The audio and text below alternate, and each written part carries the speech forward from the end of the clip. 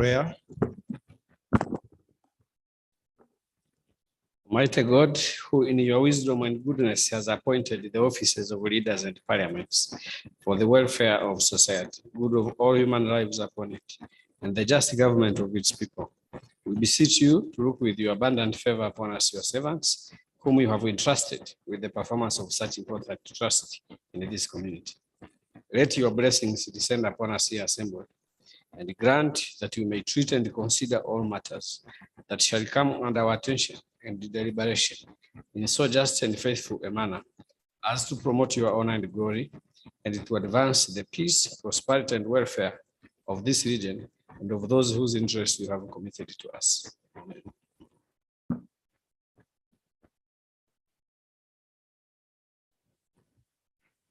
Item number 1, communication from the chair.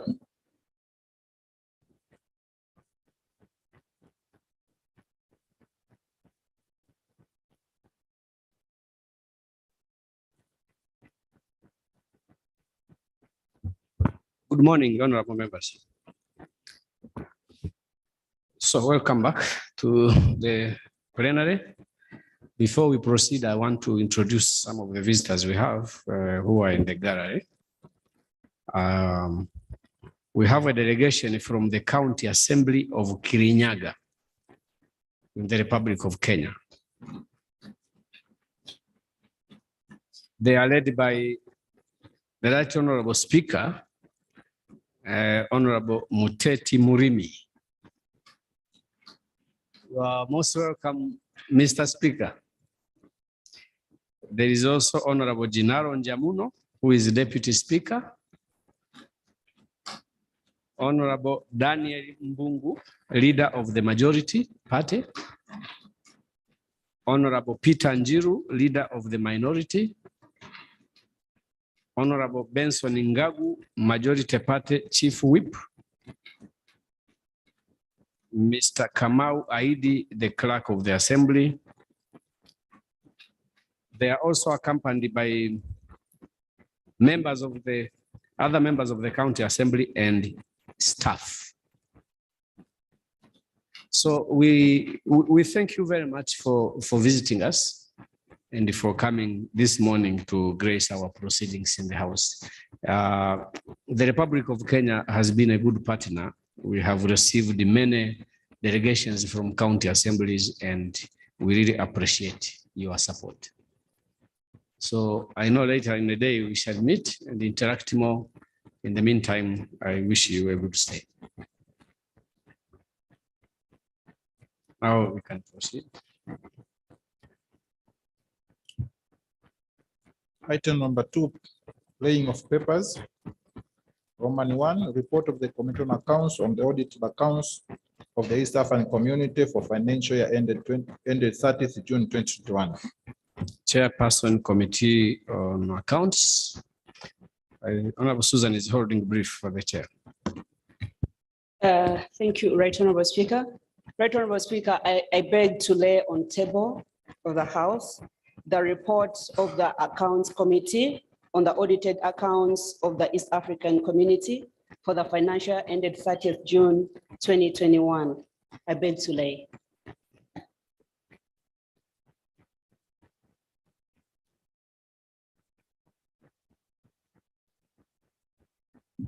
Roman 2, the joint report of the Committee on Agriculture, Tourism and Natural Resources and the Committee on Communication, Trade and Investment on the Donkeys Sanctuary. Chairperson, Committee on Communication, Trade and Investments. Honorable Dr. Makame, holding brief. Mr. Speaker, I beg to lay the joint report of the Committee on Agriculture, Tourism and Natural Resources and the Committee on Communication, Trade and Investment on Doki Sanctuary. I beg to lay, Mr. Speaker.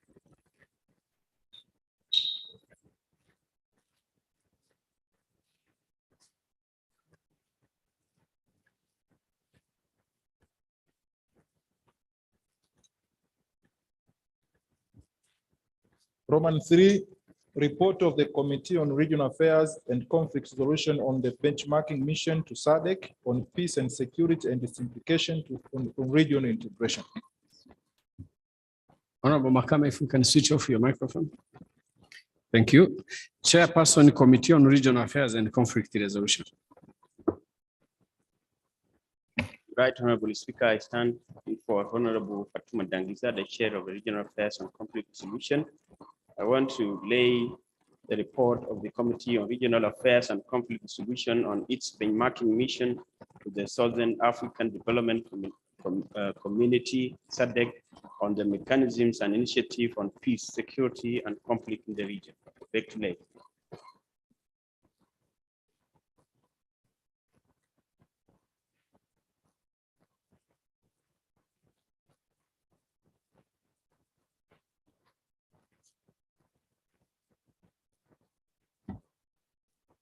Roman 4, report of the Committee on Agriculture, Tourism and Natural Resources on the oversight activity on the development of fisheries sector in the East African community.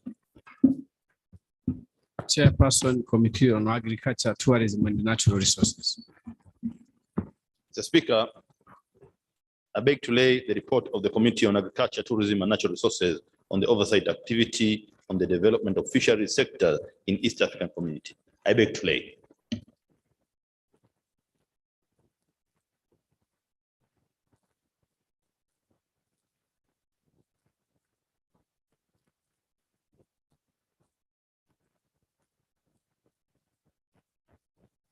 Roman 5, report of the Committee on Agriculture, Tourism and Natural Resources on the oversight activity to assess the status of forest management in the East African partner states. Chairperson, Committee on Agriculture, Tourism and Natural Resources. Mr. Speaker, I beg to lay the report on the Committee on Agriculture, Tourism and Natural Resources on the oversight activity to assess the status of forest management and EAC partner states. Mr. Speaker, I beg to lay.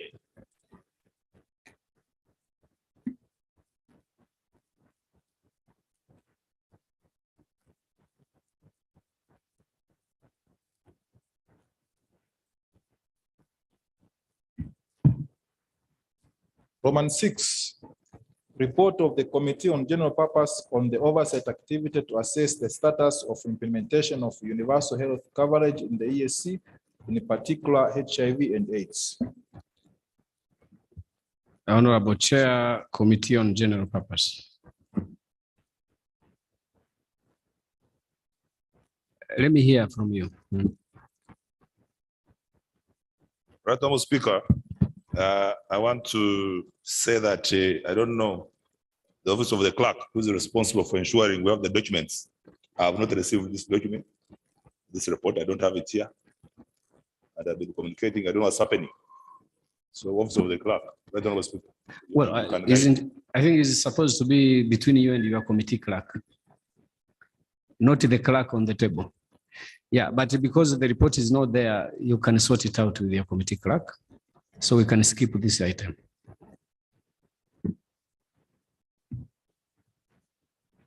Item number 3, East African Community Pharmaceuticals Bill 2021, second reading, progress report from the committee.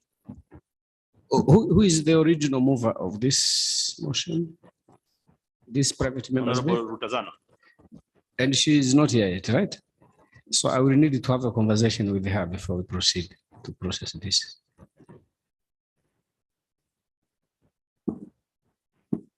Thank you very much, Right, Honorable Speaker. Though Honorable Tazana was the mover, the report or the bill was taken over and adopted by the Committee of General Purpose. And we have been considering the report, I mean the bill. And it's among those ones where I prepared for the bill, the status of the bills, which are before the General Purpose Committee. Maybe at the right time, you'll give me an opportunity to be able to. Thank you very much. Okay, then there is going to be a discussion between me and you. And then we agree on how to proceed with this. There are certain aspects of it that we need to iron out. Can we proceed with the next item? Item number 4, Report of the Committee on Accounts on the audited accounts of the East African Community for the financial year ended 30th June 2021 by way of motion.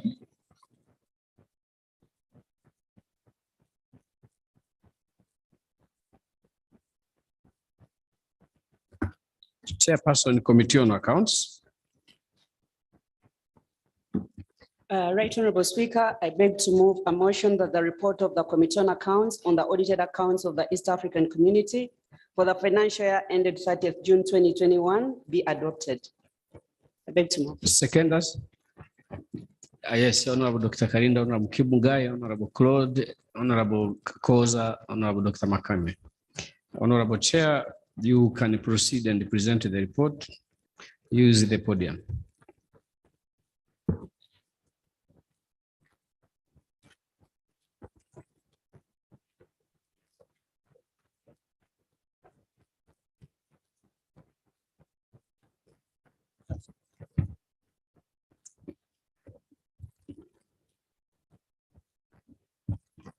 Thank you, Right Honorable Speaker and honorable members.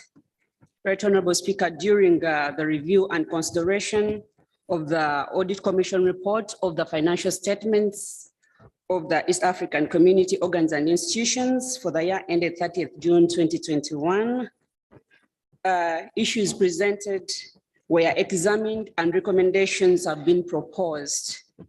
And I'm going to take you through the report, but I'll try to summarize it as much as possible.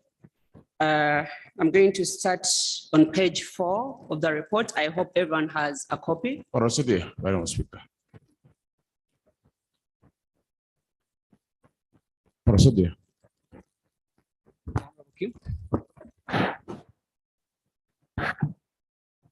Thank you very much, Madam Speaker. Where I'm sitting, I don't know if the members they have a copy of the report. Where I'm sitting here in my document, I don't have the report in my table, so I don't know. So have the copies been distributed? How many don't have the copies? How many members that do not have? Honorable Namara doesn't have a copy, and Honorable Kim and Honorable Rose Yakor. So please make the copies available to everyone.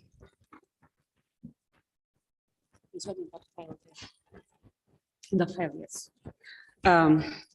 According to Article 134.3 of the treaty, in compliance with Rule 74.1, Rule 81C, Annex 5A of the Rules of Procedure of the Assembly, the Committee on Accounts undertook a committee activity in Arusha, Tanzania, from 5th to 16th October 2022. The objective of this activity was to receive, consider, and scrutinize the audited accounts of the following East African Community organs, institutions, agencies, and projects for the financial year ended 30th June 2021. We considered the East African Community Secretariat, East African Legislative Assembly, East African Court of Justice, East African Lake Victoria Basin Commission, East African Lake Victoria Fisheries Organization, Inter-University Council of East Africa, the East African Civil Aviation Safety and Security Oversight Agency, the East African Kiswahili Commission, the East African Health Research Commission, the East African Science and Technology Commission, the East African Competition Authority. The report covers the committee's findings, observations, and recommendations on the main issues raised. It is divided into 3 parts as follows. Part 1, key audit findings on the financial statements of the ES organs and institutions, projects, programs for the year ended 30th June 2021. Part 2, general observations and recommendations, and Part 3, conclusion and acknowledgements. Actually, I would like to inform the members that this report would have been a minimum of 200 or 300 pages, but because of the circumstances we are working under, we had to shrink it to this level. But more voluminous reports are available in case you require them. Methodology. The committee used the following methodology in analyzing and reviewing the audited accounts. 1, the treaty. 2, the 5th EAC development strategy. 3, the strategic plans of the East African Community organs and institutions. 4, the rules of procedure of the East African Legislative Assembly. 5, the EAC financial rules and regulations. 6, the council decisions. 7, the East African Community Staff Rules and Regulations. 8, the Audit Commission reports on the audited accounts of the EAC organs and institutions and programs for the year ended 30th June 2021. The committee interacted with members of the Audit Commission and management teams of the EAC organs, institutions, and projects. Part 1, key audit findings on the financial statements of the EAC organs, institutions, projects, and programs. The Accounts Committee reviewed and considered the Audit Commission report on the financial statements of EAC organs and institutions for the year ended 30th June 2021. The budget of the EAC for the financial year ended 2020-2021 was mainly funded through partner states contribution and development partner support. The activities of the community during the year under review were funded by a budgetary appropriation of 99.74 million compared to 119.14 million US dollars in 2019-2020. Development partners contributions accounted to 37.8% of the budget. The community continues to grapple with various challenges of low budget absorption due to delayed or non-remittance of funds from partner states. Partner states should enhance on the resource mobilization strategies so as to fund EAC activities. An unqualified opinion for all EAC organs, institutions, and projects audited for the period ended 30th June 2021 was issued. This should be sustained by EAC in order to continue attracting funding. Actually, in short, this time round, our audit reports were clean across all organs and institutions. Manpower and human resources challenges in EAC organs and institutions have remained a major challenge. This has largely been attributed to the slow and lengthy recruitment exercises. You need to underline that statement that you mentioned in the passing. About manpower and human resources? About the cleanliness of, yes. Yes, this time around, all organs of EAC and all institutions and projects got a clean report from the Audit Commission. And I will add, it has been out of the efforts of this assembly to pin wrongdoers that now everyone has pulled up their own socks. We hope it makes headlines sometime tomorrow. I hope the media pick that. Several vacant positions remain unfilled, thus affecting the implementation of the integration agenda since there are few staff to implement the activities. Council should urgently address the manpower gaps affecting the EAC organs and institutions. The EAC IT audit was undertaken as well. Audit Commission noted that, as reported in the previous audits, that East African community computer and networks remain vulnerable and highly exposed to unauthorized parties. The committee observes that this is likely to result into cyber risks and other related IT challenges. Therefore, the EAC should, as a matter of urgency, undertake measures to reverse this trend by installing additional security features. As severally and previously reported, slow on an implementation of the previous audit recommendations and non-provision of quarterly reports remain a challenge. This denies the Assembly an opportunity to follow up on recommendations made. And this is to the Council. Just take note that most of our data at EAC is not backed up, and the challenge is funding. So maybe Council should look into that. Procurement processes remain an old age problem of EAC. The committee observed that Council long abdicated its responsibilities as addressing the challenges in the procurement units. Council should play its role in addressing the procurement problems in EAC. And actually, Right Honorable Speaker, all the audit queries that were raised majorly were touching the the procurement department of EAC. That's where the major problems came from. VAT refundable continue to accumulate and escalate at alarming levels. Literally all previous committee reports have highlighted this challenge. It's evident and apparent that the rate at which the arrears continue to accumulate means that EAC might never recover these VAT refundables. This is also coupled with the fact that some partner states' VAT refunds exceeding 3 years are considered written off. The committee applauds the partner states for ratifying the protocol on immunities and privileges. Therefore, the committee hopes now that the protocol has been ratified, it should urgently address the challenges related to the VAT refundables. The budget of the EAC remains a persistent problem. Council seems not to be giving due priority the issue of growing the EAC budget. To make the matters worse, the decision-making process on the budget are at the discretion of the Committee of Finance and Administration, that notorious F&A. The committee noted that many of these members of F&A are more concerned with arbitrary budget cuts and activities at the expense of facilitating the EAC to achieve its noble mandate.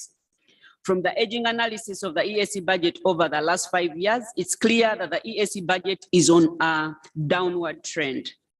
Nevertheless, the financial statements presented a fair position in all the material aspects of EAC organs and institutions for the year ended 30th June 2021. Part 2, general observations and recommendations. 1, funding sources. The budget of EAC is mainly funded through partner states' contributions and development partners' support.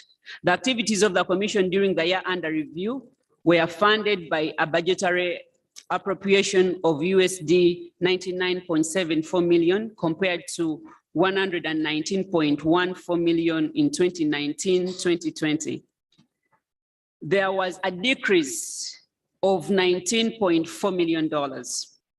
The committee observes that development partners' contributions accounted to about 43.22% of the total budget, decreased by 24.5% from USD 57.12 million in 2019-2020 to USD 43.11 million in 2020-2021. However, only 37.8% of the total amount expected from development partners were received and spent by EAC management. The committee recommends to the Assembly to urge the Council of Ministers to urgently address the funding shortfalls identified so as to enable EAC implement the planned activities. 2, budget performance. During the year under review, the total approved budget of the community was 99.74 million. However, the organs and institutions of the community, excluding CASOA, managed to absorb only 56.17 million, representing an overall absorption rate of 56%. This means that the community did not implement almost half of its planned activities during the year under review. And Right Honorable Speaker, I guess everyone knows that the reason for the low absorption rate is the delayed remittance of partner state contributions to the ESA. Committee observation. The committee did not implement almost half of its, the community did not implement almost half of its planned activities during the year under review. Partner state contributions.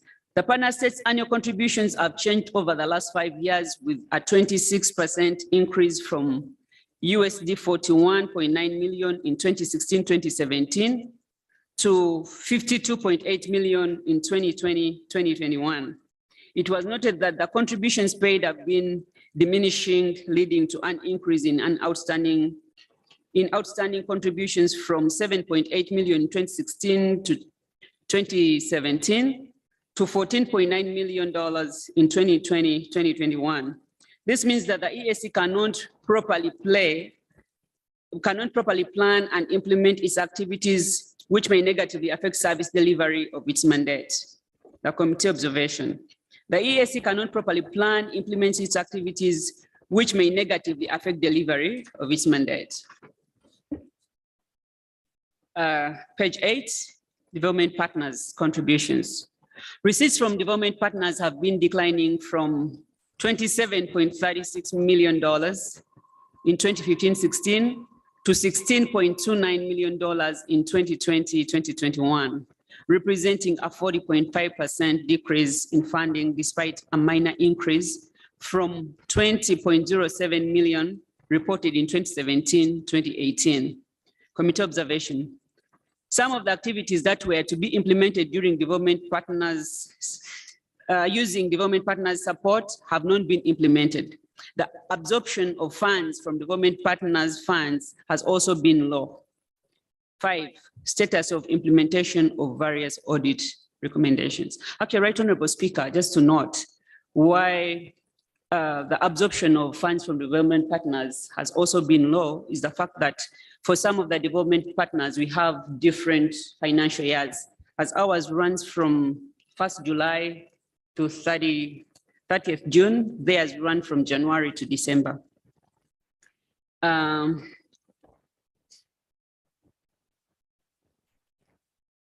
Committee recommendation, the committee recommends to the Assembly to urge the partner states to ascertain that the management of EAC fully implements all outstanding recommendations such that the deficiencies and weaknesses which led to the recommendations are addressed.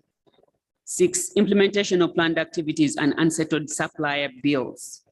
The Audit Commission reported that undisbursed and unspent budget funds account for 44% of the total budget expenditure, thereby resulting in partial or non-implementation of planned activities. The Audit Commission further noted significant under-absorption of all entities and projects of the community. Furthermore, there were accumulation of outstanding bills from suppliers and other creditors, both emanating from delay and non-submission of budgeted funds. Observation. The committee observed that the funding shortages significantly impacted negatively on the activities of the community and its relationship with suppliers. Committee recommendations. The committee recommends to the Assembly to urge the Council of Ministers to ensure that the planned activities are undertaken and the unsettled supplier bills are urgently settled so as to protect the image of the community. Page 9, weaknesses noted in the management of assets. The Audit Commission reported that review of the EAC assets management revealed the following weaknesses, some of which are listed below. Absence of regular assets inventory count reports, unjustified substantial deductions from capital contributions and grants, fixed deposit investment made to financial institutions without open competition and without involvement of investment committee, lack of land title deeds, fully depreciated assets but still in use, and annual revaluation review of assets not conducted by Board of Survey, assets ready for disposal not supported by Board of Survey report, assets that have become inactive before use, kept in the store for more than 4 years at the time of the audit. The committee observed the failure to address the above reported weaknesses might result into issues of asset misuse and tracing. ESC is also likely not to realize maximum benefits from its assets. The committee recommends to the Assembly to urge the Council of Ministers to ensure that the management of ESC undertakes comprehensive assessment such that it can address the above noted weaknesses. Status of assent of EAC bills. The following issues were noted. Delay in passing of the bills. The EAC development strategy of 2017-2021 has placed a reasonable threshold for EALA to pass at least 10 bills per year based on the 6 standing committees of the House. During the review of the calendar of activities of EALA for the year under review, it was noted that the Assembly had 11 bills that were still pending up to the time of the audit in October 2021. The committee observed that delayed enactment of EAC laws may drag the attainment of the goals of the community. Page 10, EAC bills not assented to. As reported in the previous year, 21 bills had not yet received presidential assent from all the partner states. During the year under review, the number of bills not assented increased up to 25. Audit Commission noted that some of them were passed by the House in 2012. Committee observation, delayed assent to EAC laws hinders the community's efforts to fully attain the objective for which it was established. The committee recommends to the Assembly to urge the Council of Ministers to address the issues which led to the delay in the assent of bills. And for Council, please note, many bills, we do not get any feedback whatsoever. Review of operations of East African Court of Justice. As reported in the previous year audit, the Audit Commission reported that court is usually in session for a period of less than half a year, which led to accumulation of pending cases over the years. For instance, at the end of the financial year 2017-2018, comparative pending cases combined were 60. In the financial year 2018-2019, there were 63 in both first division and appellate division, as compared to 144 pending cases in the financial year 2019-2020. It is worth noting that out of 144 cases, 21 cases are delayed for a period of more than 3 years. Audit Commission further noted that during the year under review, the number of pending cases continued to increase. This contravenes provision 68(1) of the EACJ Rules of Procedure of 2013, which states that judgments shall be delivered within 60 days from the conclusion of hearing, except where the court is unable to do so. And in this line, with best practices, that judgment must be dispensed fairly and expeditiously. Right, Honorable Speaker, there are even times when the court is supposed to be in session, but due to delayed remittances, they're not even able to sit for those few sessions they have. Committee observation. Long delay in service delivery leads to delay in dispensing of justice, thus undermining the reputation of the EACJ, which may lead to eroding public confidence in the court. The committee recommends to the Assembly to urge the Council of Ministers to review the operations of the court and ensure that issues that are leading to case backlog and delays in delivering justice are dealt with. As recommended severally, Council should also consider making judges resident in Arusha. And the Assembly has been recommending this for the entire term of 5 years. Fully depreciated assets before being placed into intended use. The Audit Commission reported that LVBC had procured 3 marine equipment worth $394,486 intended to be used for research in Mwanza. These have been installed for over 6 years. However, the Audit Commission noted that the equipment had been fully depreciated before being placed into the intended use, contrary to the requirements of IPSAS 17. The assets were still in store of LVBC premises when the audit was conducted. As such, assets value in the books of LVBC had been significantly misstated, as depreciation charged was not valid. In addition, LVBC has not received value for money on the expenditure incurred.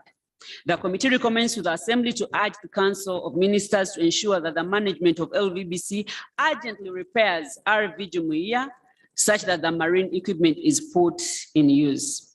Actually, we have clients waiting to hire that RV Jumuiya.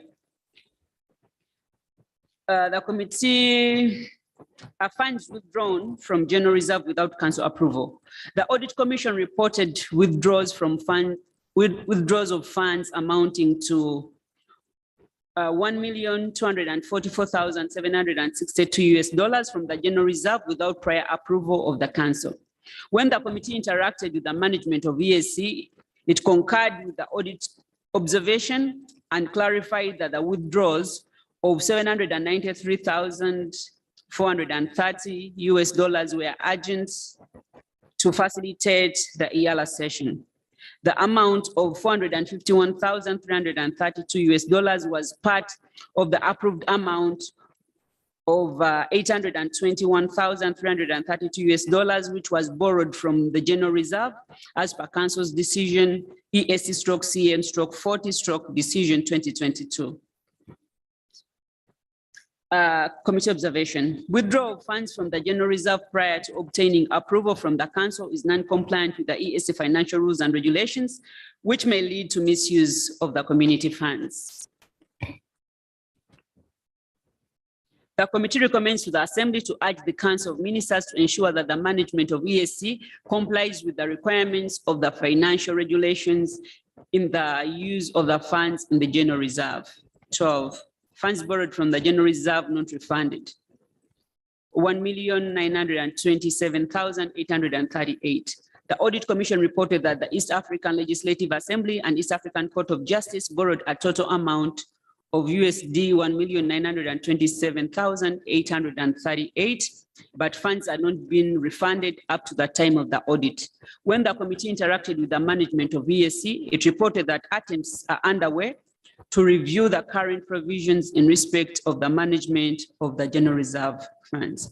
Right Honorable Speaker, for the House to note is the fact that when we borrow money from the General Reserve, we expect the remittances to come in and then we refund, but when they don't come in, then it becomes hard for management. Committee observation.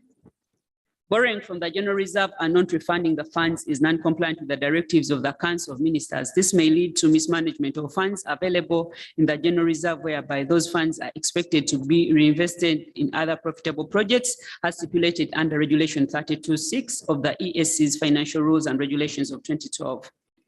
Committee recommendation. The committee recommends to the Assembly to urge the Council of Ministers to ensure that the management of EAC ensures that funds borrowed by any EAC institution or organ from the General Reserve account are refunded, and liaise with the Council to consider reviewing the current provisions of the Financial Rules and Regulations in respect to urgent and other statutory expenses.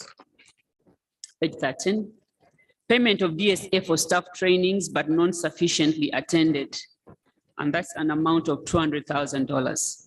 The Audit Commission reported that review of sampled vouchers of daily subsistence allowance revealed that EAC incurred expenditure amounting to $200,008 for DSAs for the staff and consultant, hiring of conference facilities, and various training fees. However, audit review revealed the following anomalies. 1, the trainings were not supported with training needs analysis from the Department of Human Resource as per Regulations 34A, 34C of the EAC Staff Rules and Regulations. 2, the training was not supported by training and staff development plans from Human Resource Advisory Committee as per Regulation 34D of the Staff Rules and Regulations. 3, request for training approval was sent directly to DSG/SG without passing through the Human Resource Department to confirm whether it was in line with the approved needs assessment. 4, no justification was given on why the trainings were done away from the operating environment of EAC, where the respective operating systems are. 5, the SUN system upgrade was brought about by introduction of Intelligence Open Network, which was acquired at a cost of $77,970 to integrate the SUN system with the other existing operating systems like Hardcat and Inspiro people. Section 33V of the project charter included training of the end users. It was therefore not possible to confirm why another training was required. During the committee interaction with the management, it reported that the training was undertaken to acclimatize staff to the newly purchased and upgraded operation systems as a stopgap measure. Committee observation. Undertaking training not based on needs assessment may lead to expenses on unnecessary training. Undertaking training on SUN system use outside the site of the software was not efficient and effective. It would have been more efficient to train staff on site, which would also have saved funds spent on DSA for participants. The committee recommends to the Assembly to urge the Council of Ministers to ensure that the management of EAC complies with EAC staff rules and regulations on training and organized trainings based on needs assessment established by the Human Resource Department. 14, long outstanding unpaid creditors. The Audit Commission reported a long outstanding creditor aging up to more than 90 days. When the committee interacted with the management of EAC, it reported that payment in time of outstanding liabilities continued to be a challenge due to delays in partner state disbursements. Observation. EAC may lose creditworthiness from its suppliers, which may lead to EAC underperformance due to lack of required suppliers. The committee recommends to the Assembly to urge the Council of Ministers to ensure that management of EAC ensures timely payments to its creditors to maintain the community's good reputation to its suppliers. 15, weakness noted in the recording of partner states' contributions. The Audit Commission undertook an analysis of status of contributions by partner states by making a comprehensive analysis of information reported in the books of accounts of EAC Secretariat, and that contained on receipts, bank statements, and letters of acknowledgement of contributions. It revealed the following weaknesses. Acknowledgement letters and receipts were not sent. Absence of relevant supporting documents. Dates on bank statements and receipts not matching with dates recorded in EAC books of accounts.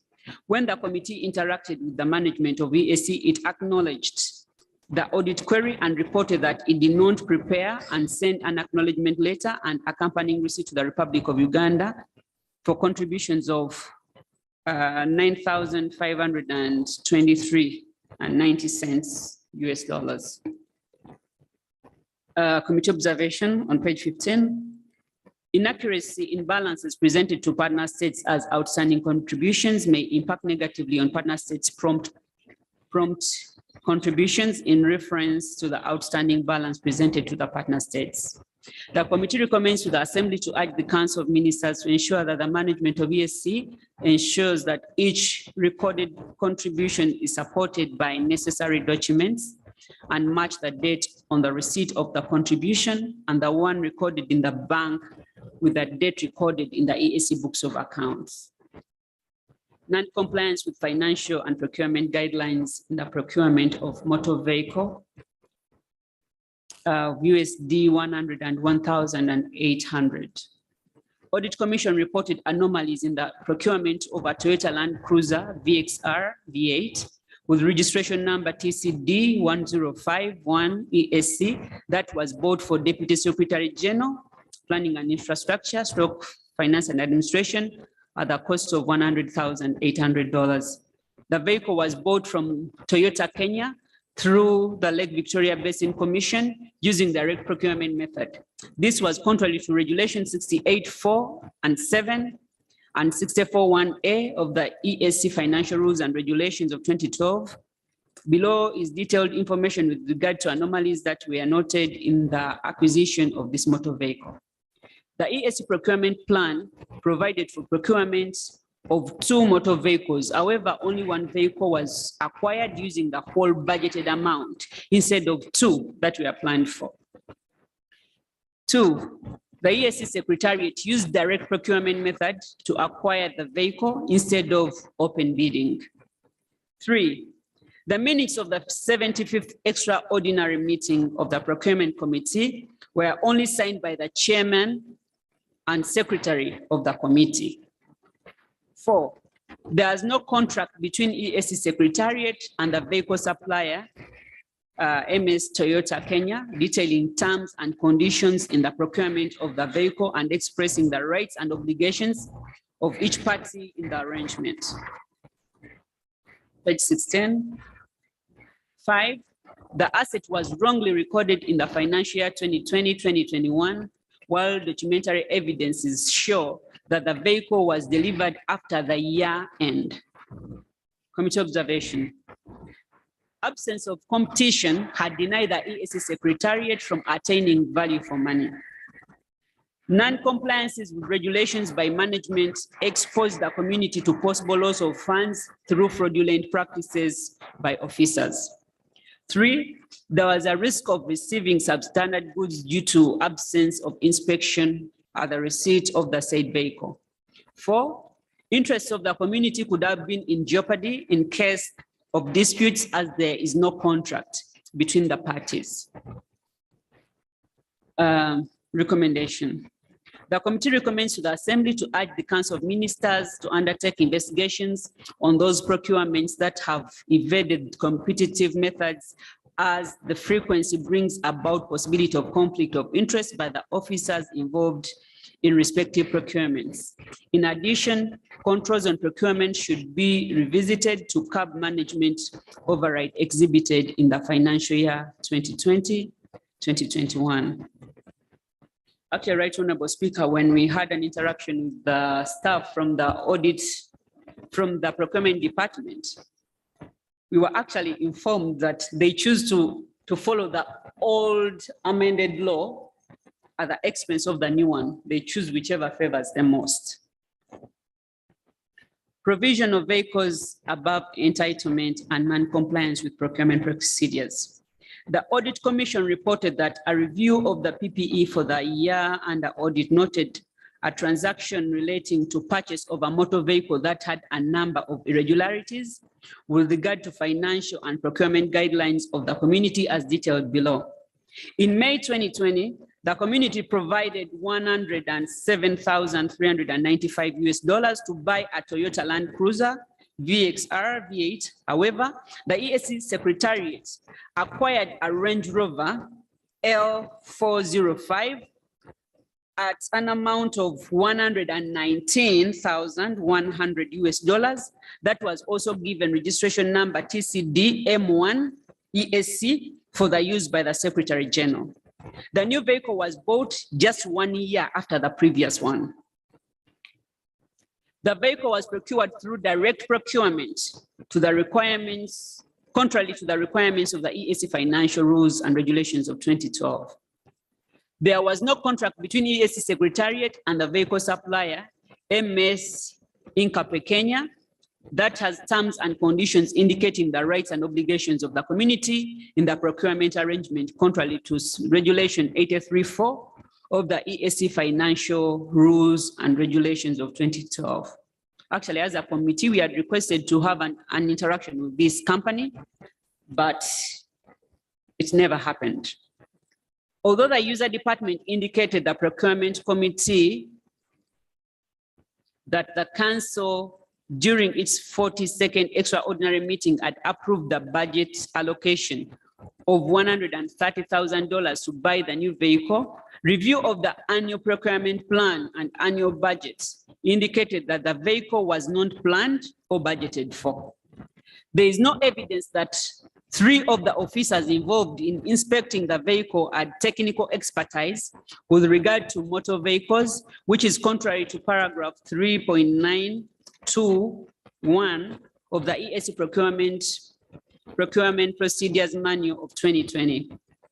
The inspection team indicated on the form that the inspection date was 30th June 2021, thereby indicating that the vehicle was received in the financial year 2020-2021, while it was actually delivered in the financial year 2021-2022. It should be recorded that 30th June 2021 is the date that the procurement committee approved the method of procurement for the vehicle. Furthermore, the registration card for the vehicle was issued on 20th August 2021. When the committee interacted with the management of EAC, it reported that direct procurement was used because a brand had been identified by the Secretary General. Since the brand recommended was Range Rover, the manufacturer was Land Rover, who have dealers within East Africa. Since CMC Tanzania was the dealer of Land Rover in Tanzania, the Secretariat involved CMC both in Arusha and Dar es Salaam for a similar vehicle. Since the vehicle was not in stock, CMC referred EAC management to Nairobi dealer Incape, who had a vehicle meeting the description. Committee observations. The anomalies noted above have several implications as illustrated below. Reallocating funds to acquire an additional vehicle while an earlier procured vehicle was still fairly new. 2, override of controls by management by not observing guidelines on direct procurement and receipts and inspection of goods. 3, overstatement of assets additions in the financial statements due to discrepancies in year of receipt of the vehicle. 4, the use of direct procurement may have prevented the community from delivering value for money from competitive procurement methods. And remember, the law talks of competitive procurement methods. Recommendations.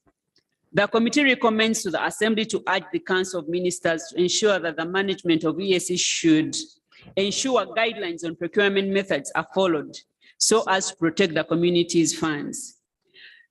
2, confirmation of the financial year that The vehicle should be recognized as an asset to avoid distortion of the financial statements. 3, strengthen controls over receipt and inspection of goods to eliminate the existing loopholes that may subject the community to the risk of receiving substandard items. 18, anomalies on procurement of supplier for renovation of Secretary General's office. The Audit Commission reported that during the financial year 2020-2021, the EAC Secretariat hired McChilly Technology Limited for renovation of the Secretary General's office through direct procurement method for Tanzania shillings 42,229,887, equivalent to 17,690.24 US dollars. Audit Commission noted a number of anomalies that had financial as well as operational implications to the community as detailed below. The expenses were incurred without approved budgets for the same. The procurement method was not approved by the procurement committee prior to the commencement of the renovation, contrary to the requirements of Regulation 69.4 of the EAC Financial Rules and Regulations 2012. On 30th April 2021, advance payment of 11,812,390 Tanzania shillings, equivalent to 5,139.10 dollars, was made to the contractor on the same day that the approval was given and without a bank guarantee, contrary to the requirement of Regulation 83.4 of the EAC Financial Rules and Regulations. In addition to that, another memo sought for an approval of 23,674,780 Tanzania shillings, equivalent to $10,278 for the respective renovation, but instead 31,955,627 T shillings, equivalent to $13,902 was paid for that purpose, resulting in overpayments of $3,624 US dollars for the same transaction. On 29th June 2021, additional direct procurement for the renovation of the chairman's room was sought by the estate unit under the same supplier. The procurement committee provided approval for such, but there was nothing indicating that the respective procurement required exceptions provided by Regulation 69.1 of the EAC Financial Rules and Regulations. No approval of any organ was provided, although the renovated building has an approved plan that should require approval of relevant organs if it needs renovation. When the committee interacted with the management of EAC, it acknowledged the Audit Commission's observation and undertook to correct the anomalies in the future procurements. Committee observations. Renovating the existing approved plan of the EAC headquarter building without any approval of relevant organs may put the building at risk. 2, the unjustifiable single source procurement denied the community value for money as competition and transparency were inhibited, and therefore no opportunity to access quality goods and services at affordable prices from other suppliers. There is a possibility of fraudulent transaction due to override of controls evidenced in the highlighted procurement transactions. 4, loss to the community due to payments made over and above original requested amounts. This could adversely affect the community's operations that would lead to failure to achieve its critical objectives. The committee recommends to the Assembly to urge the Council of Ministers to ensure that management of EAC follows the procedures in place and avoid override of controls and investigate the procurement following the noted significant violations of rules and procedures around the area. Weaknesses noted in the Audit and Risk Committee. The Audit Commission reported that upon review of the Audit and Risk Committee, it noted the following weaknesses. The committee does not carry out meetings. The committee is not fully constituted since all partner states are not represented on it. Specifically, the Republic of South Sudan is not represented in the committee. When the committee interacted with the management of EAC, it concurred with the Audit Commission's observation and undertook to correct the anomaly. Observation. By not holding any meeting during the year, the community is losing the expected technical assistance to the Council of Ministers in its oversight responsibility for the community. Recommendation. The committee recommends to the Assembly to urge the Council of Ministers to ensure statutory committee meetings, including the meetings of the risk committee, are held regularly as scheduled. Further, the Republic of South Sudan as a partner state should be represented in the committee. Delays in developing a policy for the facilitation of virtual meetings in EAC. The Audit Commission reported that in its 40th ordinary meeting held in February 2021, the Council of Ministers directed the EAC Secretary to develop a policy on the facilitation of persons in the service of the community and partner state delegates through virtual media, and report to the 41st meeting of the Council via that directive. However, such a policy has not yet been developed. During the interaction with management of EAC, it reported that a draft policy has been developed and is under review by the committee appointed by the Secretary General before submission to the executive management for consideration and approval for operationalization.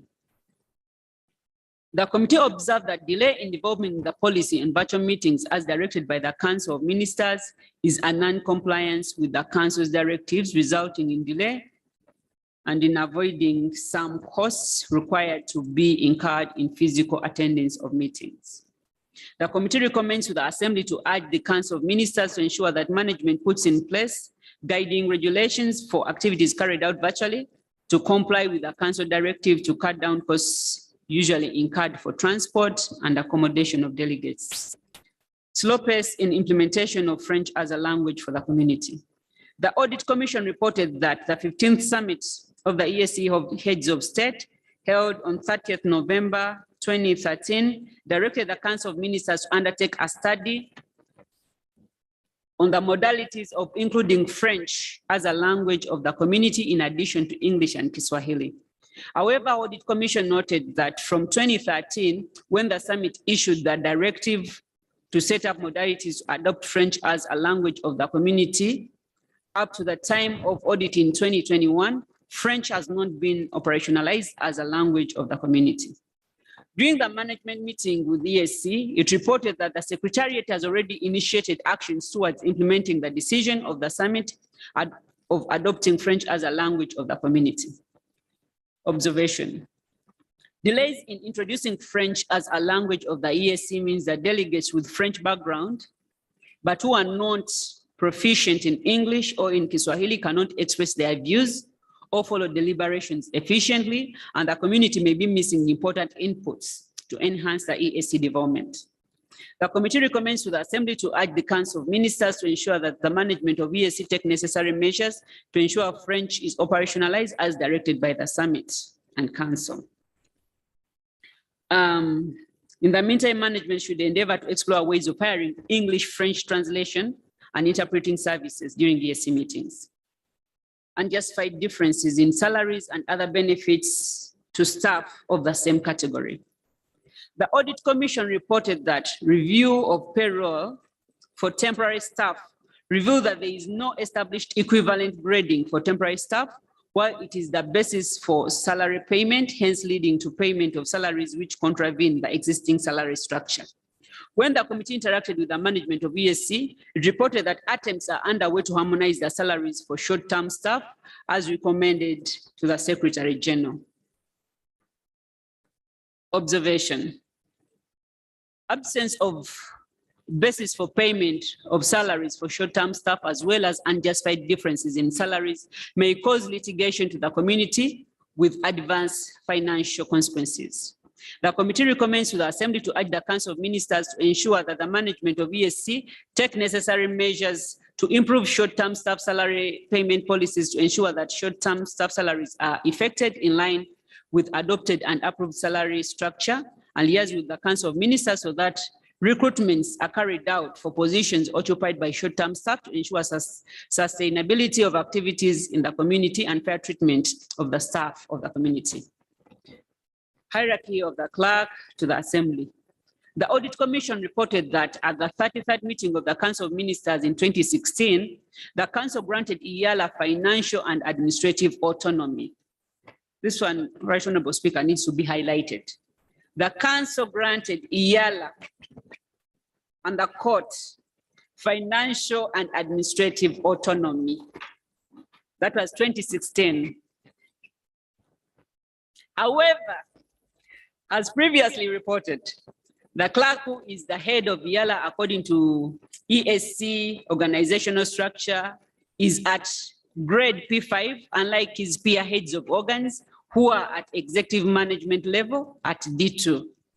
When the committee interacted with the management of EALA, it concurred with the Audit Commission's observations, and management reported that it forwarded a request to the council to upgrade the position of clerk to executive level position to match the demands and supervisory functions of the office.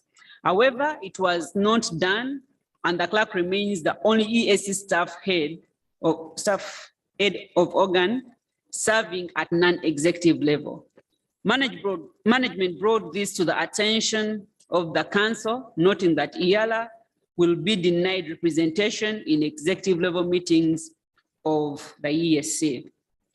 And also, Right Honorable Speaker, to note, this August House has deliberated several times on the implementation of the council directive to grant EALA its autonomy, both financial and administrative. But council seems to be backtracking on this. So it's our prayer that council implements that directive. Hierarchy, committee observation. The reporting structure puts the clerk at the lower management level without authority to make executive decisions, hence diminishing the power of EALA and its officers. 2, EALA may miss the opportunity to participate in executive meetings with similar or commensurate positions within the EAC structures. Recommendation. The council should enforce compliance of its resolution and consider upgrading the position of clerk to the assembly to be at par with other heads of EAC organs, and also have autonomy of EALA implemented. Long outstanding interest. The Audit Commission reported that Regulations 44 states that all interest not retired beyond the period provided under Sub-Regulation 3 shall be recovered in full from salaries and wages and other payments due from the responsible officer within the current month, with a surcharge of 10% per month of the outstanding amount. When the committee interacted with the management of EALA, it reported that it initiated the process of seeking approval of the council to consider writing off the unaccounted interest relating to Dr. Christopher Mpozayo or any other action it deems necessary. This matter was brought to the attention of the Secretary General, seeking the council's decision. Management awaits a final council decision on the matter. Observation. There is high possibility that the interest may never be recovered.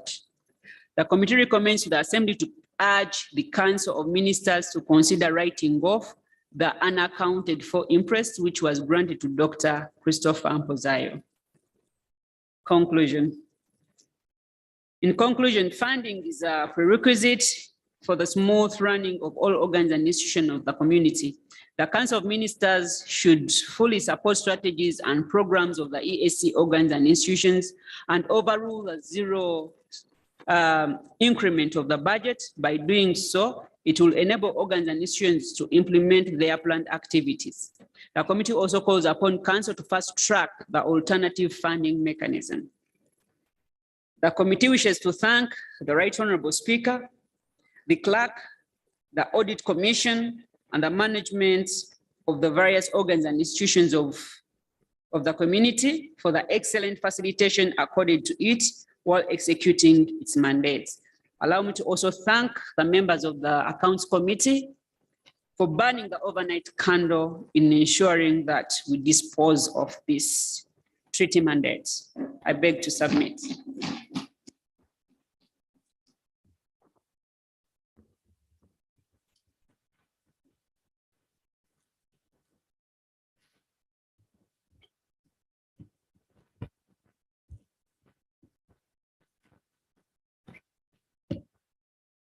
Thank you so much, Honorable Susan, on behalf of the Chair of the Committee on Accounts for the report. So, honorable members, before we proceed, allow me to introduce more visitors that we have in the gallery. There is an ongoing forum taking place here in Arusha, organized by Ethics and Integrity Institute, which is based in Nairobi.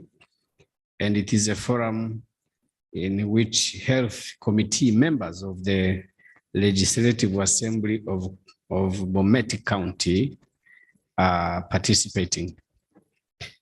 So we have a delegation of members from Bomet County. There are 7, accompanied by 2 staff. And of course, the forum is headed by a representative of Ethics and Integrity Institute, Judith Apondi. Judith Apondi, thank you. So members from Bomet County who are here are Honorable Mutui Peter, Honorable Ruto Richard, Honorable Catherine Kipngetich, Honorable Charles Kipiogen Langat, Honorable Leonard Rotich, Honorable Monica Manyei, Honorable Dance Kirui, and the accompanying staff, Mr. Langat Benjamin and Mrs. Joan Chemutai. We welcome you, honorable members, to Arusha and to the Assembly, and we wish you a good stay. And thank you for being here. Honorable members, the motion before the House is that the report of the Committee on Accounts on the audited accounts of the East African Community for the financial year ended 30th June 2021 will be adopted. The debate is open. I want to emphasize the discussion we had yesterday. Procedure, Mr. And the Speaker. point that the chair said we got clean audit reports. And throughout the report, the committee interacted with the officials concerned. They made acknowledgements of the issues raised and made commitments to correct them. So let us have that in mind as we proceed. Procedure, Mr. Speaker. Honorable Dr. Makame. Mr. Speaker, thank you for giving me this opportunity. I'm standing on a point of procedure, and I'd like to refer to Rule 30 of the Rules of Procedure to introduce the motion without notice, and I'd like to invoke Rule 48. Mr. Speaker. Yeah, I know where you're heading, but maybe let's have a bit of a discussion, right? Let's make it brief. Thank you, Honorable Dr. Makame. You are keeping in line with what I requested yesterday. And you see, we have so many, now I'm getting worried. If this is the number of members who want to speak, I'm getting a bit worried about the reports that we have and if we manage them. So let me be strict with the time. I will give 2 minutes each, and I will be switching off the microphone when you cross 2 minutes.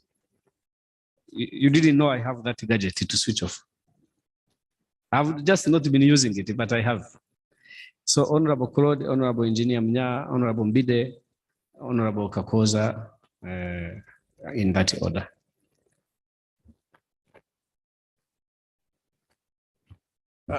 Thank you, Mr. Speaker.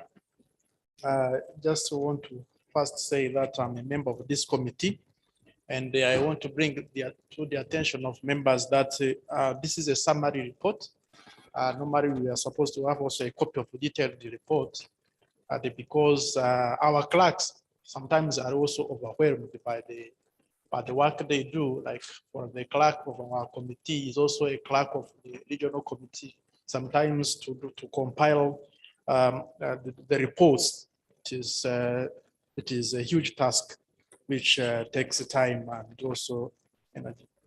I don't know, Speaker, I just want also to say that although this report shows that there has been a lot of improvement, but there are some issues that also needs to be to be emphasized, like the issues which are in the procurement department of the secretariat. I want to bring you to the issue of vehicles which was procured. It's a Range Rover vehicle which was procured, and it violated a lot of regulations, procurement procedures. So, Right Honorable Speaker, I looked at the recommendations that we proposed. I think there was probably an issue when the clerk was typing. So we wanted to have a similar recommendation as the recommendation which is on page 16, but the way it was written, probably there was an error, and it might be also related to. Maybe you can read that recommendation on page 16. So the recommendation on page 16, it says that the committee recommends to the assembly to urge the Council of Ministers to undertake investigations on those procurements that have evaded competitive methods, as the frequency brings about possibility of conflict of interest by the officers involved in the respective procurements. In addition, controls on the procurement should be revisited to curb management override exhibited in the financial year 2022-2021. So I wanted that this same recommendation also be written on this other issue, which is on page 17, the issue of Range Rover. I don't know, Speaker, that is what I wanted to say. Okay. Thank you. The next was Honorable Mbide. Honorable Engineer Mnya first. Yeah. Thank you, Mr. Speaker. I will be very short. You know, I first have to declare the interest that I'm a member of this committee. When she was reading Honorable Nakauchi, and despite that I'm a member, it reminded me one very, very important thing in this report. And I think it is wise if I will explain it here through a short story. That in page 17, the issue Honorable Belmiao has said about the purchase of these cars. In Zanzibar, and lucky enough today, the minister from Tanzania is around. In Zanzibar, just after the revolution in 1964, the late president of Zanzibar, when he was building his government and nourishing his government, he established a lot of shops, big shops in Zanzibar, which were accommodated of a lot of things, from food stuff, from clothing stuff, and everything. So what happened? Those shopkeepers were kept there. And those days, if you think, Mr. Speaker, that this was just after 1964, we are talking about 68, 69, 70. Then those members of the Revolutionary Council, they were working those days with pistol here and there. And they went to those shops. They were buying those things on credit form. But the shopkeeper could not manage to ask them, please pay or sign here or what to do this. So they were taking the goods, putting the car and leaving. And that was the trend in different shops. What happened? The shopkeeper learned that, if the big boss is coming and taking all this stuff without any code thing, without any document, without payment, then the shopkeepers also started to do the same thing. Do you think what will be the result? All shops were confiscated. What I mean, Mr. Speaker, that if the office of the Secretariat, they are doing things which they have done with this purchase of different vehicles, with this kind of, there is no contact, nothing, no document. How about the subordinate will do? What will be the end? I thank you, Mr. Speaker. Thank you very much. Thank you, Honorable Engineer Mnya, and thank you particularly for being brief. Honorable Mbide. I'm not sure the minister knew that story because he was young then, if he was actually born. Thank you very much, Right Honorable Speaker. with the guidance that we are going to be as brief as practicable. I would like to take this house through, I think, what is of necessity, particularly with regard to this article that we are citing, the objects from which we are conducting the exercise now apparent. Article 134, clause 3. When we were here now receiving this report, this thing came to my mind. And as an advocate of the High Court with the audience at the Supreme Court and all courts of judicature, I would like to give my input, Right Honorable Speaker, for purposes that I will finally give a recommendation that is general for action to be taken. Look at what this article provides. The Audit Commission shall submit its reports under the paragraph 2 of this article to Council, which Council shall cause the same to be laid before the Assembly within 6 months of receipt for debate, and for such other consultations and action as the Assembly may deem necessary. Now, this is where we go wrong. We are not using the powers that are available to us, and instead, we have taken it upon ourselves to definitely complain. What does this article say? Because for us lawyers, we are trained under rules of interpretation. Number one, the Audit Commission shall submit its reports to Council. That is number one. That is the first activity. 2, Council shall cause the same to be laid before the Assembly. That is number 2. Number 2. 3, the Assembly is now enjoined to debate, make consultations, and even take action as it deems necessary. Now, this is where the problem lies. We do not have, Right Honorable Speaker, the substantive legislation that assists this Assembly to know what to do in the circumstances. And this is going to be my recommendation later on, Right Honorable Speaker, once time allows, or even if it does not allow, in limine, let me make the recommendation that at least this Assembly shall make a law that makes necessary implementation of Article 134, clause 3 of the treaty for the establishment of the East African Committee.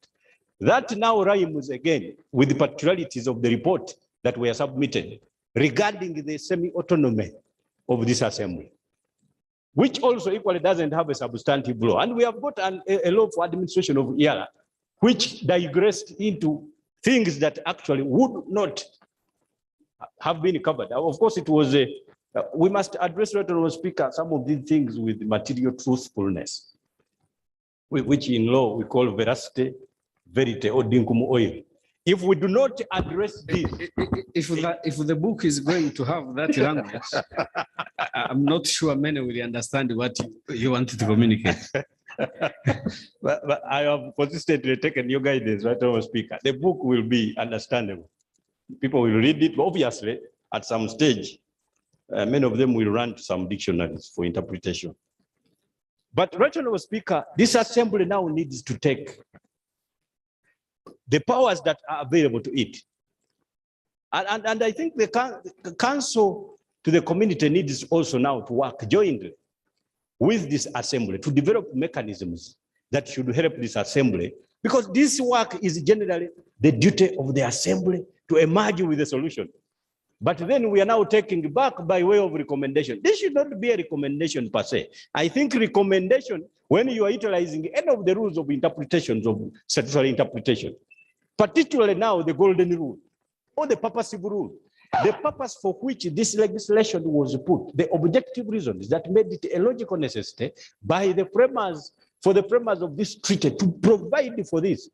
This has to be fulfilled, Right Honorable Speaker, and accordingly, we need an enactment that makes sure that this Assembly can even bite, not only complain against people. So that in our reports, you can always say the Assembly directs, yes, and right, not recommends. Yes, Right Honorable Speaker, much obliged.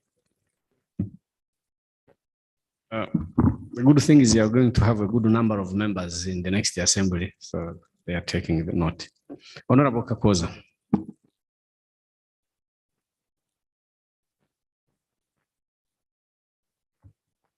Thank you, Right Honorable Speaker.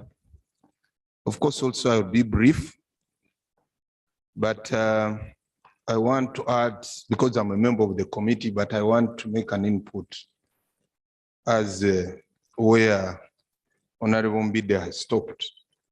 I think what we need to do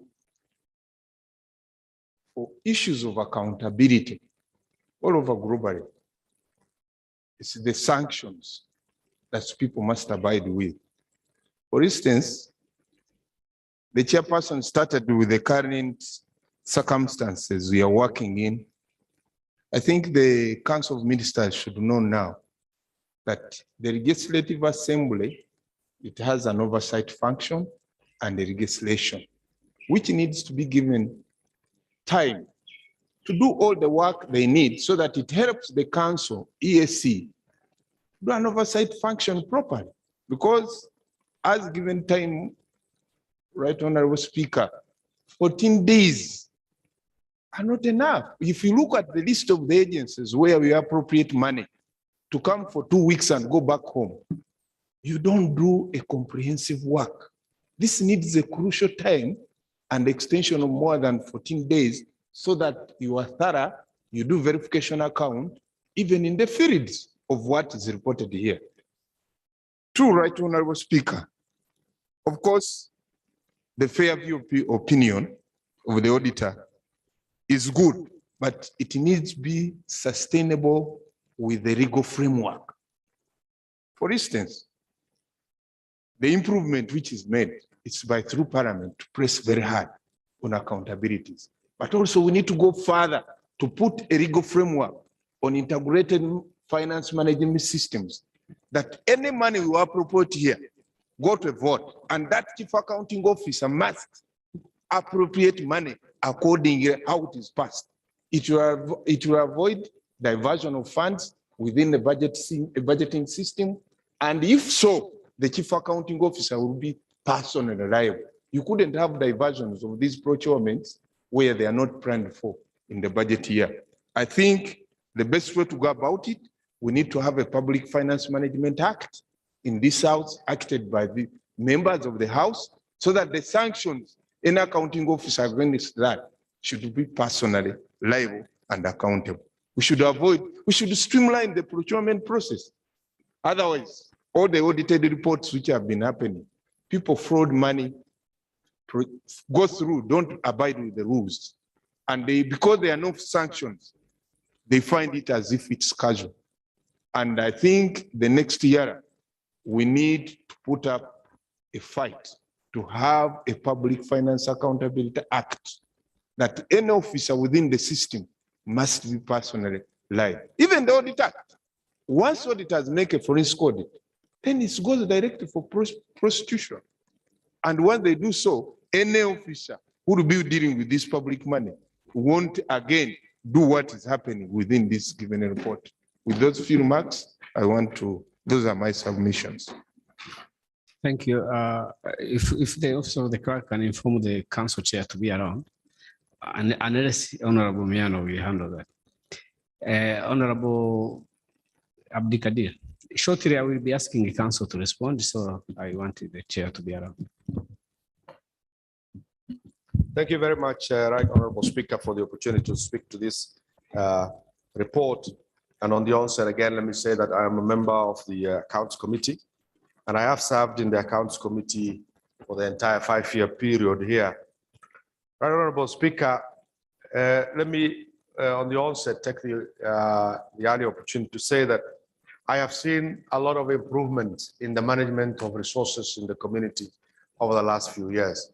When we started our work here, we had a serious situation of misappropriation and a lot of accusations, very bad audit reports, showing a lot of qualified opinion by the auditors.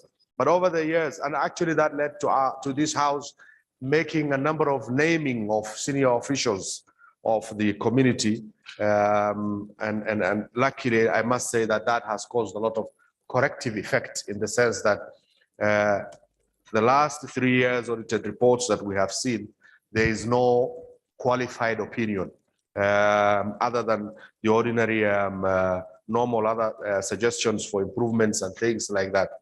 I want to make one emphasis again here today, Right Honorable Speaker.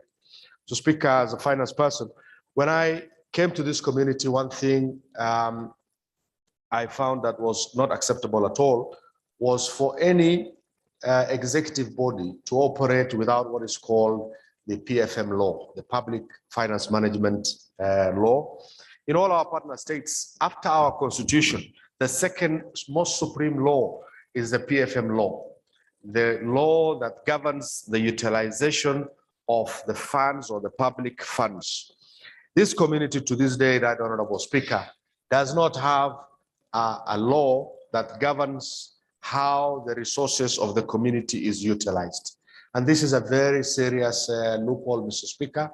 This House will know that I personally made an initiative and moved a private member's bill named the East African Community the East African Community Finance Management Bill 2018. And Mr. Speaker, you know how long it takes for a law to come to life in this particular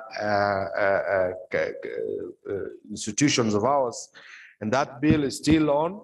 I must say that the council has expressed through the CTC a need now to take that bill from me, and I am encouraged. And if I am to write one official letter before I leave my duty tomorrow, it will be a letter to write to council if they so wish for me to hand over that piece of bill so that it does not die. I have done a lot of research work, Honorable Speaker. I have benchmarked through all our major cities, countries. I have looked at and researched on the PFM law in Kenya, in Tanzania, in Uganda, Rwanda, Burundi, and South Sudan was not well developed then in terms of their PFM law, but I believe they will have something now. And that, so using that, Mr. Speaker, I developed the very comprehensive PFM law, which is only awaiting enactment of this House, and which Council has now asked me, not formally, but have spoken to me and said we want to take that bill as a Council bill now. I welcome that move, especially now that I am not here to continue with it. I would like to hand it over to Council so that this community can be governed by a law with regards to utilization of its resources and not by a handbook. Some of the council, for the benefit of some of our council members who are probably new, this community is now governed by what is called a staff handbook, written by the Secretary General. It's a regulation approved by council, but it is a regulation. It is not a piece of, it's not a law. It is a regulation. And it can be possible for me to write the very laws that are supposed to govern on how I utilize funds. The SG is the chief accounting officer of the community. He cannot then be the one to draft a staff handbook to say this is how the resources will be utilized and this is how it is going to be accounted for. I thought and found that was unacceptable and drafted that piece of legislation. Information. Yes, I'll take the information. Right Honorable Speaker, if I'm accorded to thank the member, I think also we should request the time framework when that bill can be available to us. Because the Right Honorable Speaker, as my member has said, all the national parliaments are using that law. And all what it means, even donors, that's why they are hesitant, that when they're submitting money with no legal framework, to submit or to donate some money, it's a very complicated issue. So I would request that the Council of Ministers, since the bill is almost, they should tell us when should I avail to it, because it helps streamline the systems of accountability. Additional information. Yes, Honorable Order.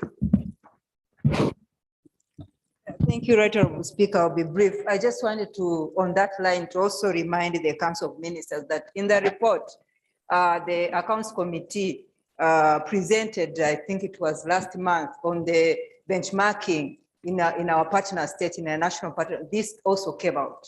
This law, when we go to partner state, they actually don't understand how we operate here.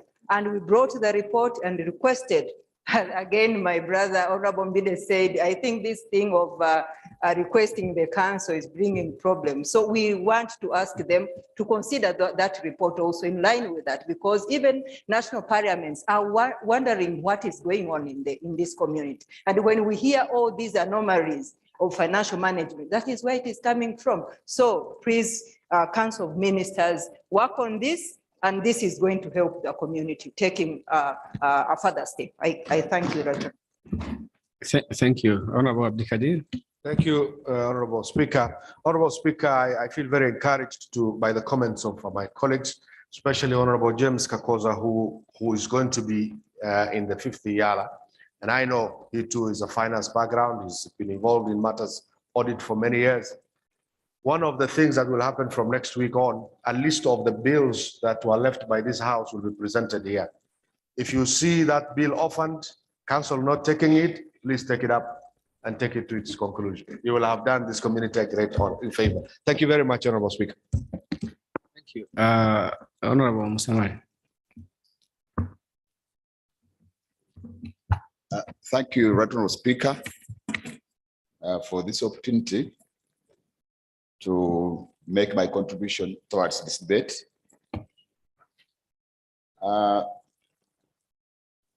Honorable Speaker, as a community, we are supposed to be, and the leaders in this community, we are supposed to be exemplary. And for us, if we are to promote our integration and achieve our vision, we should be clean, and there should not be any black spot. Now, on this issue of the fraud, on so many issues here, none of these weaknesses, but let me go straight to the to page 16 of the report. That's on the recommendation by the committee. The recommendation is, the committee is saying that the committee recommends to the Assembly to urge the Council of Ministers to undertake investigations on those procurements that have evaded competitive methods. Let me just stop there. Now we have a problem. In this very report, I think on page, yes, on page, this very page 16, you are saying that they are purchasing a vehicle for the Secretary General, and the Secretary General is himself involved in identifying the vehicle, in identifying the supplier, and now he's the accounting officer, is the one who is involved in the purchase. And then you are also recommending that the Council of Ministers undertake investigations. And the Secretary General is a member of council. Is a secretary to the council. Now, this is like a matter of a case of a monkey and the forest. You cannot recommend or advise that the monkeys take a judgment in the case of cutting the forest, when they are themselves inhabitants of the forest. Now the challenge would be if someone asks who is the monkey and what is the forest. So, Honorable Speaker, that will be a debate of another day. But I want to urge, I want to bring value to this report and to add to what the Honorable Mbide was saying, that this House should not relegate our powers to another body. Instead of urging the Council of Ministers to investigate, I would advise that if it is possible, the committee considers this proposal and we go to Rule 82 of the Rules of Procedure, Honorable Speaker, such that we maintain the power.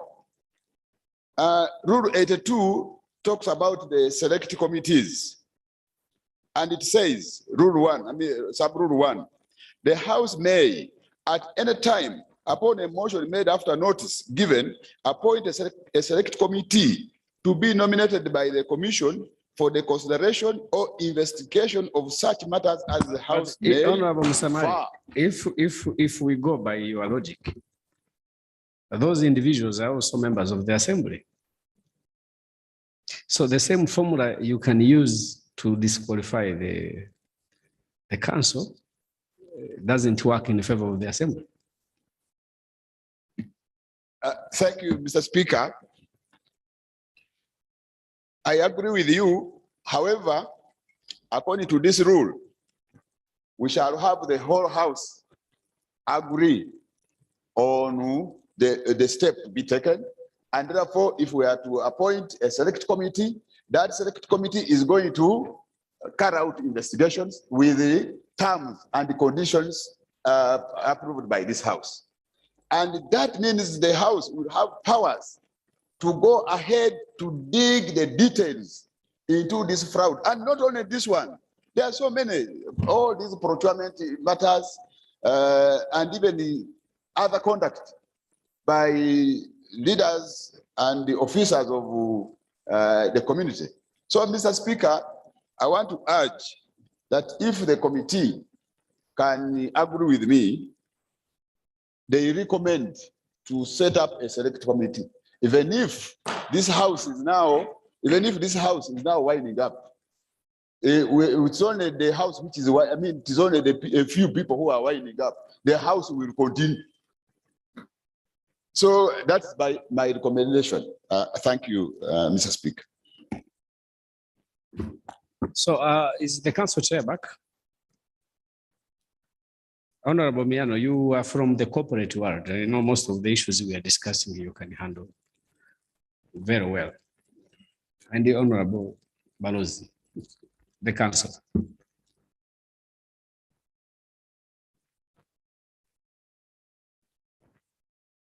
Honorable ministers, you can respond to the debate.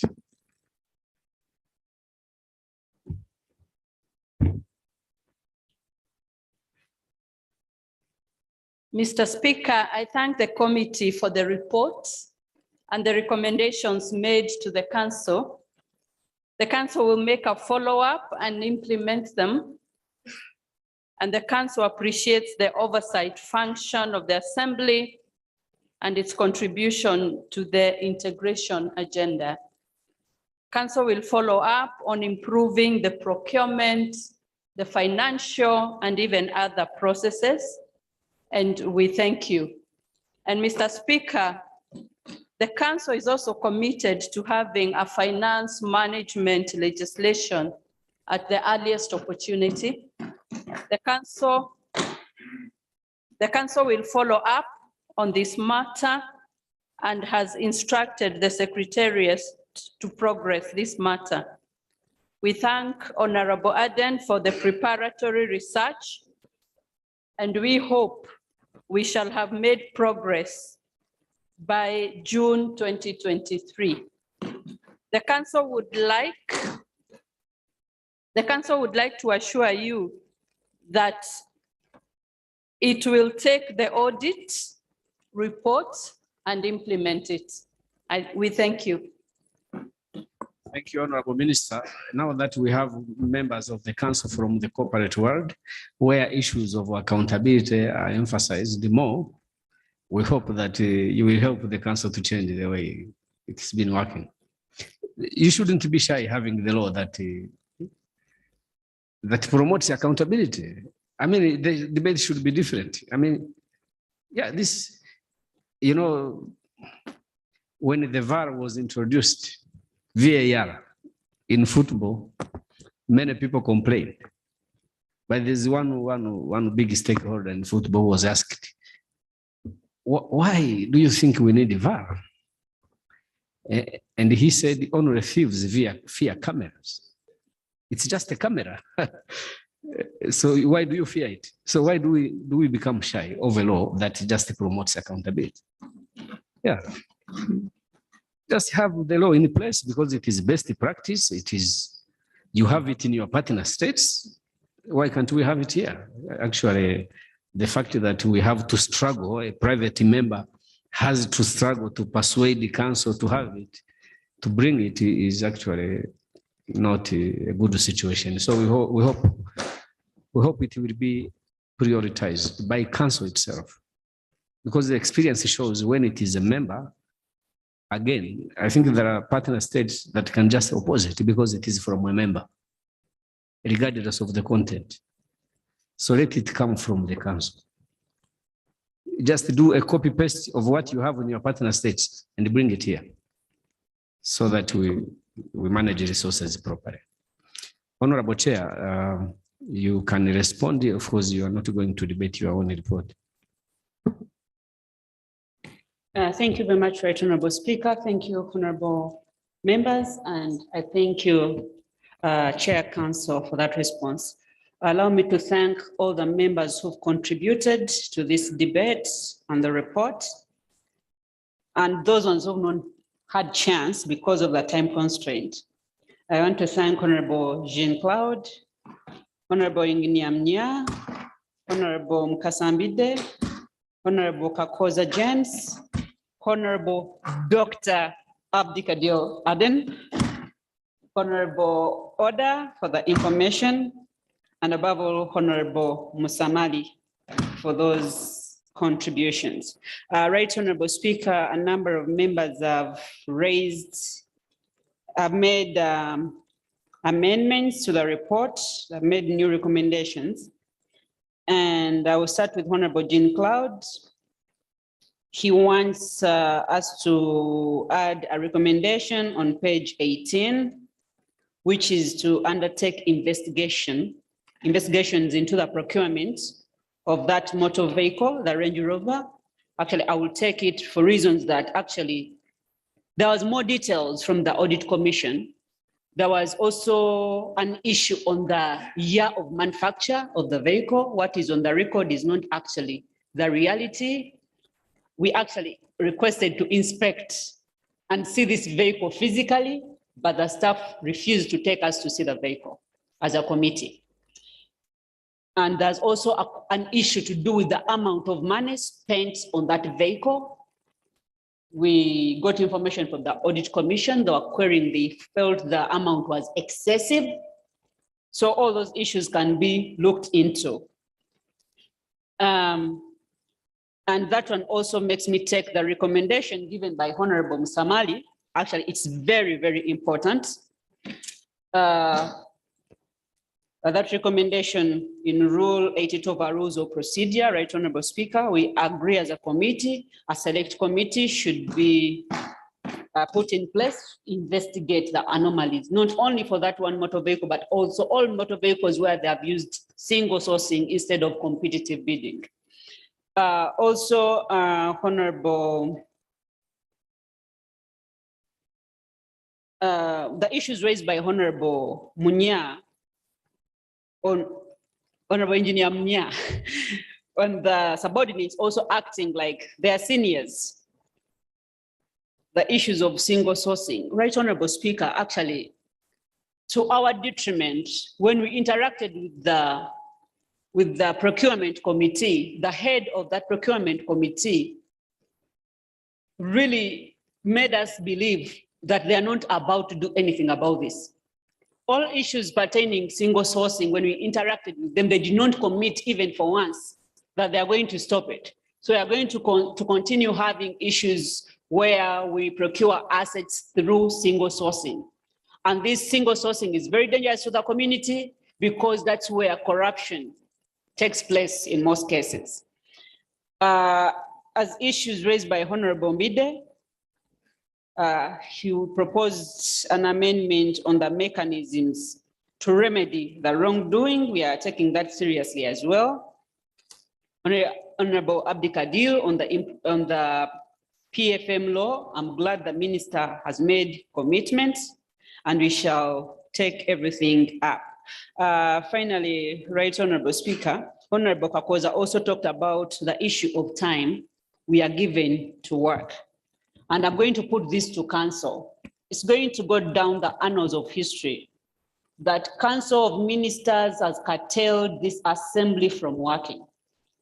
The council has decided we should only work for 1 week, which is 3 days. As we are winding up our tour of duty, we have a lot of reports to dispose of. And that's why we are operating the way we are operating. They're just reading reports and not debating them. Because when we come for the first week, we have to scrutinize our reports, go through them and everything, conclude them. And then the second week, we work. We used to have plenary for 2 weeks. And council now has decided we should not work for 2 weeks, we should work for 1 and go home and only come 4 times a year, which I think is wrong. Council, you should bail yourselves out by allowing the assembly to work the way they worked the year before this one. Because we need time, we need to do our oversight function. And finally, Right Honorable Speaker, one issue that did not come out in the report that I would like council to also take on is the issue of land that has been allocated to the community and we are not able to put the land It is to not in use. the report. Because we over summarized, it was in the introduction. So but we it is didn't in the make main report? recommendations. Yes. Is it in the main report? Yes, please. The United Republic of Tanzania allocated land, 125 acres, to the community to build offices and staff quarters. Apparently, the community pays housing allowance to staff. So we were supposed to do these houses so that we stop the housing allowances and space. Just for the year under review, we spent $213,000 on rent for offices. So when URT gave the community this land, we celebrated because we knew we are going to cut expenditure. However, there is another entity, I think prisons, which is fighting for the same land. So the Secretary General has been having back to forth meetings with the Minister of Foreign Affairs and EAC to resolve the problem so that construction begins. But so far, no progress has been made. So I'm requesting council to take this up and see how we can get over it. And also the houses which were given by Uganda government to the Inter-University Council of East Africa. And there has been litigation over that same land and we've been in court forever and you failed to come to the tail end of this. So if council can also help us, at least we get titles for those properties and then the community can use them accordingly. Right Honorable Speaker, I want to thank you and the clerk and the entire team for supporting the committee. I beg to submit. The microphone. Honorable Susan, your microphone. Okay, honorable members, I now put the question that the report of the Committee on Accounts on the audited accounts of the East African Community for the financial year ended 30th June 2021 as amended be adopted. Those in favor say aye. Those against say nay. The ayes have it. So thank you to the committee for the work that you did on this report. We still have how much time?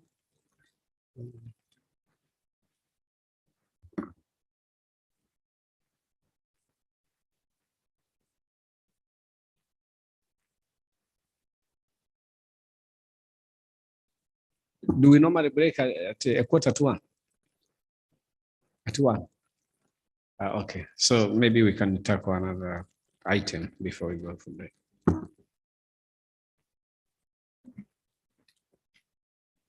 Item number 5, the joint report of the Committee on Agriculture, Tourism and Natural Resources and Committee on Communication, Trade and Investment on Donkey Sanctuary by way of motion. Honorable Chair, Committee on Communication, Trade and Investment. Mr. Speaker, I beg to move a motion that the joint report of the Committee on Agriculture, Tourism and Natural Resources and the Committee on Communication, Trade and Investments on Donkey Sanctuary be adopted. I beg to Seconders. Honorable Susan, Honorable Gideon, Honorable Dr. Magembe, Honorable Msamali, and your members standing. Honorable Chair, you can proceed now to present the report.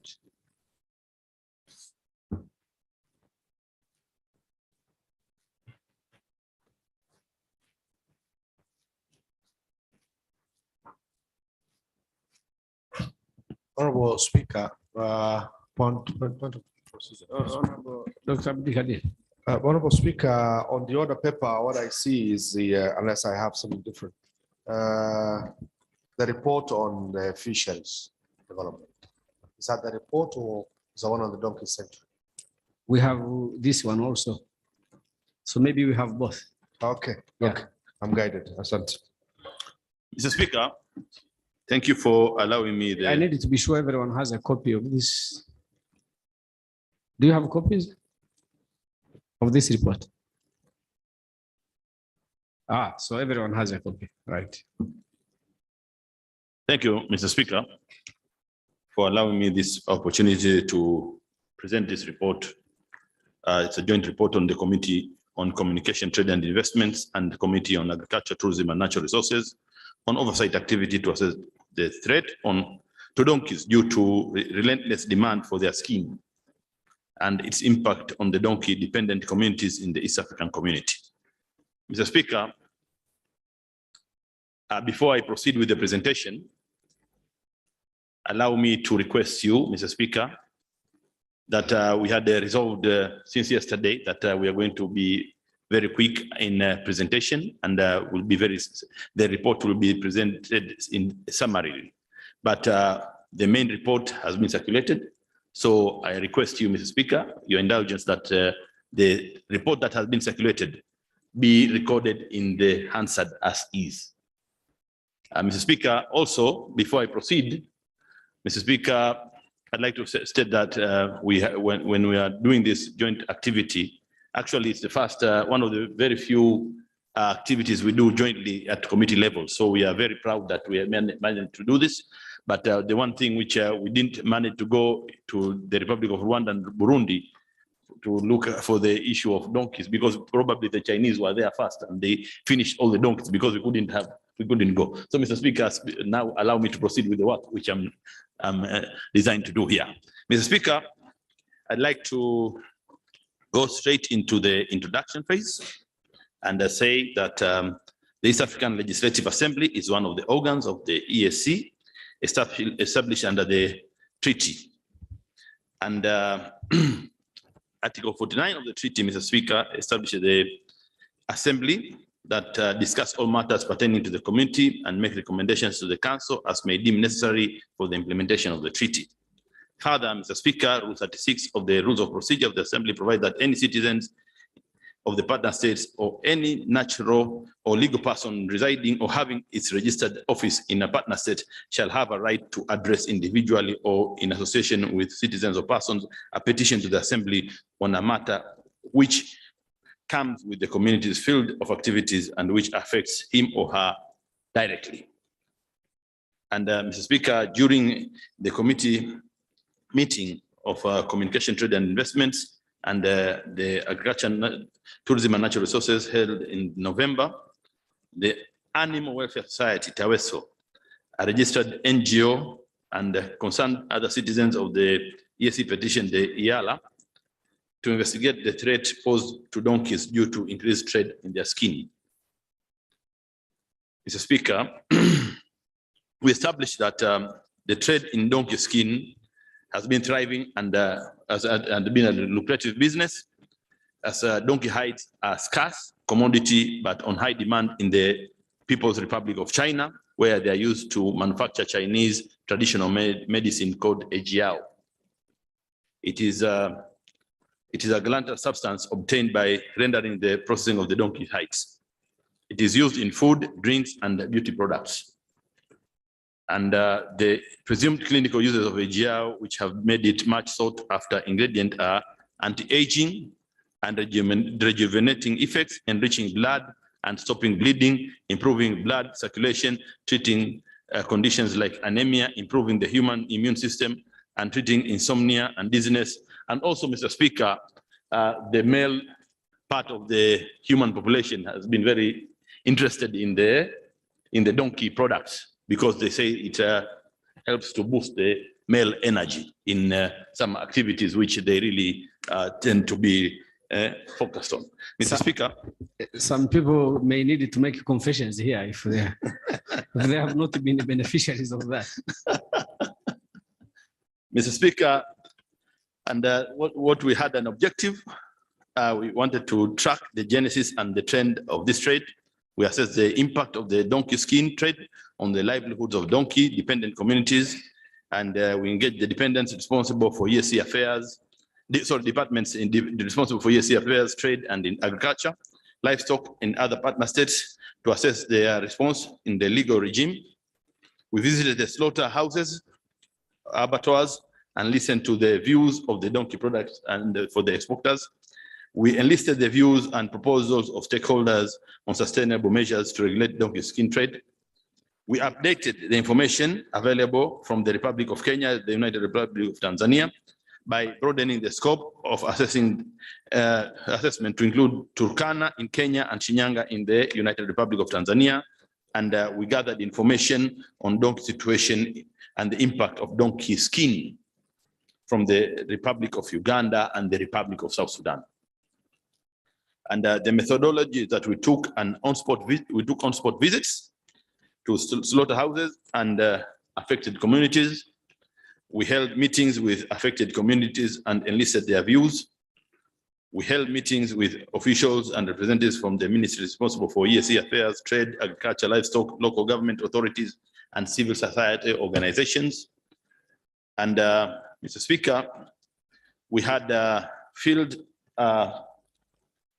activity in the Republic of Kenya, which is in the main report. It can be captured on page 8, 9, 10, 11, up to page 12. And also we had field activities, and the details are also captured in for the United Republic of Tanzania on pages 12, pages 13, 14, 15, 16, 17, and for the Republic of Uganda on page 18 and 19. So, Mr. Speaker, allow me to rush to the general observations and conclusion. The committee made the following observation. The committee observed that the existence of donkey slaughterhouses across the region and the nature of the porous borders across the EAC region had led to increased rate of smuggling of donkeys. The committee observed illegal and non-humanly slaughtering for skin removal from donkeys. Many of donkey carcasses are found in bushes without skins, indicating continuation of donkey killing regardless of the ban in the United Republic of Tanzania. Mr. Speaker, actually, this one was very inhuman because you find just the donkey is being skinned alive or after being hit with some hard substance on the head to just make it pass out. The committee observed that there is a need to engage the research institutions within the region to explore the opportunity that is hinged on the high demand for donkeys to China and be able to have breeding innovations and centers for donkeys. And Mr. Speaker, we actually thought the JQ at the Jomo Kenyatta University of Agriculture and the Sokoine University of Agriculture can be very effective in doing this, and other agricultural institutions in the community. There is an investment opportunity for trade in terms of foreign direct investment, where there is a need to acquire breeding technology to ensure that as a region, we benefit from this seemingly lucrative business. There's a need to work closely with customs to develop specific codes for the products of donkeys. 6, we do not have a harmonized system code, and thus, as a region, custom is having challenges in handling certain trades across the borders. For example, all meat, regardless of which animal it came from, might be having the same code. Traders or shippers exporting donkey skins and products can simply designate their cargo under one of the international recognized harmonized systems, or HS codes, which is standardized numerical method of classifying traded products. And these traders or shippers are under no obligation to provide any more detailed description of the consignment.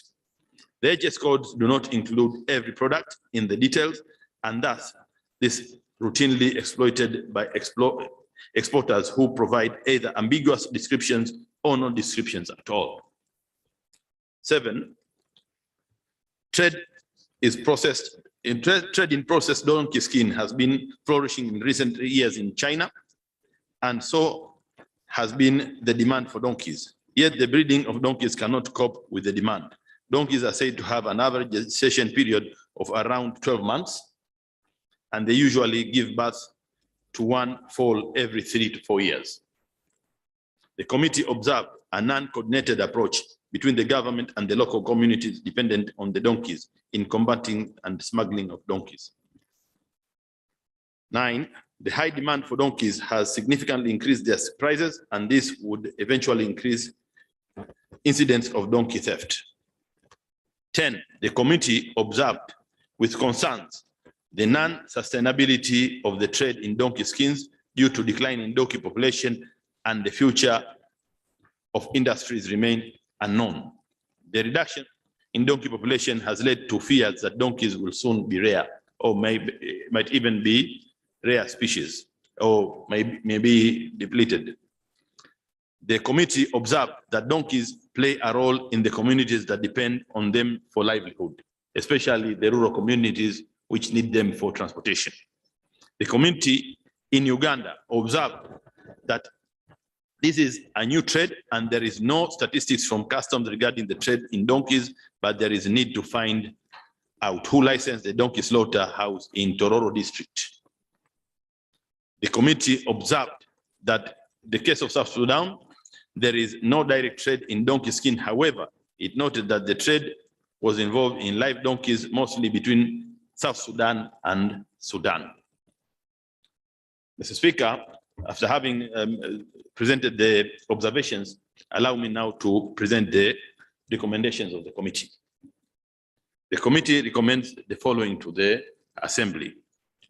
1, to urge the Council of Ministers to propose a common policy and law within the EAC region to control the slaughtering and movement of livestock. 2, to urge the Council responsible for agriculture and food security to include donkeys in their livestock policy. 3, to urge the Council of Ministers to direct the EAC Secretariat to design sensitization programs for communities to stop the neglect and treatment of donkeys as a mere beast of burden, yet is crucial for their livelihood. 4, to urge the Council of Ministers to initiate at the EAC level a well-funded donkey production project with clear expectation of its outcomes. For example, increase donkey population in the EAC region by a certain percentage, say by 2027 or 2028 or 2025. 5, to urge the Council of Ministers to direct partner states to put in place regulations or laws to govern the trade in donkeys, given the complex nature of trade and the documented threat to the species. This will protect donkeys against excessive exploitation. 6, to urge the EAC Secretariat to collaborate with other stakeholders to find sustainable solutions, including increasing investments in donkey breeding programs, such as a possible long-term plan to stem the decline in donkey population to sustain the supply intended for slaughter. 7, to urge the EAC Secretariat to document and research on insights into the donkey trade, which will serve as a basis for further measures, including regulations, restrictions of trade formulation, or review of existing laws, and ultimately come up with long-term solutions. And 8, to urge the Council of Ministers to direct partner states through their National Animal Genetic Resource Center data bank to include donkey as one of the animals they can breed for sustainability. Mr. Speaker, now I head to the conclusion. In conclusion, the committee echoes that the donkeys remain a critical livelihood asset in some communities in the East African community. Millions of people in EAC and worldwide rely on donkeys for their livelihoods. And as demand for the donkey skins has increased, vulnerable communities have become victims of the international skin trade for donkeys. If the current rates of donkey slaughtering continue, the impact on the global donkey populations could be disastrous and lead to several millions of people losing part or all of their livelihoods. As the crisis facing the donkey continues, it is more important than ever that investments is made into human and sustainable solutions where the demand for the AGR is met without compromising the welfare of donkeys, the survival of communities, or health of the people and environment. The communities would like to appreciate Honorable Gaiden and the late Honorable, the committee would like to appreciate Honorable Gaiden and the late Honorable Matthias Kasamba for their efforts towards securing grant for the activity, the Donkey Sanctuary. United Kingdom for accepting to fund the activity, the Office of the CTC for drafting the grant agreement, Office of the Clerk and Office of the Speaker. The Joint Committee therefore recommends that the report be adopted by the House. Thank you, Mr. Speaker. I beg to move. Thank you very much, Honorable Dr. Makame. And I think we're going to go back to our plan yesterday. Is that okay? So the motion before the House is that the joint report of the Committee on Agriculture, Tourism and Natural Resources and the Committee on Communication, Trade and Investment on Donkey Sanctuary be adopted. Debate is open. I now put, yes, Honorable Gideon.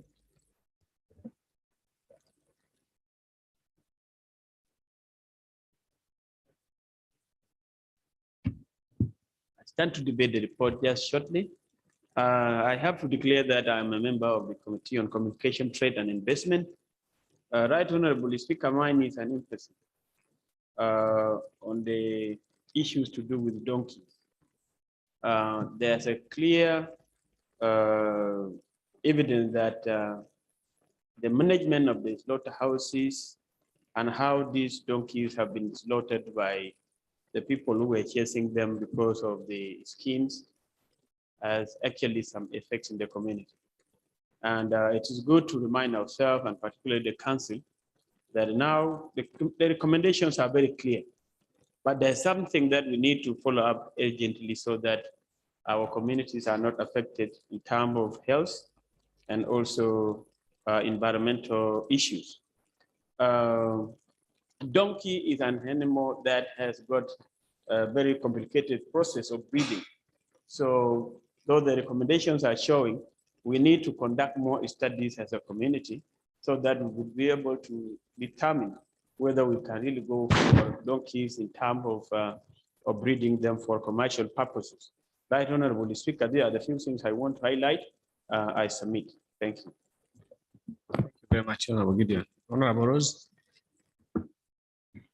Thank you, Right Honorable Speaker. First of all, I want to thank the committee for the report they have given to Parliament on the issue of donkey trade and the status of the donkey population in East Africa. Right Honorable Speaker, I just have one recommendation to make based on the fact that the donkey trade seems to be a lucrative business that especially means slaughtering these animals and for export mainly, and it's not for the benefit of the region, and that is East Africa. Right Honorable Speaker, I see recommendations here for further studies with regard to the use of the donkey, the use and benefits. As much as it is beneficial to our communities for especially transport and the treatment of certain diseases. So I would like to recommend that perhaps council, even in this report here, as one of the recommendations of the committee, if it is acceptable, that in the meantime, there should be a ban on trade, especially of donkey meat for export. As the community does further research on the donkey, especially its use, why is it why is it a commodity for especially one country that has even now encouraged the stealing of these donkeys from the communities that benefit from it? So to avoid further depletion And taking into account that it takes 4 years gestation period for a donkey to produce another kid. Let me call it a kid. They call it a foal here, I think. There should be immediate ban as we look into matters of the donkey trade and also its usefulness to us as a region, Right Honourable Speaker. I just wanted to add that as one of the recommendations to this report. Thank you, Right Honourable Speaker. Thank you so much, Honourable Rose. Council, do you have any comment to make? If there is none, we can proceed. All right. Okay. Is there a comment to make?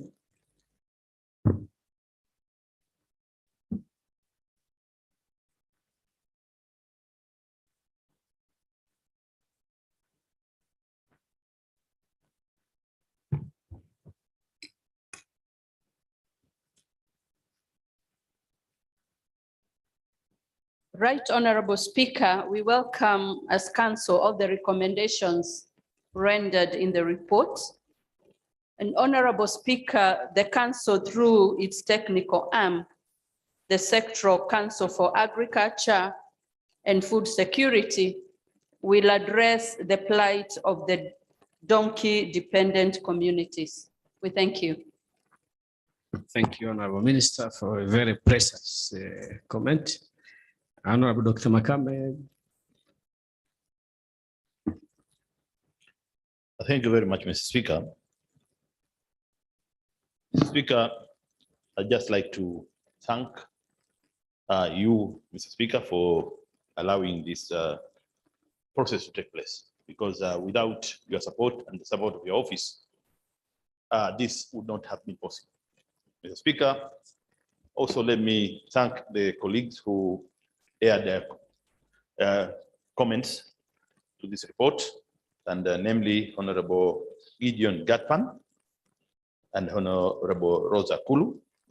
But Mr. Speaker, allow me just to point out something when with regard to the recommendations from my sister, Honorable Rosa Kulu, with regards to ban of the donkey. That's a very, it's a very, good recommendation. And the joint committee considered that. But as you see, when we're making the presentation, we said there's also challenge at the customs, because we have the HS code, those are the codes. So even the customs people do not know this is meat for cow, this is for goat, this is for donkey. They don't know.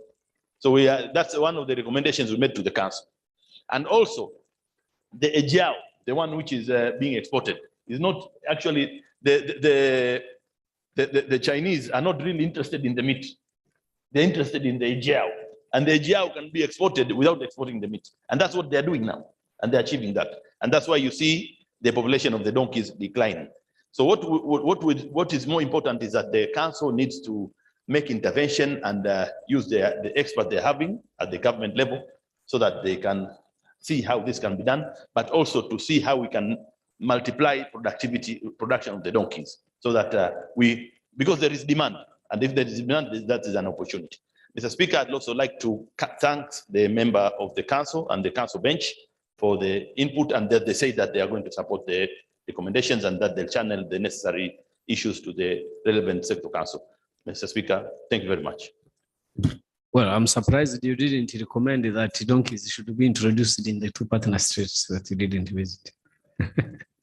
On a light note. Honorable members, the motion before the House is that the joint report of the Committee on Agriculture, Tourism and Natural Resources and the Committee on Communication, Trade and Investment on Donkey Sanctuary be adopted. Those in favor say aye. Those against say nay. The ayes have it. I will take the opportunity to thank the two committees for undertaking the activity. Initially, I personally didn't realize that it was indeed a very important activity, but it is a very important activity. I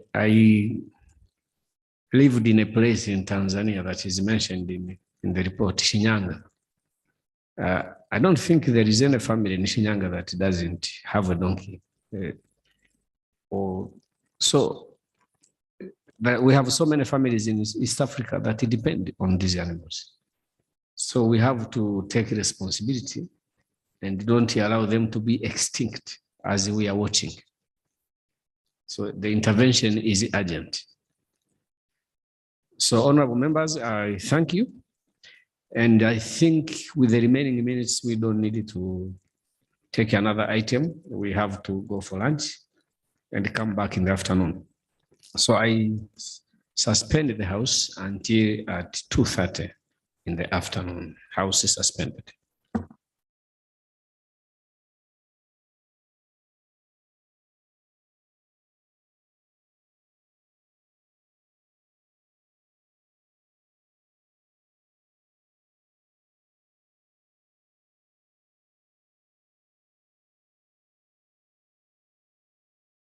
Can anyone help? You know, there is a change of clerk here and the handover between them has not been smooth.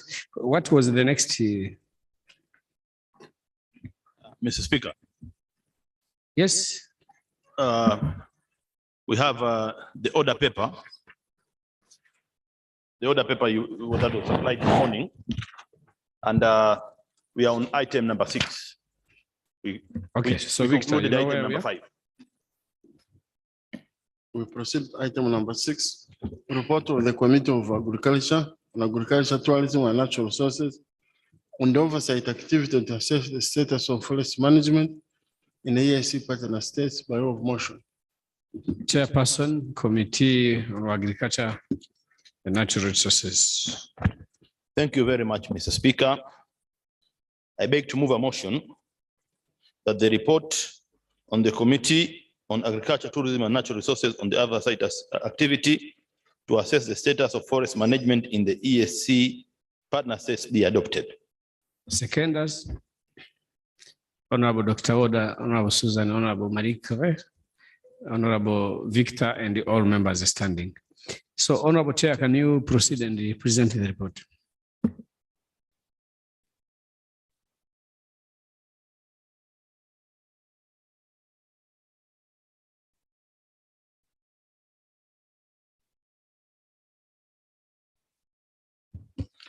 Thank you very much, Mr. Speaker.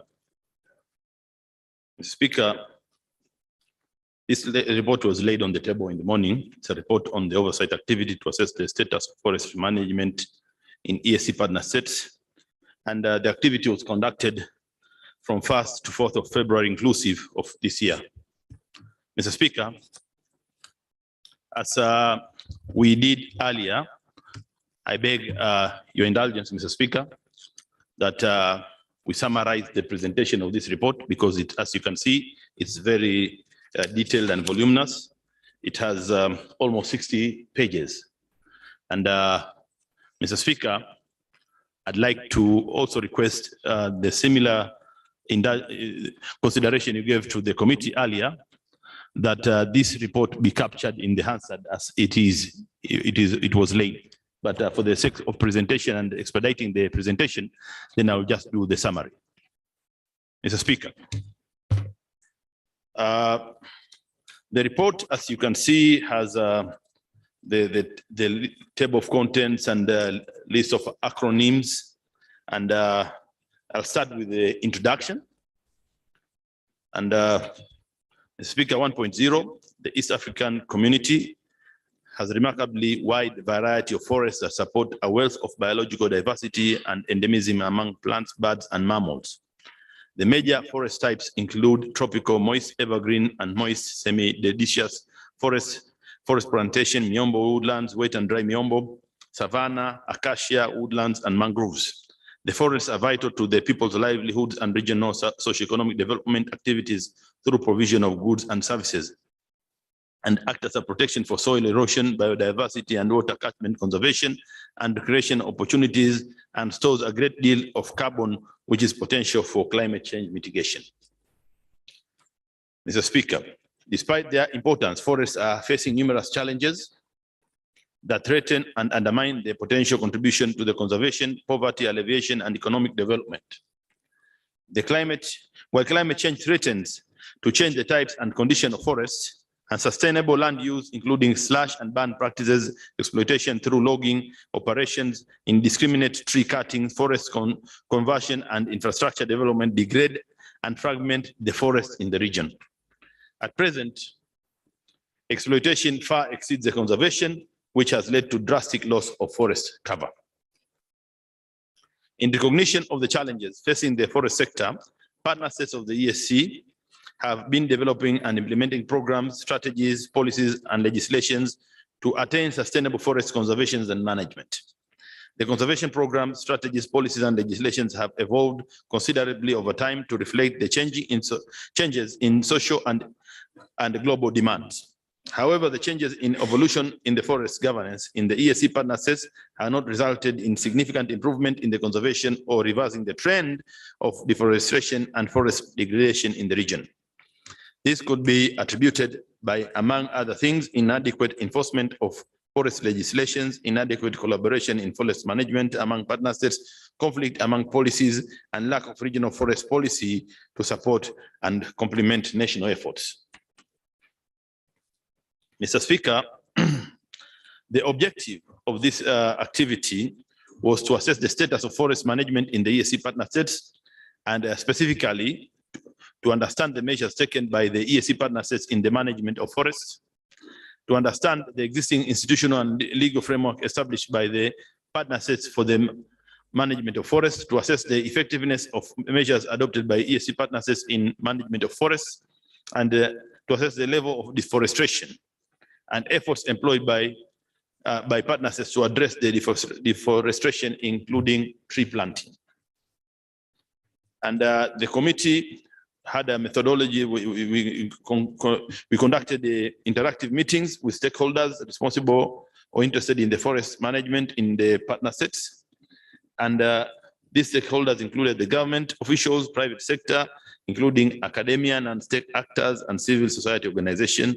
And we received presentations from government officials, private sector, and held interactive discussions with the recommendations. So, Mr. Speaker, we had reports from the 6 partner states, and we had reports from the Republic of Rwanda, which ran from page 11 through to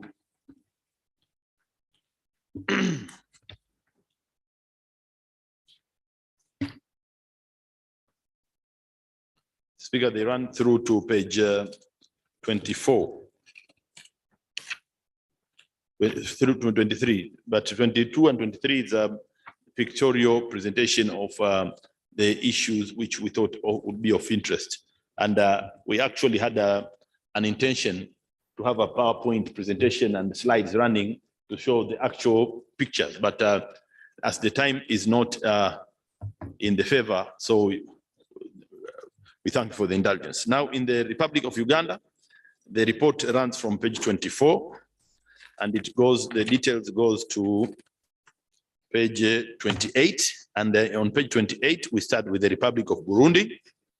And it runs to page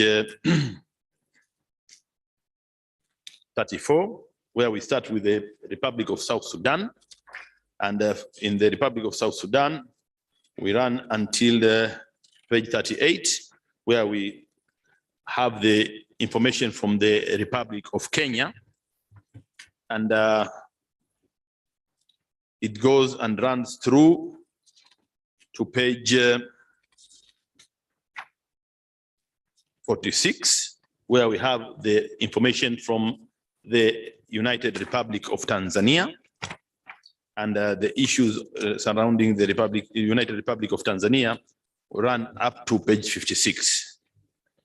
So, Mr. Speaker, and where now in page 56, we have the general observations of the committee with regards to the activity. And the observations are 12. The first observation is the forest is one of the major resources for socio-economic development of the ESC, which need to be highly protected by all stakeholders. 2, the level of deforestation is alarming in all partner states, a situation which calls for concerted efforts to address this problem. 3, all ESC partner states have a reserve of forests which differ in their sizes from one partner state to another. 4, efforts to plant trees does not go together with efforts to protect and nurturing the planted trees to ensure they grow. Mr. Speaker, I'd like just to spend just half a minute here. We've seen campaigns, tree planting campaigns across partner states. All partner states are very serious. There are some also political rallies to go and plant trees. But what we have seen also, Mr. Speaker, is that after the plantation of trees, these trees are just left and some of them dry. So we have to also now look and to nurture the trees, to ensure that they really grow and to become full trees to restore the forests.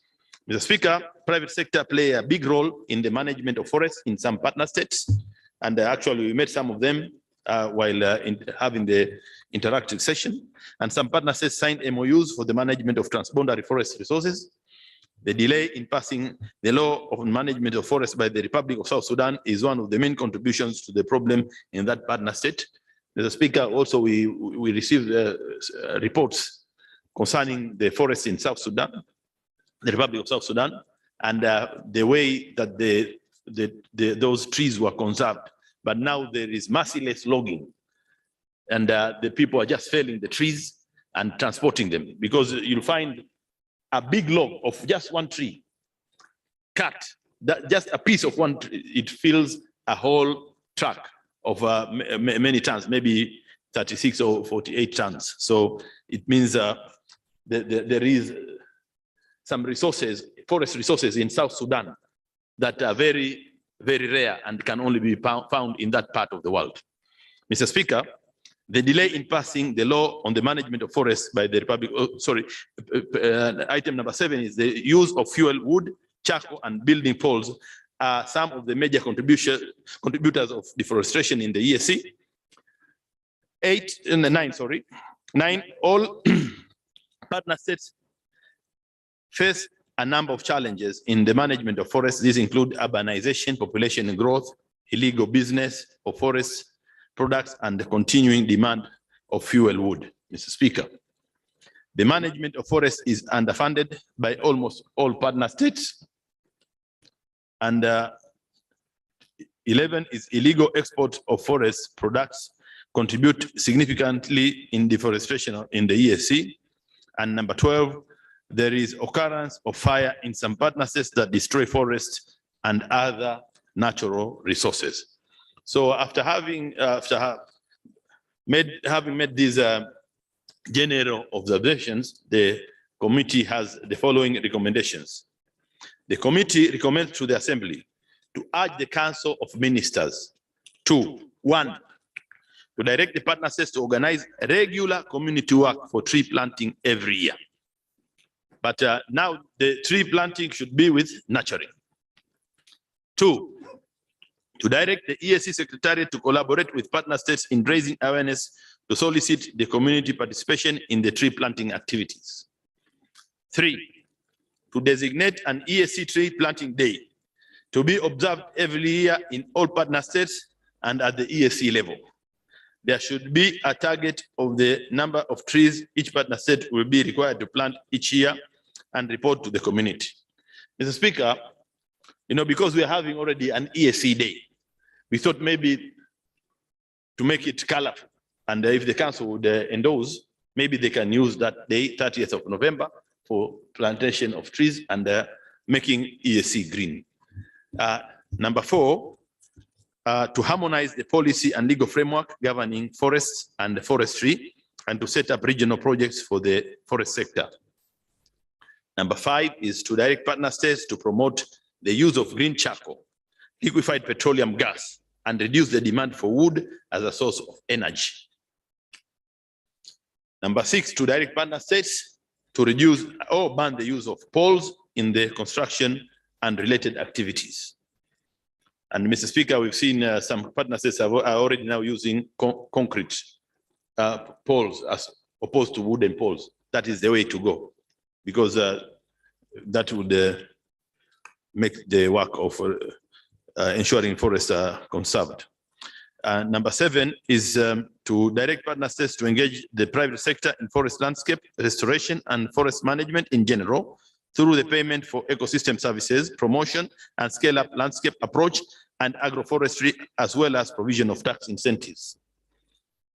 Number 8, to urge partner states to promote indigenous trees and enhance connectivity between natural forests through native tree planting along roads, rivers, wetlands, and lakes. Number 9, to direct partner states to increase their efforts to control bushfires whenever they occur for the purposes of management of forests.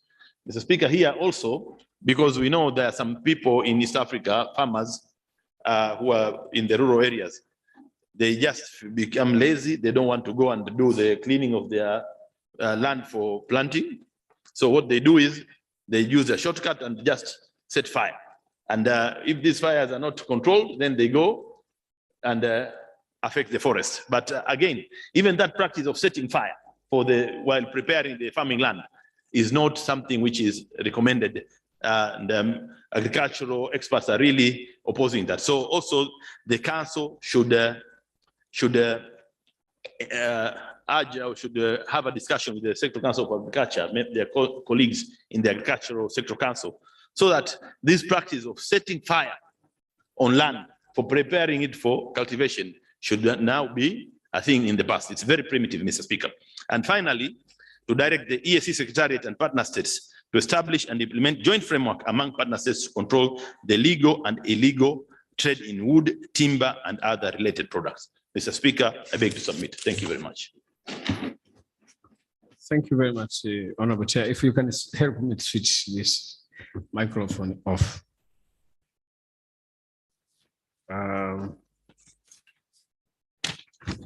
Honorable members, the motion before the House is that the report of the Committee on Agriculture, Tourism and Natural Resources on the oversight activity to assess the status of forest management in the EAC partner states be adopted. Debate is open. Okay, then I proceed to put the question that the report of the Committee on Agriculture, Tourism and Natural Resources on the oversight activity to assess the status of forest management in the EAC partner states be adopted. Those in favor say aye. Aye. Those against say nay. The ayes have it. Thank you. Thank you very much, Honorable Chair, Dr. Makame, and the committee for the job well done.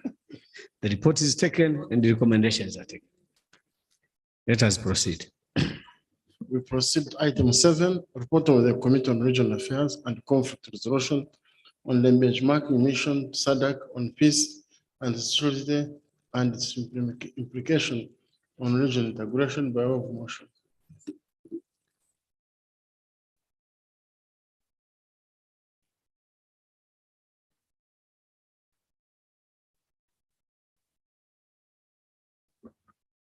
Honorable members, now I call the chairperson, Committee on Regional Affairs and Conflict Resolution, to move a motion. Thank you, Right Honorable Speaker.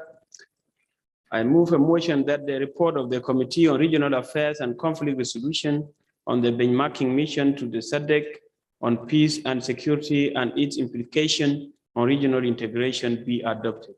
Seconders. Honorable Dr. Wijema, Honorable Dr. Woda, Honorable Dr. Makame, Honorable Victor. Honorable Chair, Honorable Gideon, on behalf of Chair, can you proceed and present the report? So.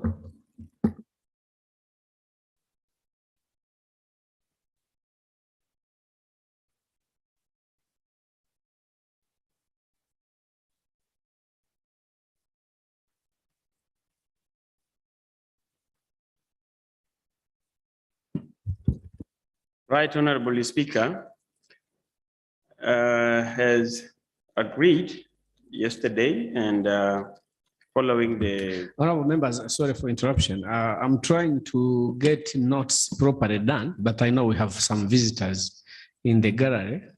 I'm sorry for delay to introduce you because the list I was given was not properly done, but it's being done. I know we have some delegates of Youth EALA Summit from Kenya who are there.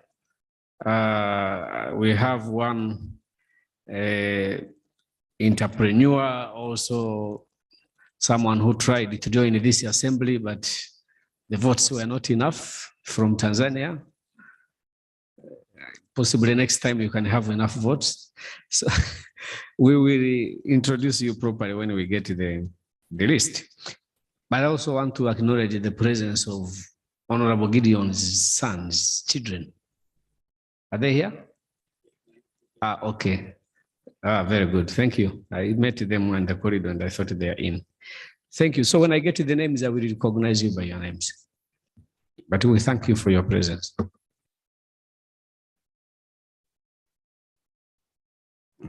Thank you, Right Honorable Speaker. Let me start straight on page 4, the report of the Committee on Regional Affairs and Conflict Resolution on its benchmarking mission to the Southern African Development Community on the mechanisms and initiatives on peace, security, and conflict in the region. Introduction. The Committee on Regional Affairs and Conflict Resolution undertook a benchmarking mission to the Southern African Development Community from 22nd to 25th March 2022. The principal objective of this mission was to benchmark on the initiatives and mechanisms SADC has put in place to address peace, security, and conflict concerns in the SADC region. Number 2, justification for benchmarking mission to the SADC region. One of the fundamental principles of the East African Community is peaceful settlement of disputes and peaceful coexistence among partner states. The proposition of this principle means that for the community to aspire and attain prosperous, competitive, secure, stable, and politically united East Africa, peace and security are imperative. This is further emphasized under Article 124 of the treaty establishing the East African Community, that peace and security are prerequisites for social and economic development. EAC and SADC being among regional economic communities and building blocks to the African Union need to foster peer learning and sharing of ideas on matters of regional integration, particularly on peace and security and political affairs. It is against this background that the EALA Committee on Regional Affairs and Conflict Resolution conducted a benchmarking mission to understand how SADC is implementing the strategic indicative plan for the organ on defense, politics, and security, which has not only enabled SADC to create a peaceful, stable, and peaceful and political bloc, but has made the Southern Africa region one of the model regional economic community. Objectives of the benchmarking mission. Objective of the benchmarking mission were to understand how SADC has fostered close political liaison and collaboration with regional governments and state or foreign affairs, to understand SADC military interventions in state affairs and the role of the military plays in maintaining peace, stability, and security in the region, to understand how SADC operates with the law enforcement agencies of member states and how SADC is combating transnational organized crimes such as drug trafficking, unlawful possession of firearms, and stock of property theft, and to seek and explore avenues on enhancing areas of cooperation between SADC and the EAC. The methodology involved was to interact with the Executive Secretary of SADC and officials from the department in charge of peace and security and defense, to review the literature on the following areas. A consolidated text of the Treaty of the Southern African Development Community has amended protocol establishing the SADC organ on politics, defense, and security cooperation organ, EAC conflict resolution mechanism, EAC protocol on peace and security, the treaty establishing the East African Community, and African Union Agenda 2063. Committee comprises of the following members that are members known in the House, members of the Committee on Regional Affairs and Conflict Resolution. We go to page 6, the structure of the organ on politics, defense, and strategy and security. The Southern African Development Community is a regional economic community whose principal objectives are to achieve economic development, peace, and security. The grows and alleviate poverty enhance standard and quality of life of the peoples of Southern Africa, and support the socially disadvantaged through regional integration. SADC comprises of 16 member states: Angola, Rwanda, Botswana, Comoros, Democratic Republic of Congo, Eswatini, Lesotho, Madagascar, Malawi, Mauritius, Mozambique, Namibia, Seychelles, South Africa, United Republic of Tanzania, Zambia, and Zimbabwe. The committee noted that the structure, operations, and functions of the organ are anchored on the SADC Treaty and the Protocol on Politics, Defense, and Security Cooperation, and the strategic indicative plan for the organ. The protocol establishes the objective of the organ on politics, defense, and security. This includes promoting peace and security across the Southern Africa and developing common foreign policy. The organ was launched in June 1996 as a formal institution of SADC with the mandate to support the achievement and maintenance of security and the rule of law within the region. The executive secretary oversees the work of SADC organ and secretariat. The organ on politics, defense, and security is responsible for the following key areas: politics and diplomacy, and these include cooperation between governments on issues to do with the disaster management. And defense affairs is involved planning, entailing military and planning for the SADC standby force. For LEAS, the Southern African Regional Police Chief Cooperation Organization, which include civilian security, state security, and regional warning centers. Public security, which include immigration, refugees, correctional services, and park and wildlife. Regional peacekeeping training centers, including centers of excellence for the training of peace support missions. Regional counterterrorism center, a multifaceted center that ensures enhanced regional coordination, strengthen partnerships, and timely intervention to curb terrorism and violent extremism. The composition of the SADC, the committee was informed that the Treaty of the Southern African Development Community, Chapter 5, Article 9 of the treaty provides the following institutional framework: the Summit of Head of State or Government, the Council of Ministers, the sectoral and cluster ministerial committees, the standing committee of officials, the secretariat, the tribunal, and the SADC national committees. The troika of the summit consists of the chairpersons of SADC, the incoming chairperson of SADC, who shall be the deputy chairperson of SADC, and the outgoing chairperson of SADC.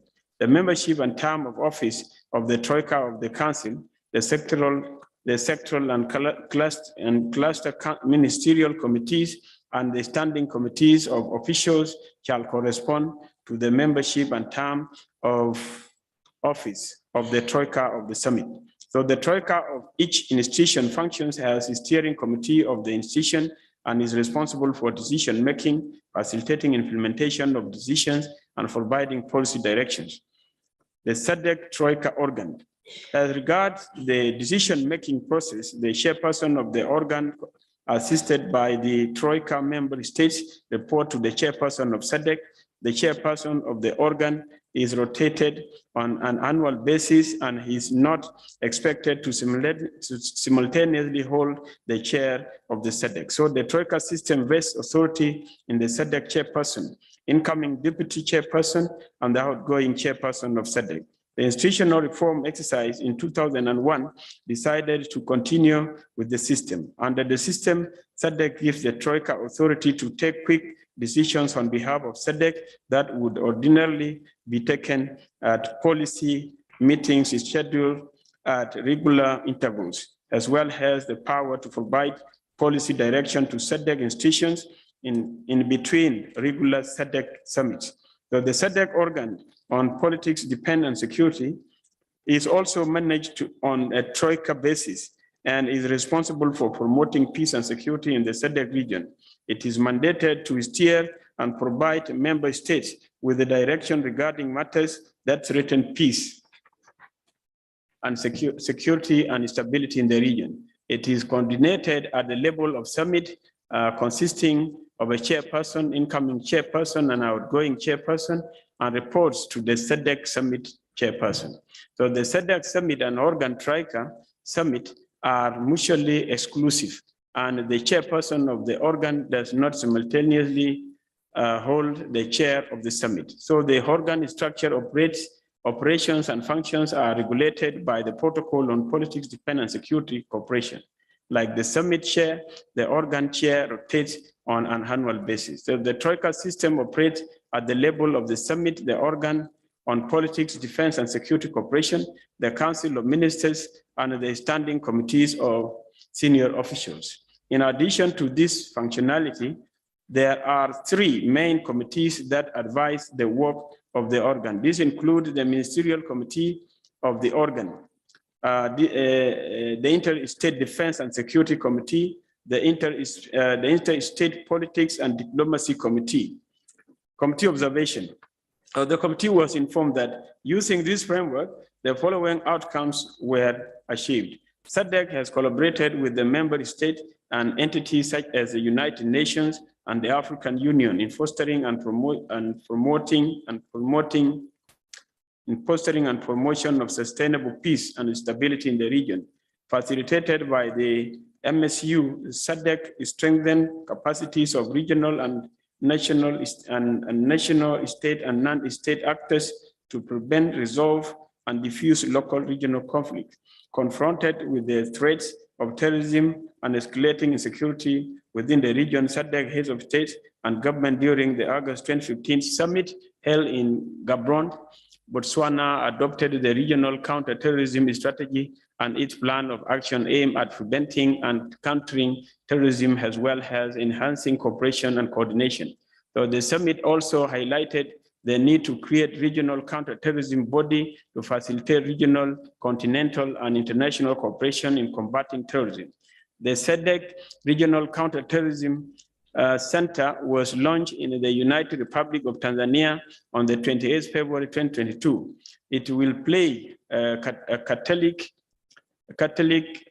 role in advising on counterterrorism and prevention of violent extremism policies and programs, coordinate the implementation of the SADC Regional Counterterrorism Strategy and research, analyze and disseminate information to national counterterrorism centers and other relevant stakeholders, including regional and international partners, politics and diplomacy. In a bid to promote and defend political cooperation and mutual trust among member states, SADC established a component within its structures to deal with politics and democracy.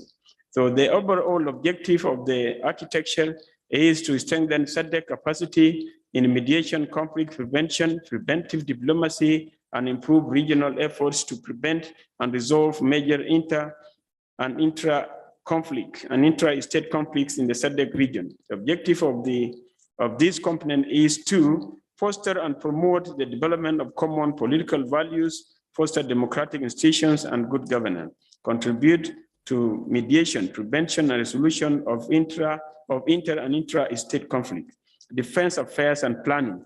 This unit oversees the coordination and implementation of programs on defense and security. So it provides advice on regional and international security and defense development. So the unit is under the supervision of the director of the organ on politics, defense and security affairs. Worth noting is the fact that the SADC established an inclusivity framework in the context of the regional integration agenda and incorporates the practice of stakeholder consultation and involvement. In accordance with Article 23 of the SADC Treaty, the stakeholders are recognized as the people of the region, key actors involved in the process of regional integration, in particular civil society, private sector, non-governmental organizations, workers, employers, organizations, academia, women, youth, and people with disabilities. Committee observations and recommendation. The committee observed that that there exist similarities between SADC and East African Community, peace, defense, and security frameworks and strategies. Like the EAC Treaty, SADC Treaty recognizes peaceful settlement of dispute as fundamental principle of the organization. Article 124 and 125 of the EAC Treaty recognizes that peace, security, and cooperation in the areas of defense security are critical to the attainment of treaty objectives. Both regs have established sectoral councils responsible for coordination of peace, security, defense, and foreign policy matters, protocol and strategies on peace and security, instruments and institutional frameworks to promote cooperation on security and defense, regional early warning systems, training and research centers, and panel of eminent persons is to panel of elders. With regard to regional counterterrorism centers, just like SADC, the committee observed that the 10th EAC Joint Sectoral Council on Defense, Inter-State Security and Foreign Policy considered the proposal for the establishment of the regional Regional Center on Counter-Terrorism. Once established, the center will be undertaking training, research,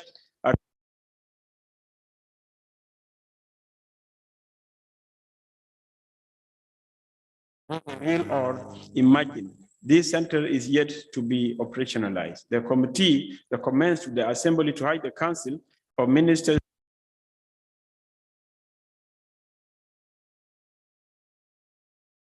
to coordinate initiatives aimed at combating terrorism and terrorism threats. Peace and security are remedy for regional development and an essential factor of human life. A peaceful and secure environment is critical to every society since it affects all aspects of economic and social development. It is a necessary requirement to the realization of human rights. Committee observation, the committee observed that the protocol on peace and security was fully ratified in November 2017. However, its implementation remains a huge challenge 6 years after its ratification. Funding challenges coupled with understaffing have continued to pose a serious challenge to this sector. For instance, in financial year 2021-2022, the docket received a funding of $104,000 United States dollars from partner states towards activity implementation, and $140,000 United States dollars from the donors. In addition to this challenge, the staffing deficiencies continue to affect the implementation of the planned outputs.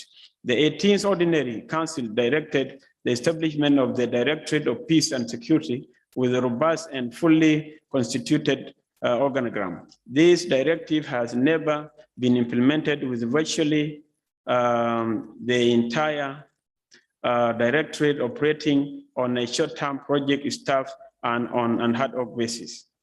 The entire situation room, which is supposed to be manned by 3 analysts, is staffed with 1 staff. This is compared to 4 analysts who are manning the SADC situation room and early warning center.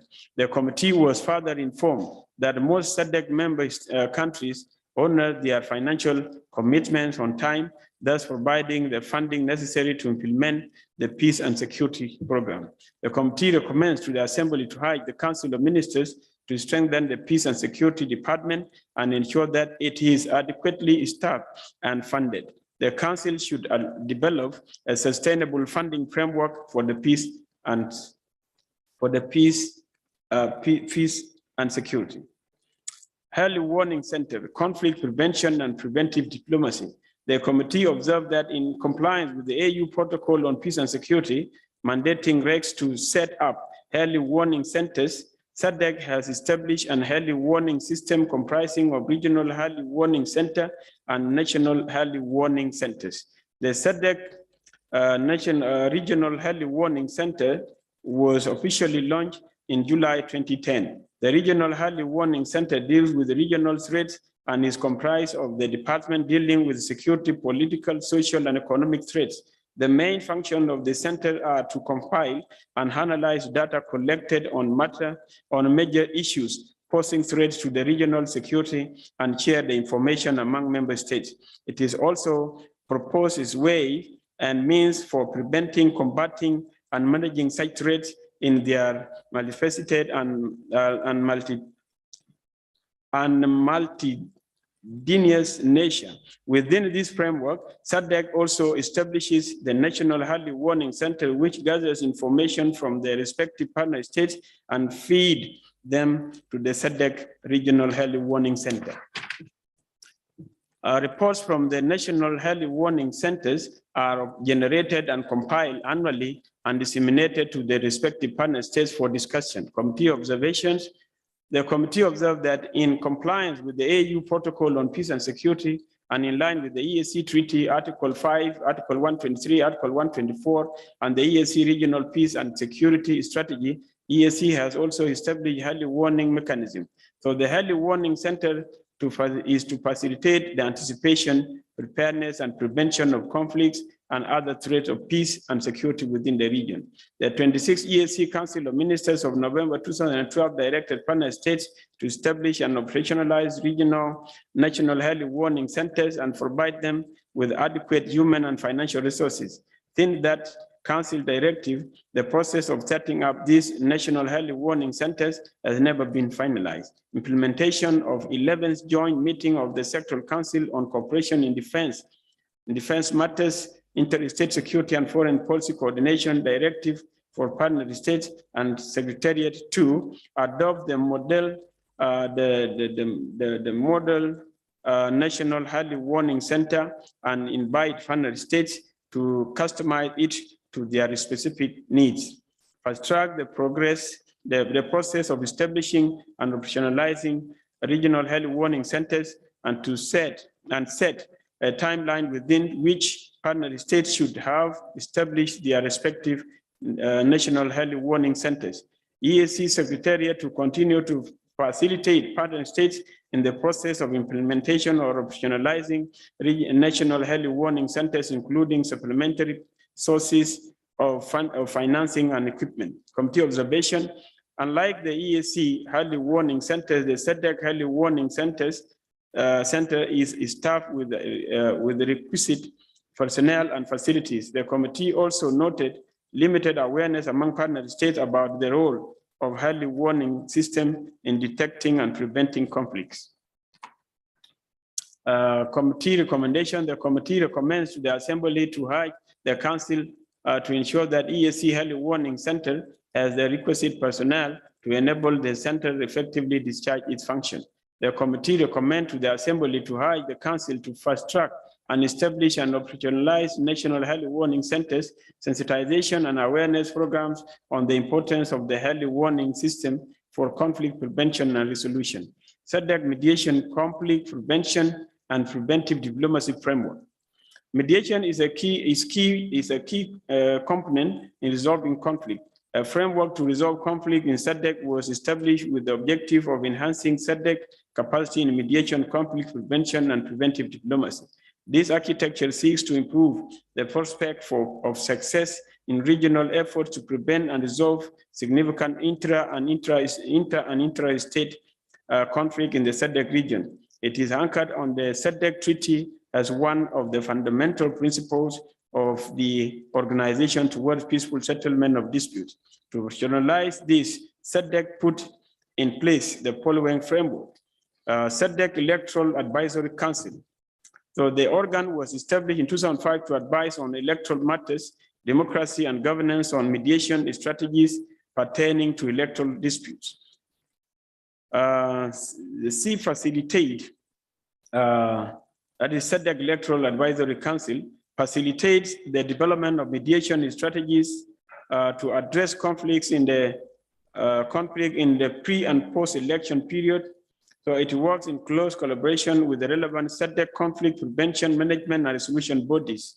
Where there are indicators of election-related disputes in member states, SIG advises the ministerial committee of the organ, which may then deploy the panel of elders and mediation reference group to mediate as appropriate. So this explains symbiotic relationship between these mechanisms. Number two, establishment of the POE and the MRG. So the SADC heads of state and government appointed the members of the SADC mediation, conflict prevention, and preventive diplomacy framework to strengthen SADC mediation capacities to timelessly preempt violent conflict and mediate solution. The summit established 3 components of the structure for strengthening the mediation capacity of SADC, namely the panel of elders, the mediation reference group, and the mediation support unit. In accordance with the SADC mediation conflict prevention and preventive diplomacy structure guideline, the panel of elders is composed of 5 individuals, and the mediation reference group has 9 individuals. So these are elaborated here and mentioned, the individuals. Lessons learned. Establishment of the panel of eminent persons vis-a-vis panel of elders. Although the SADC established the panel of elders, EAC has the panel of eminent persons. So the panel is appointed as and when conflicts emerge. Whereas the SADC mediation panel is appointed for a specific period of time, the EAC panel is ad hoc and is appointed as and when conflict emerge. So the contractual framework of the SADC mediation reference group and the mediation support unit is appointed on a 4-year contract period. Unlike SADC, EAC does not have supporting structure of the reference group and the mediation support units. 2 mediation standing groups. The committee was informed that EAC has been establishing the mediation standing group composed of experts from partner states. So the objective of deploying them to facilitate the mediation and when appointed by the head of state. However, this process is yet to be accomplished. This unit is yet to be operationalized at the EAC. Mediation support units. Whereas SADC established the mediation support units to provide expert and professional support, and they are functional. The objective of this unit is to foster peaceful resolutions of conflict and coexistence within member states. The EAC is yet to operationalize it. Unit has commanded by Article 5(6) of the Treaty for the Establishment of the East African Community, a SADC election observation mechanism. So it advises on issues pertaining to election and the enhancement of democracy and good governance. It also encourages SADC member states to adhere to SADC principles and encourages SADC member states to adhere to international best practices whenever they are holding elections. In addition, it supports the SADC member states on strategies and issues to enhance and consolidate capacities of electoral management bodies in the SADC region. The unit has also been holding mediation and conflict prevention workshops in member states with a view of including members on best practices on elections.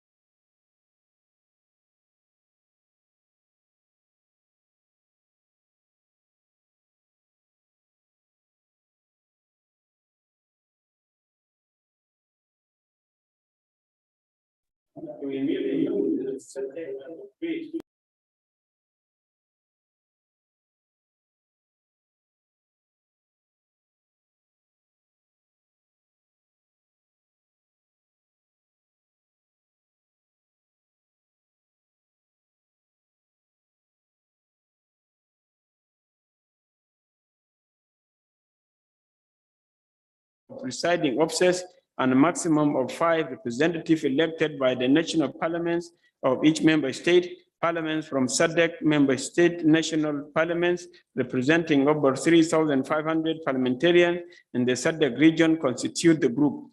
The aim of this forum is to provide a platform to support and improve regional integration through parliamentary involvement and the promotion of best practices in the role of parliaments in regional integration and cooperation.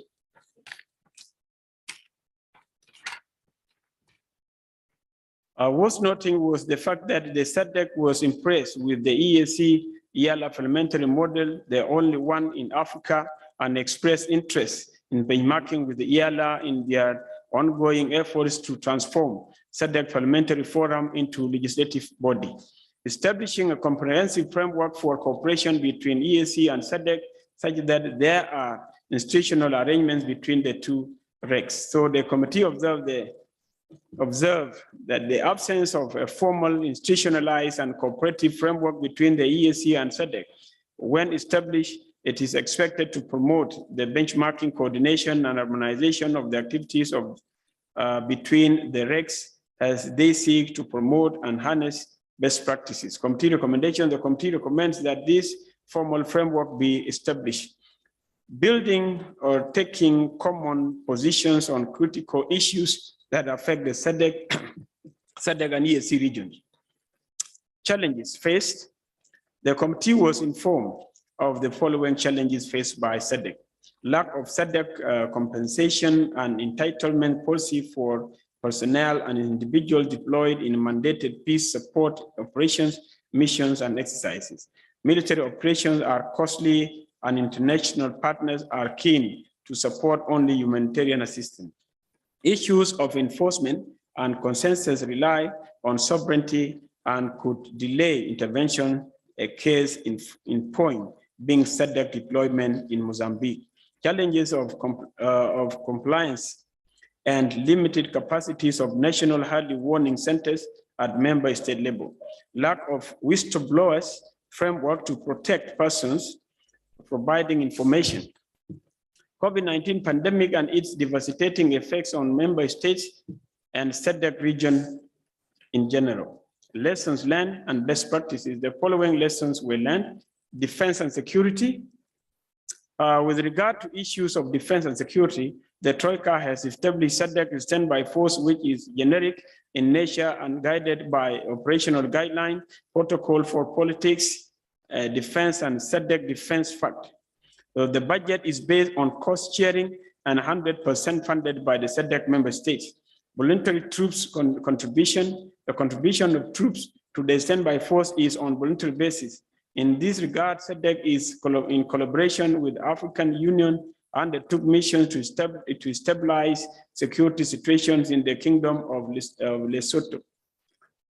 Contributed to UN force MONUSCO in the Democratic Republic of Congo, the only force engaging directly with the negative forces, as well as deployment of SADC troops to Mozambique in the fight against terrorism.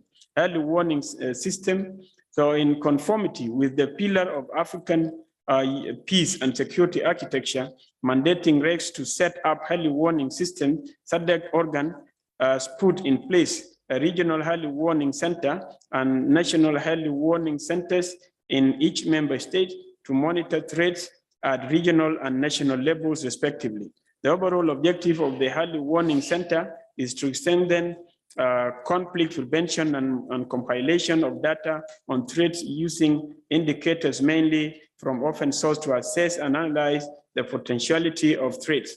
The regional early warning centers center issues directly briefs and weekly trends on the security situation to the head of Troika, executive secretary and director of the organ on politics, defense, and security. It also produces an annual report fed by member states' national early warning centers. The setting up of national early warning centers is modeled on the regional early warning center. Institutional machinery to coordinate government ministries. The SADC treaty provides for a tripartite framework that sets up an institutional machinery to coordinate government ministries, private sector, and non-state actors. To that end, a mechanism of engagement with the non-state actors was established and provides a platform for civil society to voice their views in line with the sectors being discussed and level playing field for effective participation on peace and security and other regional integration matters. The mechanism was tabled to the Council of SADC Ministers in August 2022. The mechanism provides for requirement of accreditation, complementarity framework, engagement through national contact points, and monitoring and evaluation of non-state actors. This mechanism complements the SADC Council of non-governmental organizations that meets on a regular basis. Youth empowerment programs. In 2015, SADC adopted a declaration for the development of social empowerment of youth and has a specific business plan. So the relevant organ directorate developed measures for youth empowerment with the support of APSA. These include engagement of youth in political processes, recognizing the role of the media and the citizenry. SADC is also engaging media to reach out to citizens, and a pool of media coordinators are participating in citizen engagement. It has created journalist awards in photojournalism and articles. Similarly, forums for students' engagement on matters of regional integration, including essay writing and competitions, were initiated. This is because SADC realized the role of the strengthening the infrastructure for peace mapping, including the critical role the faith-based organizations play in peace building and mediation processes. Politics and diplomacy. In the area of politics and diplomacy, SADC fosters bilateral and multilateral engagement to amplify voices during negotiations and facilitating common position, regional and multilateral forum. Cooperation with police chiefs. SADC is collaborating with the EAC through Chief of Police in the following areas: conducting joint operations within EAC region, carry out a regional simultaneous operation, countering terrorism, collecting intelligence information, gathering operational intelligence on human drug trafficking, car theft, and illicit small arms and light weapons. There is also sharing of best practices among the EAPCO and the SADC Sovereign African Police. SADC Office and African Center for the Study and Research on Terrorism have established cooperation through an MOU. Electoral normative framework. SADC instituted electoral normative framework to enhance democracy and good governance. This includes the SADC Electoral Advisory Council, SADC Principles and Guidelines Governing Democratic Elections, and the Panel of Elders, the Mediation Reference Group, and the Mediation Support Unit to provide leadership and technical expertise related to mediation and preventive diplomacy. It is worth noting that in the first 8 years, SADC deployed 26 election observer missions, with the exception of 4 elections which were conducted during COVID-19 pandemic. Just a minute, Gideon, I made a promise that I was going to recognize by names the visitors who are in the gallery. So can you, Office of the Clerk, make arrangements to bring me the names? I thought you were going to do it immediately when I said that. It was a directive. So I need those names. We have to give respect to those who spend their time to come here. See what we are doing. Okay. That's the last page. It was noting that in the first 8 years, SADC deployed 26 election observer missions, with the exception of 4 elections which were conducted during COVID-19 pandemic. Of further worth noting is the fact that SADC election observation mission participated in during and post-election periods. So the organ has also put in place a follow-up mechanism to assess the level of implementation of recommendations accruing from SADC observation mission reports by respective member states. Funding modalities. The budget is funded by the member states based on the assessed member contribution from member states. The contribution is calculated on the gross domestic product ratio Other funding modalities include the contribution from the development partners such as the European Union and the German Development Corporation. Potential areas of collaboration between EAC and SADC. There is room for collaboration in sharing common strategic issues and best practices.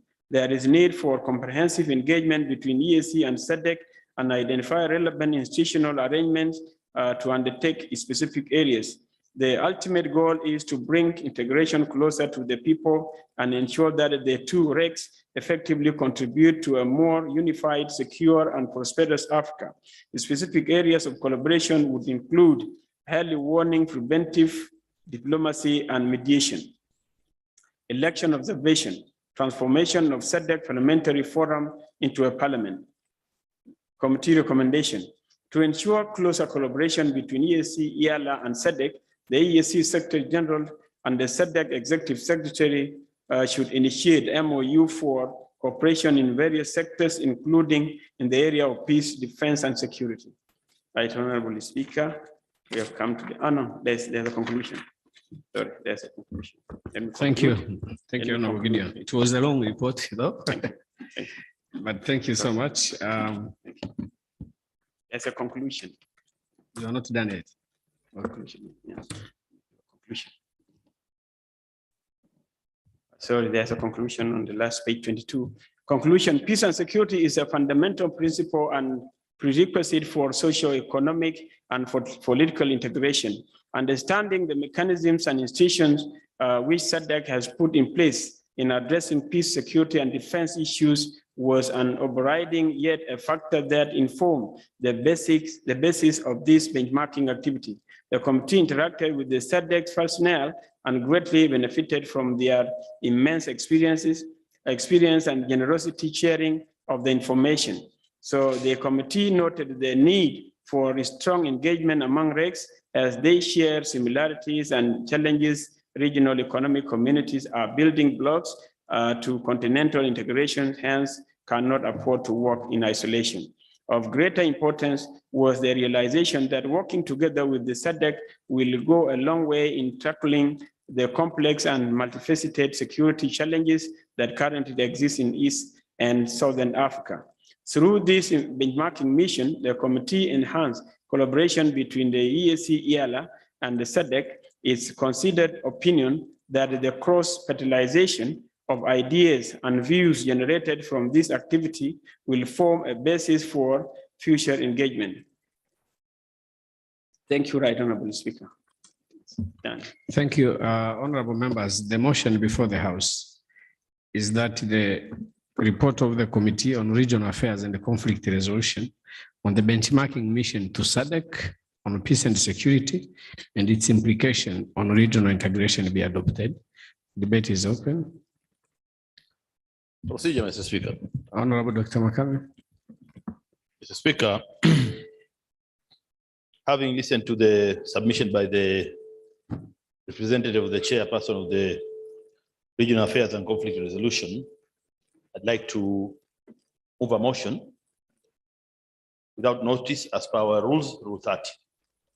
Mr. Speaker, the presentation was very clear and very elaborate, and I believe members were very keen and understood the context, and especially when he was concluding with the SADC Parliament to be like the one of EAC and issues of electoral observations. Very, very fantastic, Mr. Speaker. So, Mr. Speaker, I'd like to invoke Rule 48. That because this information was competently presented, that you put the question, Mr. Speaker. I beg to move. Seconders? Honorable Magembe and the Honorable Dr. William. So, honorable members, those in favor of the question now say aye. Those against say nay. The ayes have it. I now put the question that the report of the Committee on Regional Affairs and Conflict Resolution on the benchmarking mission to the SADC on peace and security and its implication on regional integration be adopted. Those in favor say aye. Those against say nay. The ayes have it. Honorable members, I want to recognize the presence of Ambassador Anne Katusime, head of Uganda Consulate in Arusha. I have been seeing her since yesterday, and I was asking, why is it that nobody is telling me formally about her presence? So the office of the clerk, people who spend the time to come here to see what you are doing, are people who value the work of this assembly. So you should always make sure that we recognize their presence. So Ambassador Katusime, you are most welcome. And once again, I need the names of these young people in the gallery. Can you walk out and bring the names? Yes. From Kenya, they are here to attend the EALA Summit. Mr. Conchera Wilfred Omondi from Kajiado. Ms. Ibrahim Ahmed from Nairobi. Mr. Mohammed Ibrahim from Mandera. From Jeremiah Mbevi from Kitui. Ms. Hilda Kipruto from Baringo. How is the Honorable Jematia? Mr. Brian Odero from Nairobi. So from Tanzania, there is Ms. Bashira Nabani. This is one of the young people who on the ticket of Chama cha Mapinduzi were running to join EALA. So we pray that the next time you succeed to be here. And all of you young people of East Africa, the community belongs to you.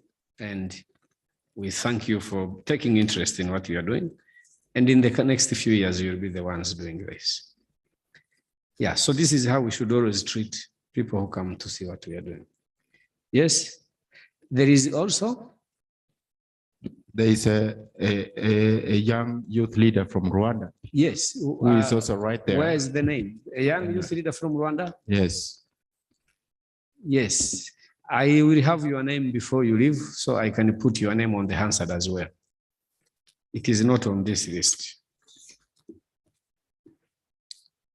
Thank you so much. We can now, his name is David Nyamutale, right? Thank you. Sorry for the omission. David Nyamutale, you are most welcome. Honorable members, we can proceed.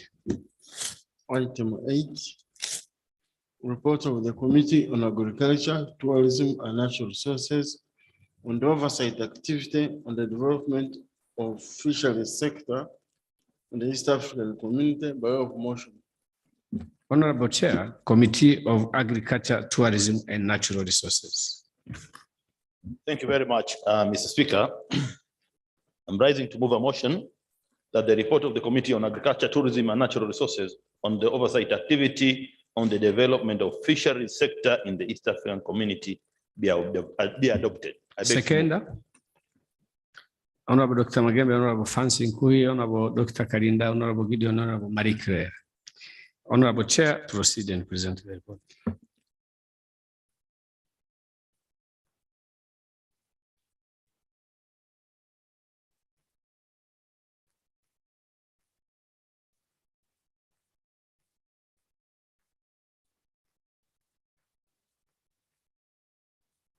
Honorable Ambassador Anne, I had to cross-check with the Honorable Dongo whether you are not visiting from Kigali. Because she was in Kigali for many years. Thank you very much, Mr. Speaker. The report of the Committee on Agriculture, Tourism and Natural Resources on the oversight activity on the development of fishery sector in the EAC partner states, an activity that was conducted recently from 16th to 19th October 2022. This report was laid this morning in this August House, Mr. Speaker.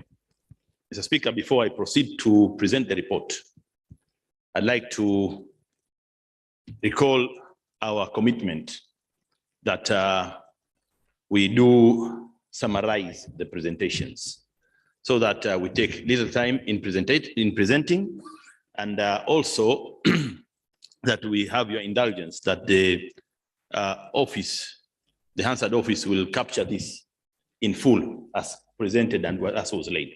So I will be very brief, and I will focus on the issues which I'd like to raise them up so that we conclude expeditiously. And I confirm that the full report will be captured in the answers. I hope you have copies also. Thank you very much, Mr. Speaker. This report, as you can see it, Mr. Speaker, it has about 54 pages. So if we start reading word by word, then it is really helping and very helpful to summarize. Mr. Speaker, let's start by we go straight into the introduction. We skip the list of acronyms and the tables and list and the table of contents. And 1.0 introduction is on page 1. The East African region is endowed with the largest freshwater lakes in the world, which harbors substantial resources for fishery. Lake Victoria and other lakes such as Lake Turkana in the Republic of Kenya, Lake Tanganyika in the United Republic of Tanzania, the Republic of Burundi, and the DRC, Lake Kyoga in the Republic of Uganda, Lake Kivu in the Republic of Rwanda and the DRC, and Lake Ambadi in the Republic of South Sudan provide ample opportunity in fishing, fish processing, and fish byproduct processing, as well as in the supply of fishery-related equipment and storage infrastructure. Mr. Speaker, the long coastline of the Republic of Kenya and the United Republic of Tanzania and rivers with fresh water in all partner states provide huge resources for development of the fishery sector in the community. The socio-economic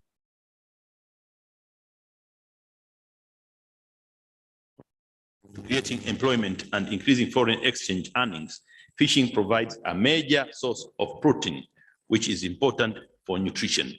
Mr. Speaker, you know, initially, prior to the consideration of the nutrition issues, we were talking about food security. But we said, oh, you might be filling your tummy without the necessary nutrition.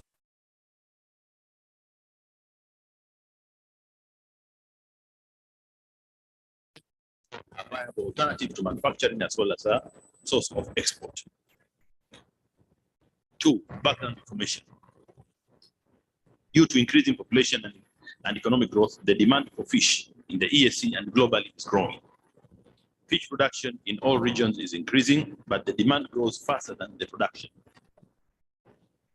According to Article 114(2)(b)(2) of the Treaty for Establishment of the East African Community, partner states agreed to cooperate through the establishment of common fisheries management and investment guidelines for inland and marine waters. In recognition of the importance of fishing sector, the EAC established the Lake Victoria Fisheries Organization, LVA4, which is a specialized institution mandated to coordinate the management and development of fisheries and aquaculture resources in the EAC region. On the other hand, there is no institution that has been established to cover the marine fish resource. However, reports from the international organizations indicate low growth of fisheries sector in most of African countries, including the EAC partner states. Some of the challenges that hinder the growth of the sector are poor transportation and storage facilities, poor energy infrastructure, and high electricity costs, lack of investment finance or credit for small operators, overfishing and depletion of fish resources, water pollution, and lack of common fisheries policies among partner states. Mr. Speaker, it is against the above background information that the Committee on Agriculture, Tourism, and Natural Resources decided to undertake an oversight activity to assess the development and the challenges facing the fishery sector in the EAC partner states.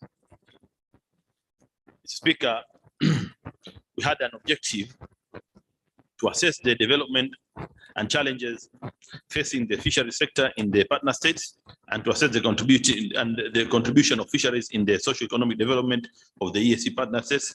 The specific objectives were: A, to assess the development and challenges facing the fishery sector. 2, B, to assess the contribution of the fishery sector in the socio-economic development. C, to assess the level of investment by EAC partner states in the fishery sector. D, to assess the development of aquaculture in the EAC. And E, to engage with stakeholders in fishery sector to discuss challenges hindering the development in the sector, in the EAC. And we used the methodology of conducting interactive meetings with the stakeholders related to fisheries sector. The stakeholders included ministries responsible for EAC affairs, ministries responsible for fisheries, ministries responsible for food security, ministries responsible for trade, ministries responsible for natural resources, and also for water and relevant government institutions, as well as private sector. And with regards to private sector, Mr. Speaker, we had fisheries organization, small-scale fisheries organization, relevant business communities, consumer organizations, and other organizations. And also, Mr. Speaker, the committee members had an opportunity to tour the facilities that were processing fisheries for export. And we had a very good engagement, and it was really a learning process while conducting the activity.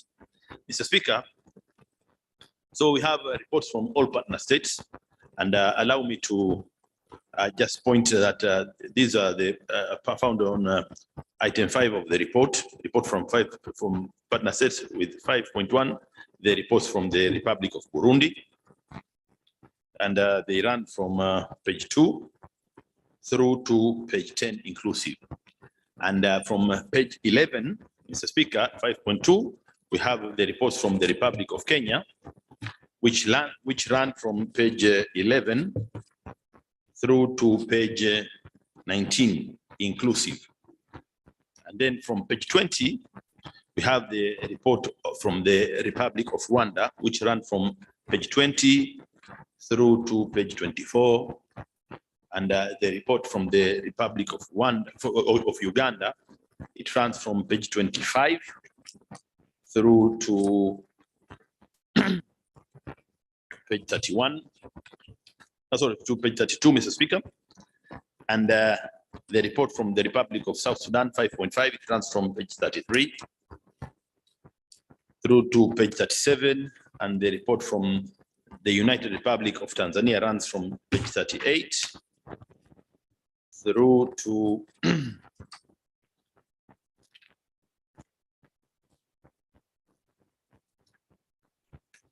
page 50, through to page 50. Mr. Speaker, these were very detailed activities, and the committee members made paid visits to important fisheries facilities. They met stakeholders and actually had general engagements. But now, just to summarize, the general observations of the committee are found on page 6, item 6 on page 51. And we had 11 observations. And the first observation is that the region is endowed with the largest freshwater lakes in the world, which harbor substantial resources for fishery and fish resources. However, the contribution of fishery sector to the GDP is still negligible in most of the EAC partner states. Because as we commenced the presentation, you talk about Lake Victoria, you talk about Lake Tanganyika, Lake Edward, and other lakes. We are really endowed with freshwater lakes.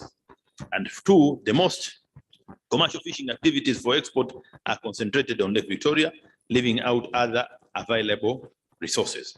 Because we see Lake Victoria, we have fishing farms in the United Republic of Tanzania, and also fishing farms mainly in the Republic of Uganda. There are some in the Republic of Kenya, but fewer compared to Tanzania and Uganda. But again, the issue of harmonization of the policy, it makes the fishing communities lament. And if you look at the lamentations of the fishing communities, you'll find them very detailed in the report, Mr. Speaker. Number 3 is the marine fishing along Indian Ocean is not developed to enable it to make significant contribution to the development of the sector with the Republic of Kenya and the United Republic of Tanzania. The 2 partner states import marine fish from other countries to feed their population. This is very, very, Mr. Speaker, when we're talking about blue economy, we're talking about we want to revive fisheries. We want to have fisheries in the marine, especially now, if you consider Zanzibar, the main policy is to have blue economy.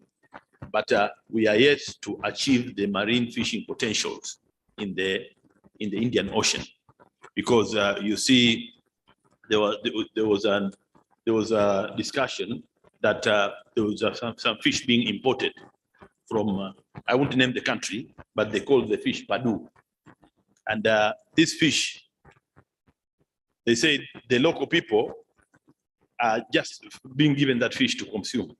But if you leave it out, even the cat does not want it. But we have the fresh fish in our waters. We need to do more to have production of the fish. Number 4, Mr. Speaker, is the territorial conflict with cases reported in the transboundary water bodies in the region, with potential increase as the community is expanding with admission of new partner states. However, EAC has not developed joint coordination and harmonization of policies and laws, and most famously the issue of Migingo Island in Lake Victoria. The fish resource in Lake Victoria and other water bodies is depleting in a high speed because of overfishing, illegal fishing practices in many partner states. Over 75% of world fisheries are fully or overexploited, leaving little or no room for increased harvest. Mr. Speaker, we saw the net sizes. These net sizes, there were some dimensions which are permittable, but the people are very keen to bring the net sizes which are not permittable, thinking that they're going to get fish catch, but actually they're depleting the reserves. And that is something which the government ought to take very seriously. Otherwise, we are at a risk of having deserts in our lakes and the oceans, because the fisheries resources will be depleted. Mr. Speaker, number 6 is participation of the grassroots stakeholders in EALA committee activities is low due to budgetary constraints. And also, number 7, Mr. Speaker, most of investments projects in the region are concentrated on fish processing for export, leaving other investments in aquaculture, which would increase the availability of fish resources in the region.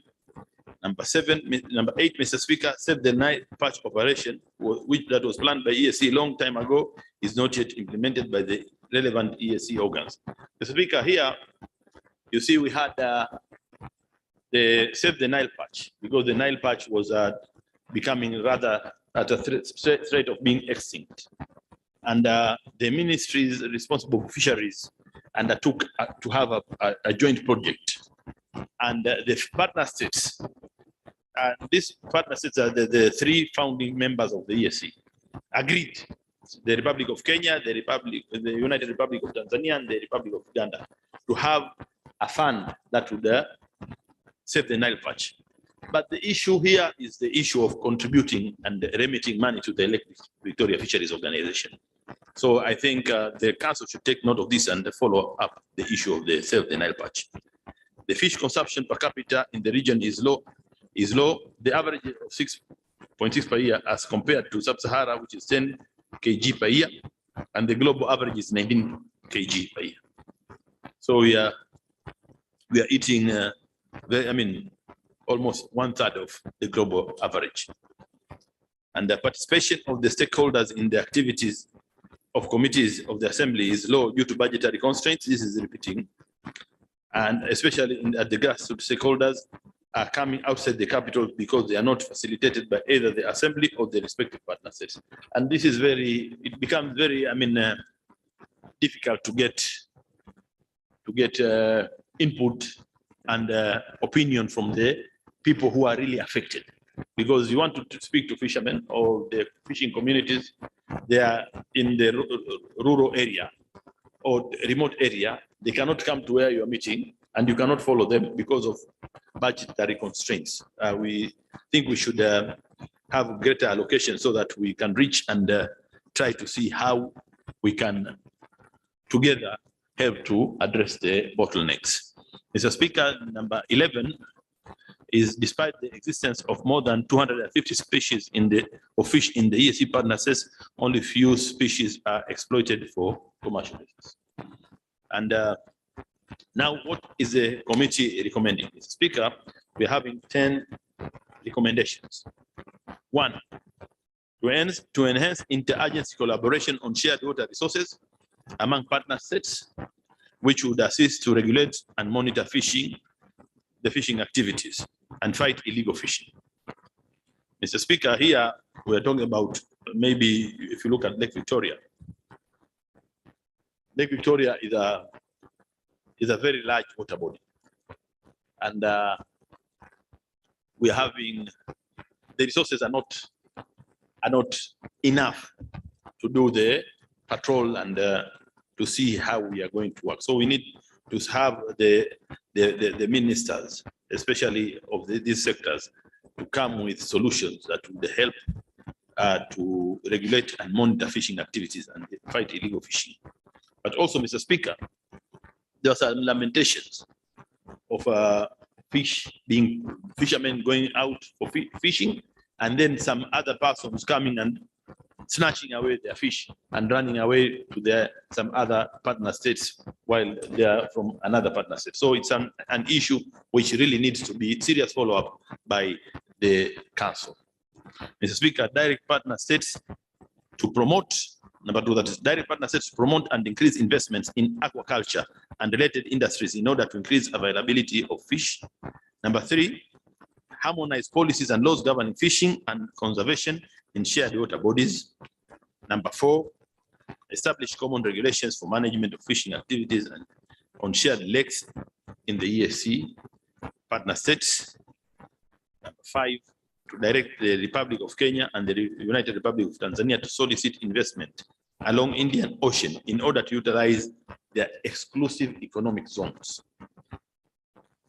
Number six, to provide budgetary allocation to facilitate the participation of key stakeholders during the activities of the committees of assemblies in order to increase the participation of all citizens in the legislative process of the community. Number seven, direct the LPFO and partner states to undertake the long-awaited operation Save the Nile Perch in Lake Victoria. As I spoke earlier, Mr. Speaker, here was an issue of funding because they had agreed to have a fund, but the partner states were not remitting as had agreed. So it's one thing to say we are going to send money, and it's another thing actually to remit the money. So we want action, Mr. Speaker. Mr. Speaker, number 8 is direct partner states to increase their budgetary allocation to the fisheries sector. Number 9 is to direct partner states to sensitize their citizens on the importance of protein obtained from fish to increase the fish consumption in the region. And finally, number 10, to enhance mandate of LVFO and LVBC to include new partner states and the blue economy. Because, Mr. Speaker, you see the issue here is when you're having LVFO and LVBC, it is sort of restrictive to the original partner states. But because they're having an objective to serve the community, they should also serve other partner states, and their mandate should go to other lakes, including Lake Tanganyika. So, and also the issue of blue economy. Mr. Speaker, with that, that is the final recommendation and the end of the report. I beg to submit. Thank you so much, Honorable Chair. I like the summary. Yes, and it is really very comprehensive. Honorable members, the motion before the House is that the report of the Committee on Agriculture, Tourism and Natural Resources on the oversight activity on the development of fisheries sector in East African community be adopted. Debate is open. Honorable Dr. Oda. Thank you, Right Honorable Speaker. I will be very brief because I'm a member of that committee. Right Honorable Speaker, as said by the chair, that we as a region, we are endured with this blue economy. And I would just like to urge the state, the partner state, to really add support and budget allocation towards this sector, and also urge the Council of Ministers to harmonize the laws, policies governing this sector, because in my country, we have a potential of producing 100,000 to 300,000 metric tons of fish per year, which is really not taken advantage of. And South Sudan has known that it's the only country where fish die of old age. So we really need to enhance this sector And honorable members, I beg that we pass this report. Thank you. Thank you. And Dr. Oda was recently elected. Maybe you can tell us the responsibilities you were given last week. Thank you very much, Right Honorable Speaker. I'm a member of the Eastern African Parliamentary Alliance for Food Security and Nutrition. And it's an alliance which is made up of 11 countries of the Eastern African countries, the six East Africa countries, plus Eritrea, Ethiopia, Djibouti, and Sudan.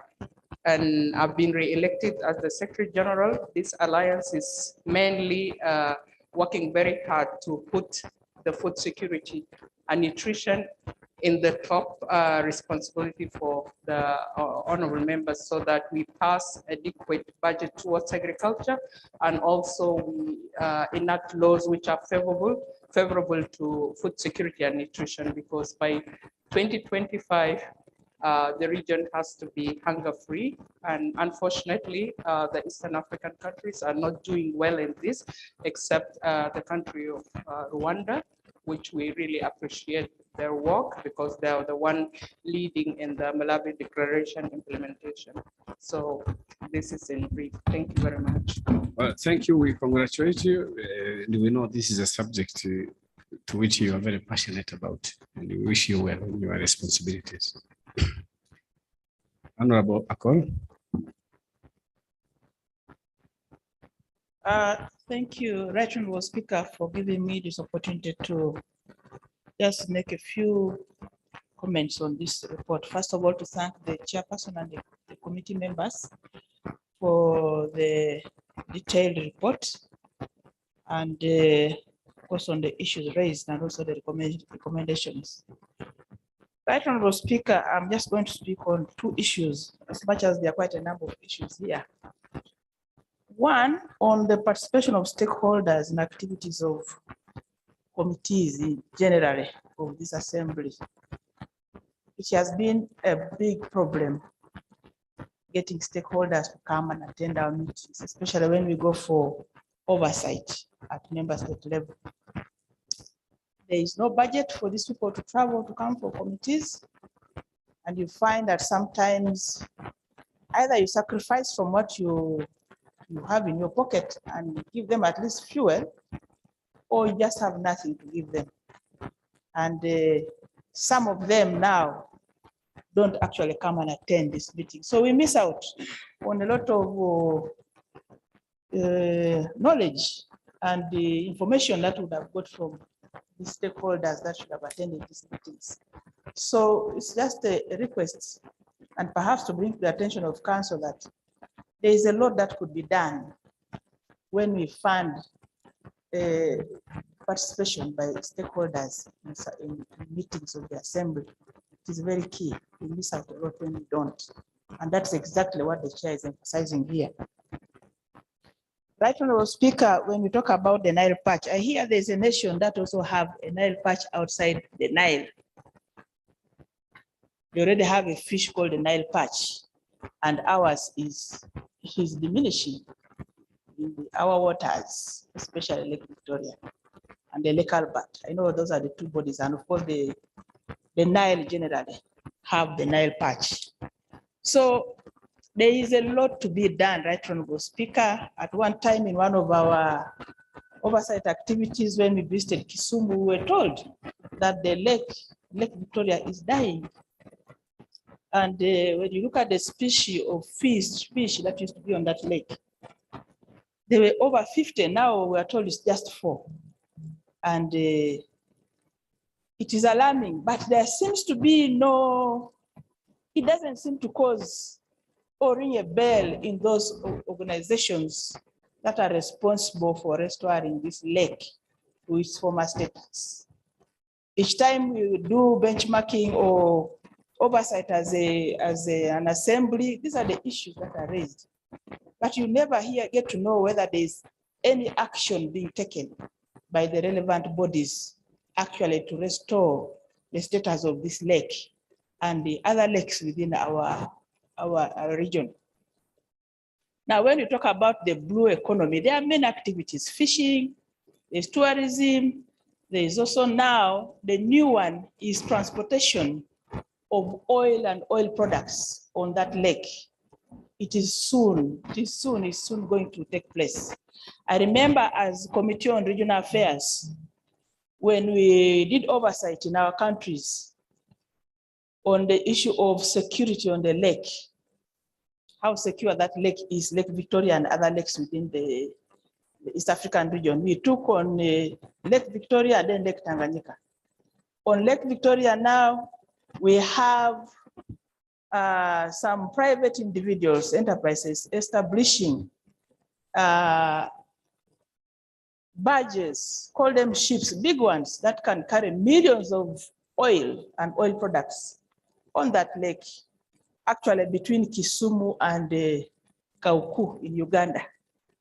One was already built, the second is already, I think, is due for commissioning.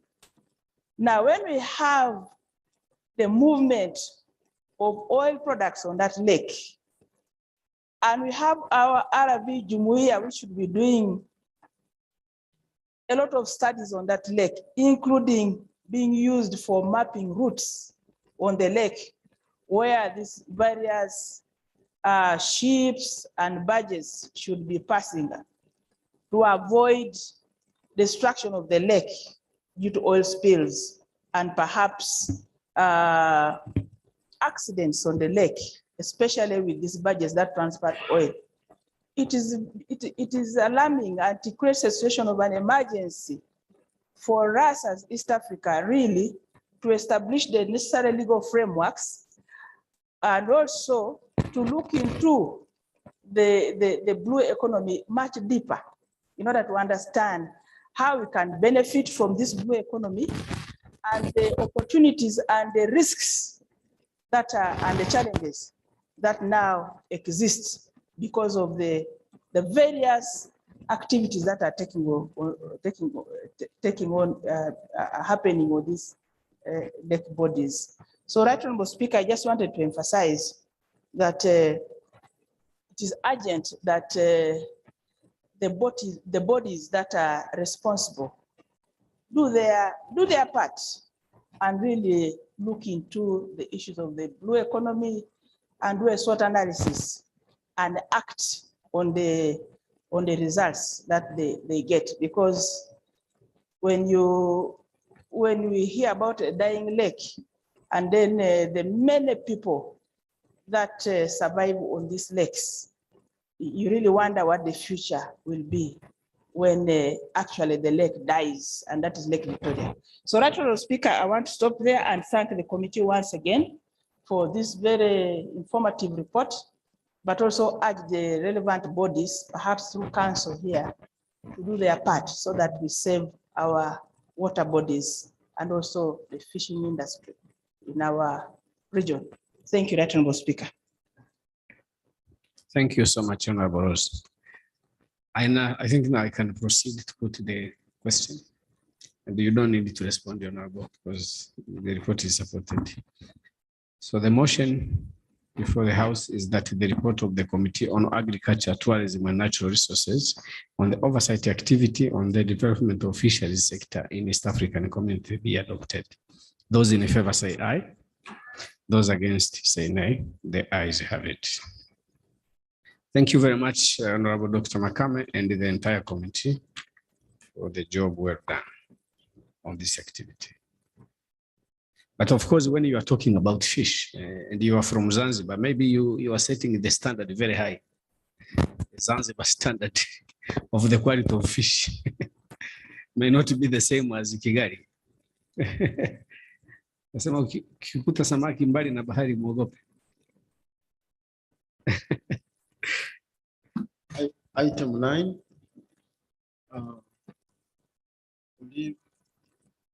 To introduce the private members bill by way of motion. Honorable Susan.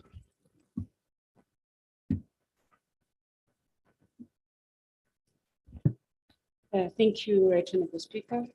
Right Honorable Speaker, I beg to move that this assembly pursuant to the provisions of Article 59, Clause 1 of the treaty and Rule 64, Sub-Rule 5 of the Rules of Procedure of the Assembly, do grant leave to Honorable Susan Makauchi, that's myself, to introduce a private member's bill entitled the East African Community Genetically Modified Organisms Bill of 2022.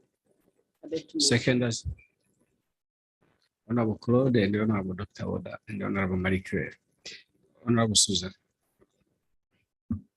I think in the process, you will need to explain some of the obvious questions that members could be asking themselves. How, I mean, to clarify, in order to shorten the process in the future, how we could be introducing a private members bill at this 11th hour when this assembly will not have time to process it. Me and you have agreed on what we need, but others also needed the benefit of that information. Thank you, Right Honorable Speaker, for your guidance. Could I do that during the justification? Or? Yeah, you are sure in the process, wherever you think it fits. Thank you very much, Right Honorable Speaker. Right Honorable Speaker, I will proceed first with reading the motion, and then during justification, I'll be able to give members the background and why things are done in this way. Whereas Article 106 of the Treaty for the Establishment of the East African Community, the partner states undertook to strengthen cooperation in quality seed development and production through research and plant breeding, support establishment of gene banks, and to harmonize quarantine policies, legislation, and regulations to ease trade in seeds. And whereas partner states committed in Article 36, Clause 1A of the Protocol on the establishment of the East African Community Common Market to ensure the protection of life, health, and safety of the people within the community, and to ensure food security in the community through access to quality and sufficient food pursuant to Article 45, Clause 1B of the Protocol, aware that genetically modified organisms are organisms, the genes or genetic material of which have been modified in the way that does not occur naturally through mating or natural recombination or both. Further aware that with the exception of Kenya, the development, production, release, use, and application of genetically modified organisms is largely unregulated in the community, recognizing that it's necessary for the community to contain and regulate any activity in which organisms are generally modified or in which such genetically modified organisms are cultured, stored, used, transported, destroyed, or disposed of, or for which physical barriers or a combination of physical barriers together with chemical or biological barriers, or both are used in order to limit the contact of GMOs within the environment and with the people of East Africa. Concerned that the absence of policy and a law to protect the people and the environment from the harmful effects of the genetically modified organisms exposes the community and threatens the people and the environment. Further concerned that without regulating the safe development, transfer, application, and utilization of biotechnology and its products, and placing specific conditions on the release of GMOs in the community, including properly marking and labeling products containing GMOs. The research and products relating to GMOs will operate in the community without any controls, recognizing that it is the duty of the community to protect human and animal health and the environment by requiring the highest safety standards in the community before GMOs are introduced into the community. Further aware that under Article 59(1) of the treaty, any member may propose any motion or introduce any bill in the assembly, recognizing that Rule 64, Sub-Rule 5 of the Rules of Procedure of the Assembly requires that a private member's bill shall be introduced first by way of motion, to which shall be attached the proposed draft of the bill. Now therefore be it resolved by the Assembly as follows: that in accordance with Article 49(1) and 59(1) of the treaty and Rule 64, Sub-Rule 5 of the Rules of Procedure of the Assembly, The Assembly grants leave to Honorable Susan Nakauchi to introduce a bill to regulate the introduction of genetically modified organisms in the community in order to protect human and animal health and the environment. I beg to move. Thank you, Honorable Susan. You can proceed and make brief justifications. Thank you, Right Honorable. Right Honorable, first of all, as you guided, every member would wonder why I'm seeking leave to bring this bill, well knowing that I will not have time to conclude it. Right Honorable Speaker, I've been working on this bill for the last 1 year, and I've approached you severally to grant me space on the order paper to move. I hope you are not going to accuse me, because that would be very risky. No, Excellency, no, Right Honorable. All the time I've approached you, I've been seeing the issues we've been having. Since the Assembly has been sitting for 1 week, with the kind of work we've had to pull off, there was never time for me to be included on the order paper. And I've insisted several times up to the last day, actually in Kigali, and realized you did everything possible, but we didn't have time to finish all the work we had prepared for that session. So maybe Council can look at this and reconsider the time granted to the Assembly to perform its oversight and legislative mandate. Right Honorable Speaker, I fought so hard to ensure that at least I seek this leave. And the plan is, after I'm granted leave, the principal legislative draftsman of the community would go ahead and draft and publish this bill that will be forwarded now to the Committee of Agriculture for subsequent procedures. I'm willing to continue working with the PLD, even outside EALA, to make sure that this bill sees the day of light.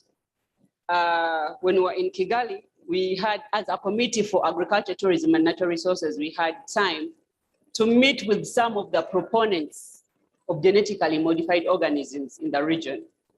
And he made a presentation before the committee. And at the end of that presentation, members had formed an opinion on whether we want GMOs in the region or not. But majority was saying it's high time we do away with these GMOs. Honorable Speaker, someone might wonder, what are these GMOs?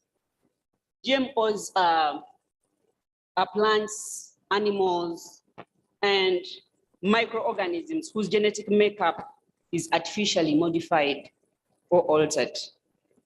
And Right Honorable Speaker, in Africa, this issue of plant breeding started in 1998.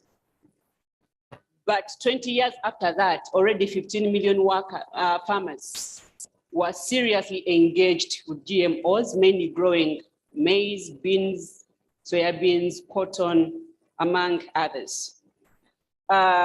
In one of the partners said that's Uganda, when the parliament was struggling to come up with a law to regulate GMOs.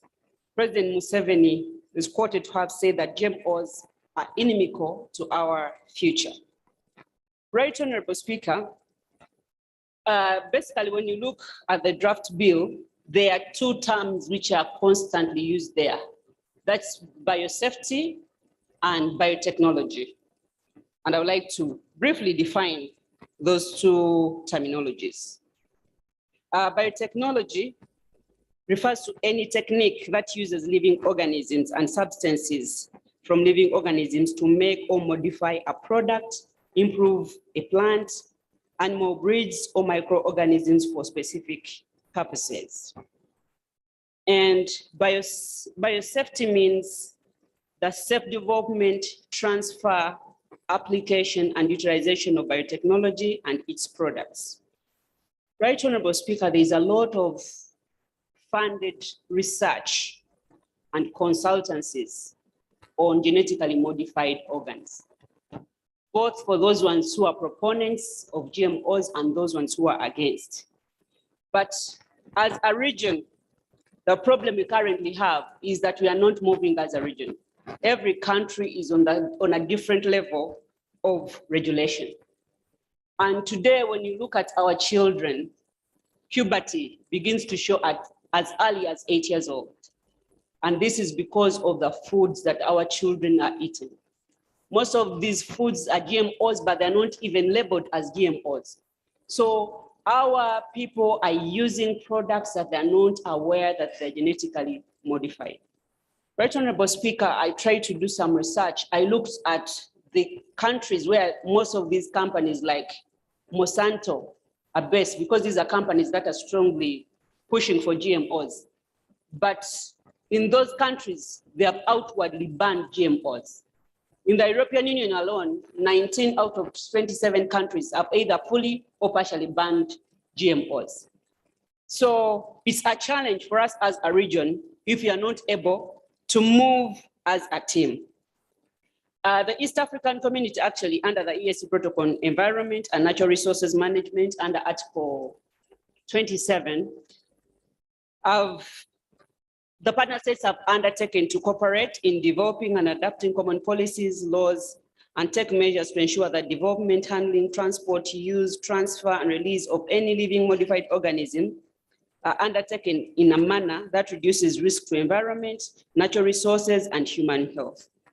And still in this very policy, partner states have committed to build capacity in research. But the problem apparently is the fact that much as we have this kind of policy, partner states have not put it to good use and have not harmonized. So at the moment, there is no harmonized regional law regulating research, development, and use of biotechnology in the East African region. Each partner state has its own laws and regulations scattered all over. And Right Honorable Speaker, it's important to note that we are divided as partner states. For example, in November, some partner states like Tanzania, Uganda, Burundi declined the full use of these GM seeds because the challenge, our farmers who have relied on the indigenous seeds, when they use these GMO seeds, in most cases, they don't know that they can even not regrow. Because traditionally, our farmers, after they grow at the end of the season, when they harvest their crops, they keep some seeds for the next season to replant. But with GMOs, once you grow them for the season, you cannot replant them in the next season. So that makes it difficult for farmers because we have to rely on the foreigners, on the other companies like Monsanto and others to keep buying seeds, and this is not economically viable. In Japan, some of the companies which used to be proponents of GMOs actually had to publicly apologize to the public, and Japan has totally banned the use of GMOs in the country. As I summarize, because I would like to give chance to the seconder of this motion, Honorable Jean Claude, also say something, time allowing, Right Honorable Speaker. It's important that much as we want food security, this food security should not be at any cost. We can still have food security without the use of GMOs. Because when you look at the definition of GMOs, of food security by FAO, the UN Food and Agriculture Organization, they define food security not just to mean food in abundance, but they say food security is attained when all people at all times have physical and economic access to sufficient, safe, and nutritious food to meet their dietary needs and food preferences for an active and healthy life. So are GMOs safe for our people? That's the question. Right Honorable Speaker, allow me to also add an issue saying that it's very important in the region to at least move together so that partner states are not at different levels when it comes to issues of addressing hunger in the region. We can take other avenues like making sure that we negotiate for simpler solutions, which can include irrigation and maintain our traditional seeds, or we can negotiate for more fairer economic partnership agreements, because the ones which are happening right now with Europe, they are not very friendly for us as Africans. And then we can fight to dismantle the NTBs that exists at the moment. Right Honorable Speaker and Honorable Members, I'd like to implore you to support this motion and grant me leave to come up with this private members bill because it's beneficial to the health of East Africans together with our environment. And I want to congratulate our colleague, Honorable Dr. Wada, for that new election appointment, and also our clerk on the table, Mr. Manzi Victor. He was recently appointed as the president of golf at Gymkhana Club in Arusha. I submit, Right Honorable. Victor, Victor didn't share this good news with us. Congratulations to Victor, who I know is a very serious golfer. So, honorable members, the motion before the House is that this assembly, pursuant to the provisions of Article 59, Sub-Article 1 of the treaty and Rule 64, Sub-Rule 5 of the Rules of Procedure of the Assembly, do grant leave to Honorable Susan Nakauchi to introduce a private members bill entitled the East African Community Genetically Modified Organisms Bill 2022. The debate is open. I start with the seconder. Then Dr. Wada will follow. Honorable Claude. Thank you, Mr. Speaker. Actually, the mover of the motion has substantively justified the motion. I will just be brief and bring just a few issues. But before you proceed, Honorable Susan, I'm not supposed to debate, but I'm supposed to put the records in a clearer form. I think if I was part of the debate, I would suggest that you amend the title to show what exactly what you want. Do you want regulation? Do you want prohibition? Because the way it is written, it doesn't communicate anything, any intention, isn't it? The title. But from your justification, looks like, I'm not sure you want prohibition or modification. See how you can capture that in the title. Does it make sense? Yeah. Thank you, Mr. Speaker. Actually, also, I wanted to first of all say that the bill is to regulate, but the mover will herself reply on that. Is to regulate, although GMOs may have some serious effects on the environment and also on health of both people and animals. But different researchers have shown that they have also some benefits. And although benefits may be not as much when you compare it to the effects they might have also to humans and environment and also animals, but there is a need also to regulate, because not all GMOs products may be harmful to humans or environment, but it's always good to regulate. So, Right Honourable Speaker, as me, I'm a statistician. I have a bachelor's degree in statistics, so I know that in any research which is about health, in order to make an inference on your results, you need to measure your inferences on 99% of probability, making sure that the risk is too small to 1% at least, that a maximum. So therefore, however small the effect of these GMOs maybe, but it is always good also to regulate and minimize to zero those effects. So labeling and also having standards, setting high standards for GMOs is a priority, and it is also a requirement. I remember that in ES you have that sanitary and the phytosanitary protocol, and it gives power to partner states to regulate and to come up with measures which can protect humans, plants, and animals. So therefore, this bill will be in line with that protocol, and it also will help countries and partner states of East African community to also curb these possible effects which might be caused by these GMOs on our trade, because the larger part of our exports to especially agricultural produce, they go to European Union. But in the Europe, they don't allow GMOs to be imported or to be exported to Europe. they only allow these original and traditional varieties from Africa to be exported to Europe. So then accepting these GMOs also might affect our trade to these other countries. So I looked at the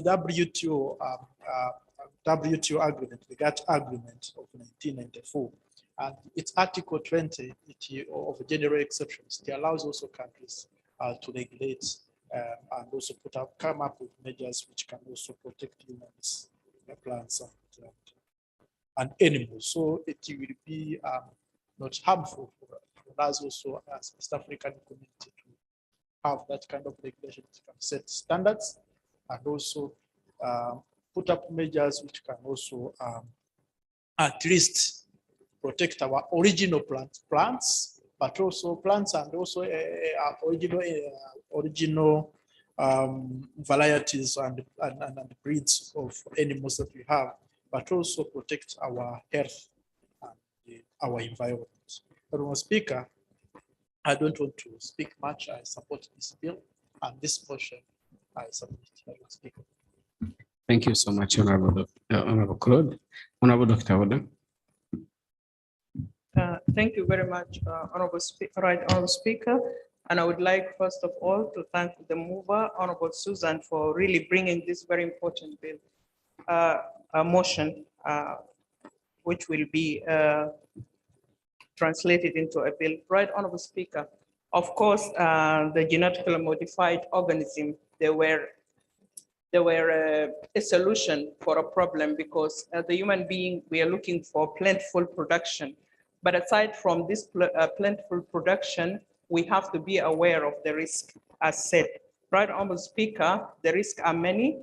The expert came and we really discussed from a point of informed people. Me, myself, and I'm informed the livestock, and I know when the human being interfere too much into what God has created, it really resulted into a problem. We had suffered before from the mad cow disease, which was a human intervention in feeding the cows with animal protein, which is the dead fetus and the blood, which is coming from the slaughterhouse, and it resulted into a very bad infection, which was also which infected some of the human being, and it was so bad.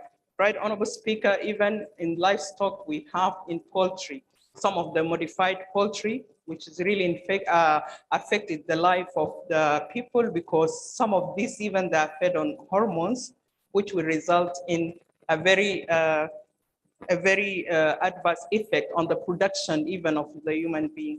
So, right, Honorable Speaker, I think we have to regulate this sector, and we have to regulate those seeds, because if they are not regulated, we will even lose our very good genetically God-given seeds and organism which God has given us as a region, because we have many good variety and attributes of some seeds which are there in the region. If they're diluted, right, Honorable Speaker, with this modification, they will not, we will not have them, and we will really lose on the human being. Right, Honorable Speaker, there is another point also, which I will add, that in Europe and in the United States of America, when you want to purchase or you want to buy some food item, they have to be identified if they're really modified or not. But here in Africa, that regulation is not there. And you know that the organic feed is more expensive than the non-organic feed in these countries. So we as African, as East African, we have really to be alert. I fully support this motion, and I urge the House to grant to Honorable Susan the leave to continue. We will continue. We in the 5th EALA, who will be in Agriculture Committee, we will continue really so that this bill see the light. Thank you very much. Thank you. There is something Dr. Makame told us in the morning that boosts some human capacities. So I think if people were told that these GMOs do the opposite, they would stop. That is the only thing that can scare them. So is there any other member who wants to debate on this, or I put the question? Honorable Susan, because there is proposal I made, although I was not part of the debate, we need to talk about it. Thank you, Right Honorable. Actually, the bill seeks to regulate. Initially, my plan was to have a total ban. But when I discussed with the technical people at the ESC, they actually guided that let's regulate and regulate strongly. It's much easier that way. So that means if the leave is granted, the drafts person will consider that. So I now put the question that this assembly pursuant to provisions of Article 59, sub-article 1 of the treaty, and Rule 64, sub-rule 5 of the rules of the procedure of the assembly, do grant leave to Honorable Susan Nakawuchi to introduce a private members bill entitled the East African Community Genetically Modified Organisms Bill as amended, be granted. Those in favor say aye. Those against say nay. The ayes have it. Yes, thank you, Honorable Susan, for the idea and the discussion we had prior when we were considering the issue of timing. Things we considered include the fact that there is a continuity of institutions. So the fact that some members are exiting, others will be coming in, and it wouldn't stop us from processing the idea we considered it to be good. And also the fact that some of us here, some of the members will be there in the next assembly. So we proceed with the last item.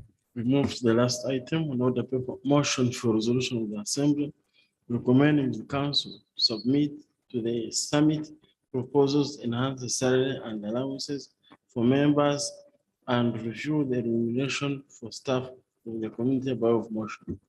Yeah, so before Honorable Susan comes in, again, as someone who decided to have this on the order paper, I thought this was the time when it keeps most of us in a conflict-free situation.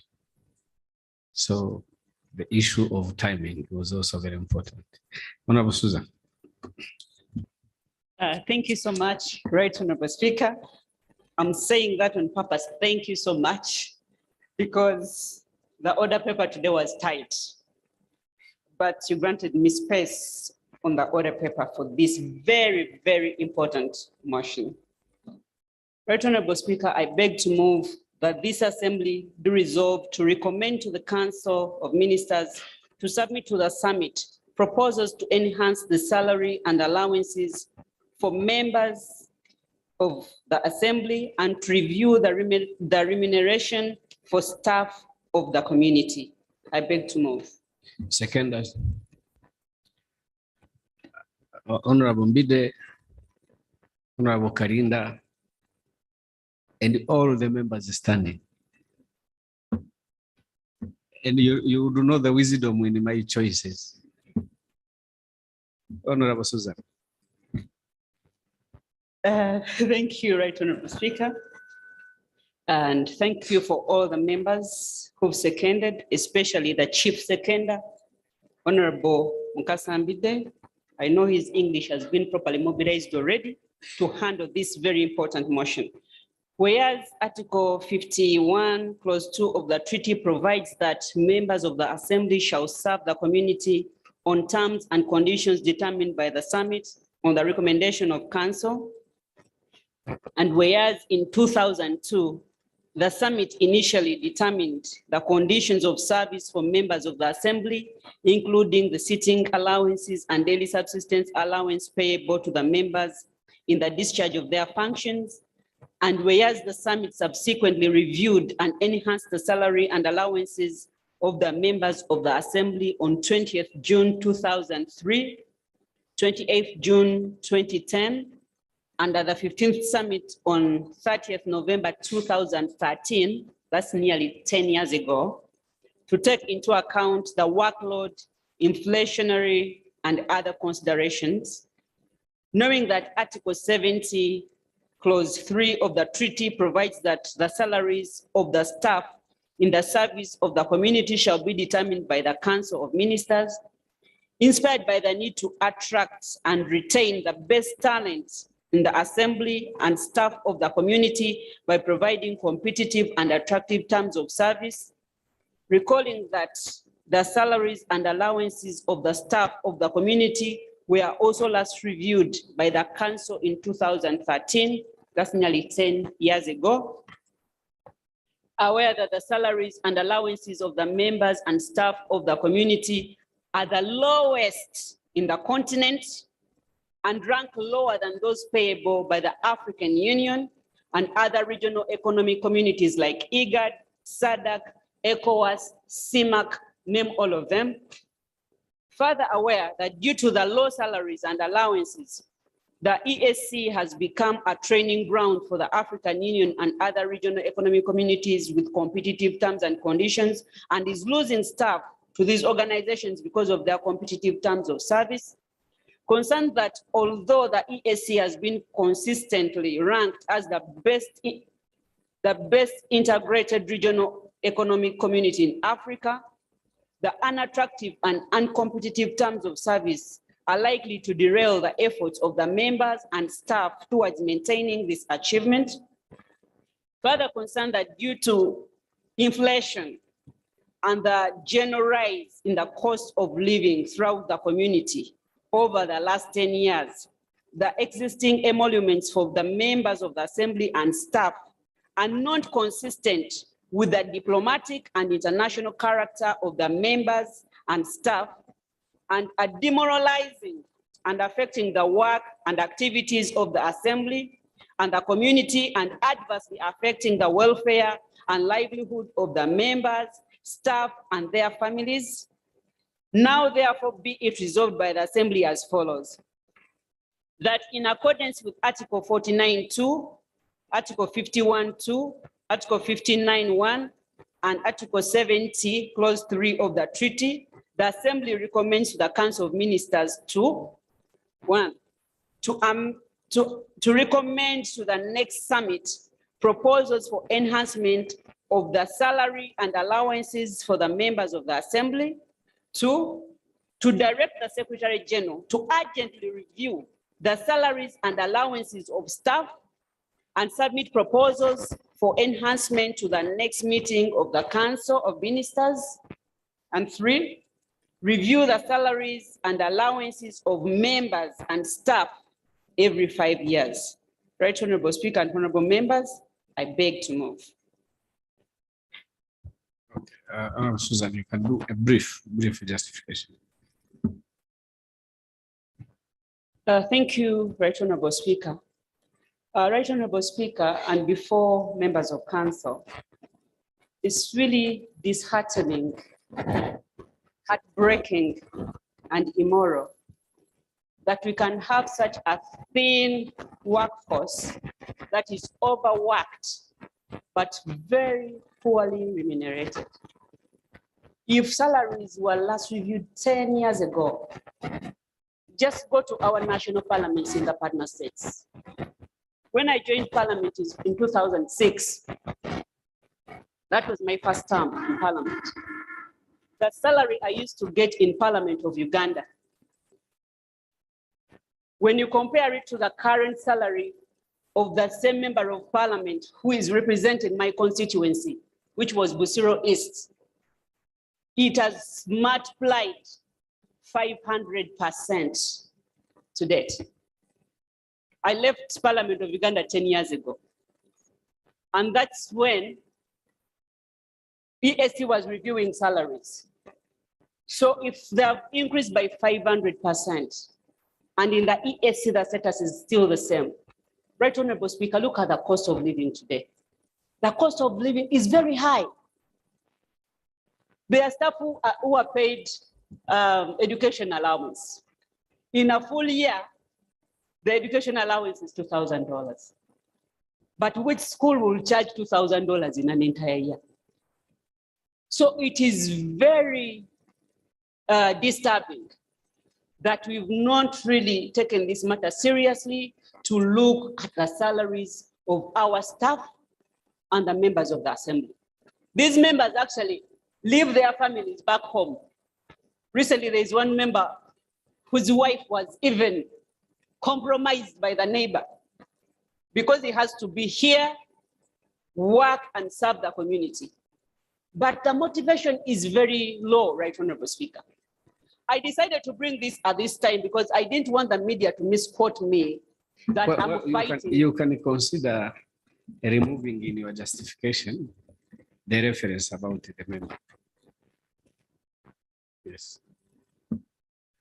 Oh, I withdraw that, Right Honorable Speaker. But council should really Because then reconsider. we all remain suspects, right?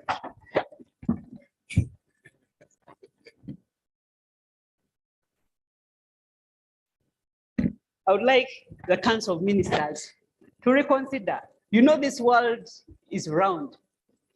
You know, when you're in that chair as a member of council, you have a lot of powers. But when the world turns around, you can become also a member of EALA. You never know what the world brings. And then you will suffer the same consequences. And you would wish that you had actually acted. It was embarrassing one time we traveled to Geneva with a speaker, which speaker could not afford a hotel without a double decker because of the DSA of the speaker. As other speakers were in the 5-star hotels, the speaker of EALA had to look for a hostel with a double decker and put up with an individual not even known to him. It's even the same thing with the members of the assembly themselves. We are sent as delegates to represent the community. We are there as the face of the community. But when they show you to the hotel where you're supposed to sleep, you first check your pocket and only to realize that you cannot afford it. These staff, members of council, you can testify that they work hard. If need be, let's assess performance of our staff every year and then consider an increment per year. I've chosen to talk for them because many times they might not be able to talk for themselves. But they are hurting, they are not happy. Very soon we can have a situation where they put down their tools and the entire community will come to a standstill. Council, don't be shocked when senior officials of the community go to court and either sue themselves or sue somebody because of their welfare. Council, we are not requesting for so much. We are saying at least once in 5 years, but it should be every year because in all these regional economic blocks, they give their staff an increment of at least 4% per year to appreciate them, to motivate them. But apparently there is no motivation. I can't be here for 10 years and the salary I got as I started 10 years ago is the same salary I'm living with. When you cannot even be motivated to say that I will have a pension, maybe. There is no pension even. So this is very urgent, our Honorable Council of Ministers. I know you're up to the task. When I look at the Chair Council, in my heart, I just feel like it's going to take action because I know it's very action oriented. When I look at the new council member from URT, he just looks action oriented on the face of it. So I have no doubt that these honorable members, the ex-official members of this August House, will take action, but also take action urgently. Right, Honorable Speaker, I submit. And I can see Dr. Kafumba is also very ready. And of course, the Honorable Susan just wanted to add some flavor. The Speaker of EALA is not as remunerated properly as other speakers, but we can still make it in some good places, not in hostels. Honorable members, the motion before the House is for the Assembly to resolve, to recommend to the Council of Ministers to submit to the summit proposals to enhance the salary and the allowances for members and to review the remuneration for staff of the community. Debate is open. Let me start with the seconders.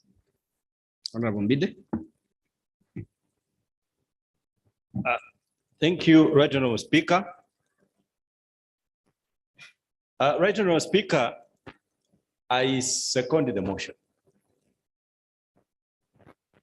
I also equally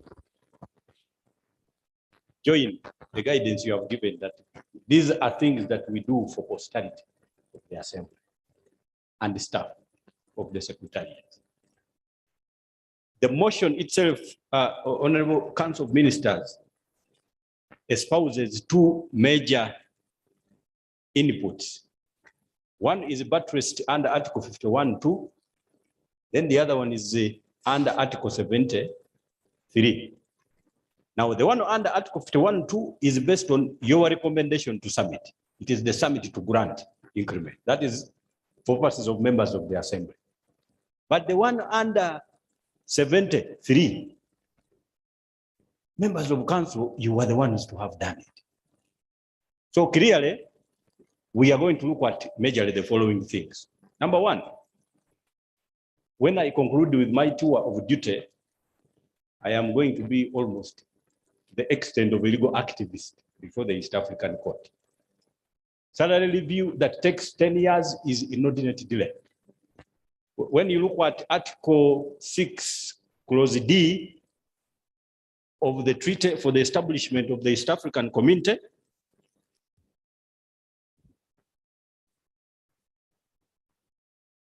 one of the laws that are actually read part and parcel of the treaty include the African Charter on Human and People's Rights. Right Honorable Speaker, that charter provides for economic rights, and denial of the same is illegal, Right Honorable Speaker. Right Honorable Speaker, even when we benchmark, there are many things that we are going to propose, including among others, the motion itself espouses particularities on inflation. Today, this committee should have had the premise of emoluments and salaries that is based on automatic indexation of all payments pursuant to inflationary levels. It has to be automatic. This is not anything that should be applied for. There must be automatic indexation. The basis of all salaries and emoluments should be the inflationary pressures available in the community. Anything less is illegal. It is not a privilege. Because as a contract, because here, Right Honorable Speaker, when our members, the heads of state, keep sitting, there are particular words they actually take upon. They say fast tracking. Now, when that word, when everybody hears that word, what does it mean? It means donkey work. Fast tracking as a matter of speech implies donkey work for those that are going to do the work. Who are they? When you look at the community, it is organized in terms of 3 avenues. One, for the presidents, you call them the cabals. They are very big guys. Their salaries are protected by guns even and term limits. Some of them even remove them. So Right Honorable Speaker, when we are talking about those, they are okay. Now, the second category, the apparatchik. Now, these ones include the members of the assembly and the staff. Then the third category is the ragtag and the bobtail. Now those ones are there, the community. They keep receiving the sentiments espoused by the operations of the two. When members of the assembly and staff are angry, of course, you know, you can determine by way of increments in terms of common external tariffs. Prices increase, contangos and arbitrages set in motion, backwardation establishes itself, and the economics of the common person is in such a way that they can't afford what they actually need. Not even want what they need. Right Honorable Speaker, why should anybody's emoluments be enhanced? Number one,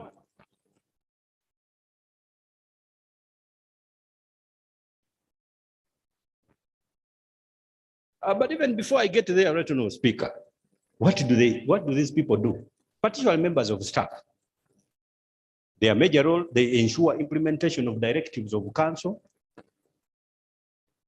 They offer strategic recommendations to you, members of council. Right, Honorable Speaker, they do.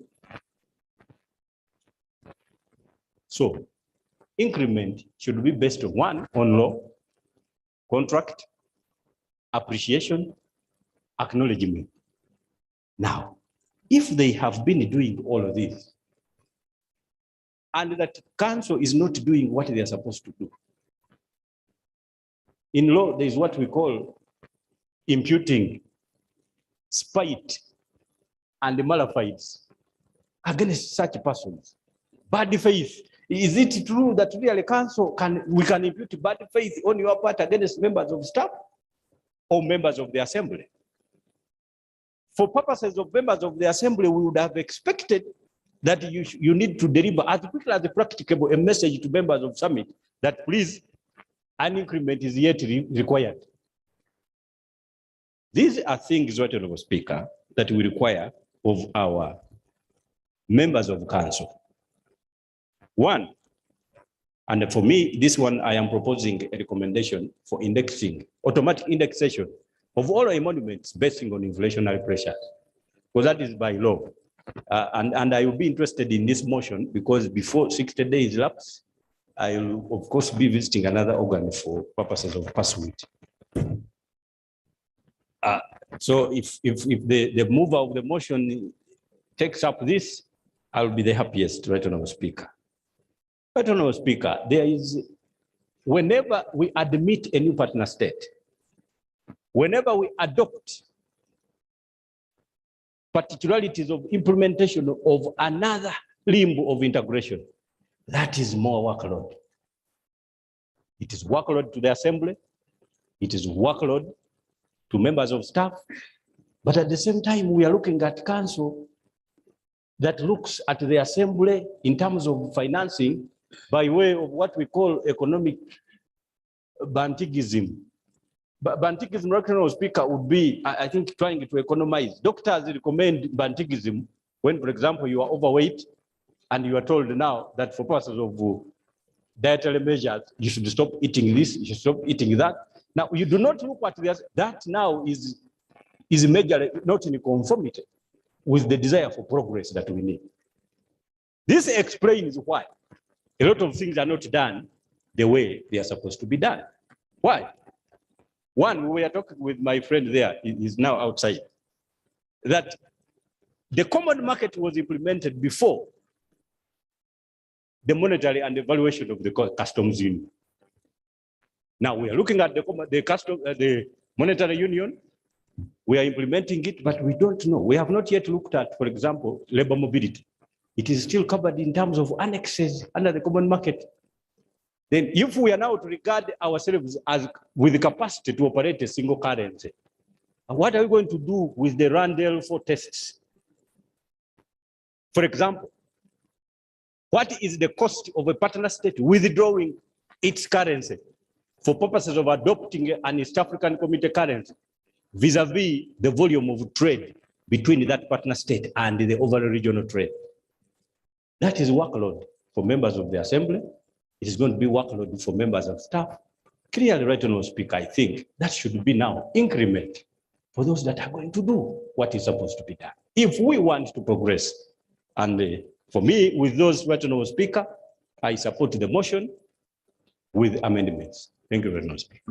Thank you, Honorable Mbide. Honorable Dr. Kalinda.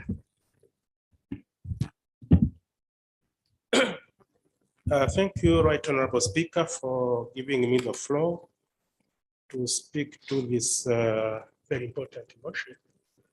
I want to take the opportunity to thank Honorable Nakauchi for bringing this motion, which is very important, although she may not be the beneficiary of the outcomes of it, but it demonstrates her degree of selflessness. Right Honorable Speaker, I support this motion because even when you consider the directive of the summit of 19th, the fifth summit on 30th November 2013, the summit had directed to regularly review the salaries of members and the staff, taking into account the workload, inflationary, and the other consideration. Therefore, the review of the salaries of the remunerations of the members of EALA and the staff should not be regarded as a favor. It is a right. It is a right that should be implemented.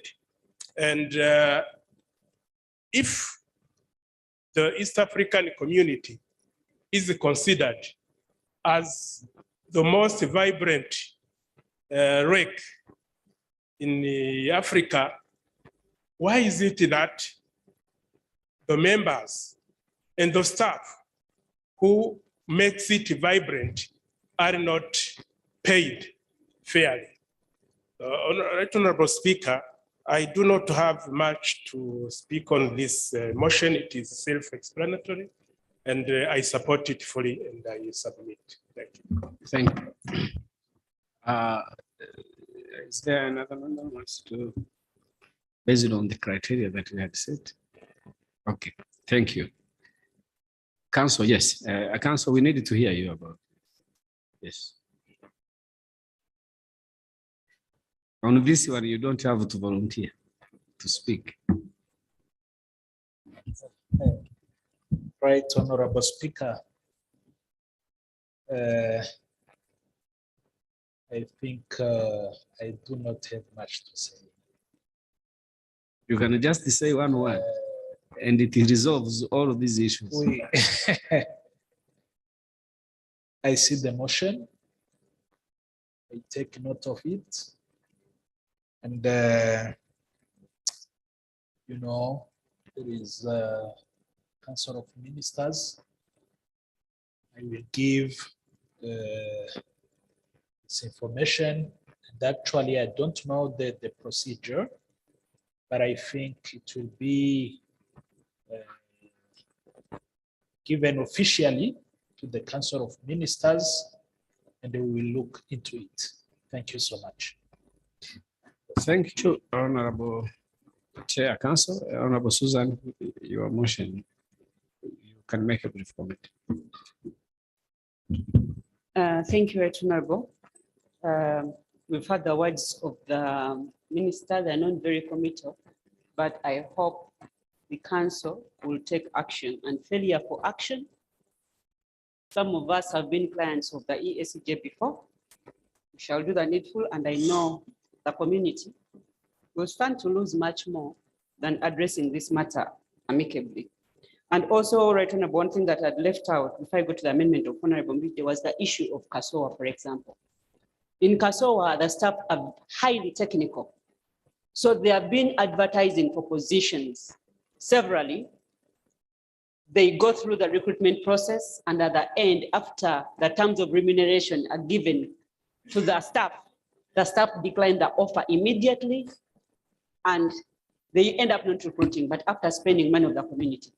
So, for example, there was supposed to be recruitment of a medical assessor at Kasoa, and they have advertised that position 3 times, but up to now, because of the remuneration, they have failed to get. So now they have resulted to using a consultant, which consultant actually earns much, much more than what could be the fair salary for the medical assessor.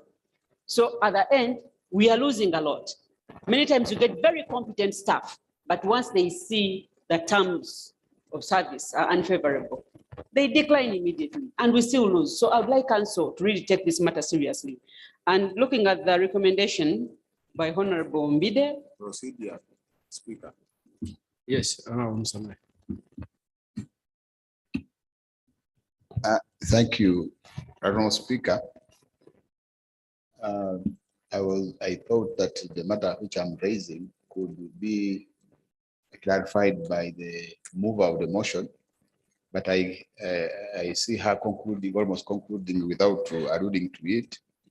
So I think, Right Honorable Speaker, procedurally on the part of Chair Council would have assured this House that we are going to look at this matter as a council and report back to this House. So this is a matter which I wanted procedurally that the council. Isn't it that what he did? No. What did said he do? He said he would take the matter to the council. Yes, but he did not talk about reporting. But I think what we need is action, isn't it? Do we just need a report or action? Right, Honorable Speaker. If the matter goes to the council and the action is taken, isn't that what we need? Because by just wanting a report back, we are creating a bureaucracy which may not solve the problem. Maybe I can make the minister repeat.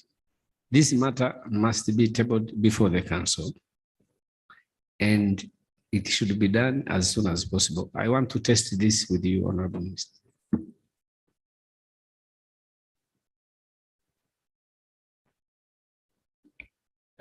Right, Honorable Speaker. I think what I said, Samali had it. When I bring the issue to the council, when it is tabled for the council, it means the feedback, you have it as the House. So we will not maintain the information with us. So I think this is what I said. Thank you so much. Thank you for confirming that. Honorable Minister, the microphone. Thank you for confirming that on record. Honorable Susan, now we make progress. Honorable Mbida proposed an amendment to add a prayer on direct indexation following the inflation levels. Ask him to draft that amendment, and I accept it. I will add it here because sincerely things are more tight. The cost of fuel has gone, like it's already more than twice. So we need that extra help. Allow me, Honorable Speaker, to also thank the members who've contributed. Honorable Mukasambide, Honorable Dr. Kalinda, Honorable Musamali, and all these members who've supported at heart, because they've been all supportive, plus the staff themselves. They have been supporting there where they are, even in prayer for God to touch the Chair Council. They have done a good job. I submit, Right Honorable Speaker, and thank you most sincerely for allowing us space on this order paper. Thank you, Honorable Susan. The motion before the House is that this Assembly do resolve to recommend to the Council of Ministers to submit to the Summit proposals to enhance the salary and the allowances for members and to review the remuneration for staff of the community as amended be adopted. Those in favor say aye. Those against say nay. The ayes have it. So I also want to thank you, Honorable Susan, for considering this. Obviously, I wasn't going to fail to find a space for this on the order paper, and especially on this day. If you look at the members who spoke, the mover of the motion herself, members who are free of interest on this matter, but who are speaking out of passion. And although Honorable Mbide proposes something to do with inflation, I think we can enlarge that. You know, you can sum up all this into one simple thing. There must be a formula, a scientific formula on which remuneration is done in EAC. And I think that formula exists. A formula that in an automatic way regulates situations according to international standards. Because EAC is an international organization. Because the way things are happening is that one day, in the wisdom of heads of state, decided on certain figures. We don't even know what was considered then. And then that is it. And we are waiting for another day when a similar exercise will happen. So in my view, that is not how things should happen. There must be an automatic way of turning the wheel. And I think the formula exists. We can borrow from international practices. Honorable Kalinda, I think you are a specialist in labor law. Yes, this is what you were teaching at the university. There is a way it can be done based on a formula. So otherwise you can't keep someone in the same conditions for 10 years. It is illegal. Yes, and if you say today that you look at the situation and you think it is enough, that's fine. But what was considered 10 years ago was where the summit considering something excessive that time so that it can be enough 10 years later, because it doesn't add up. So we are advocating for a formula that can be defined, that can cut across all organs and institutions of the community. It is not about members and the staff of EALA. All organs of the community and institutions, the judges, all the staff in all these organs and institutions, so that as an international organization, we operate in a scientific way, So I think this is what this motion seeks to achieve. And as usual, let us promote dialogue in this process. So the council is expected to be partners in the process and not to look at it from an adversarial point. So thank you, honorable members. What we had planned to discuss today is done, I think. And I'm still discussing with the Office of the Clerk to see how tomorrow should look like.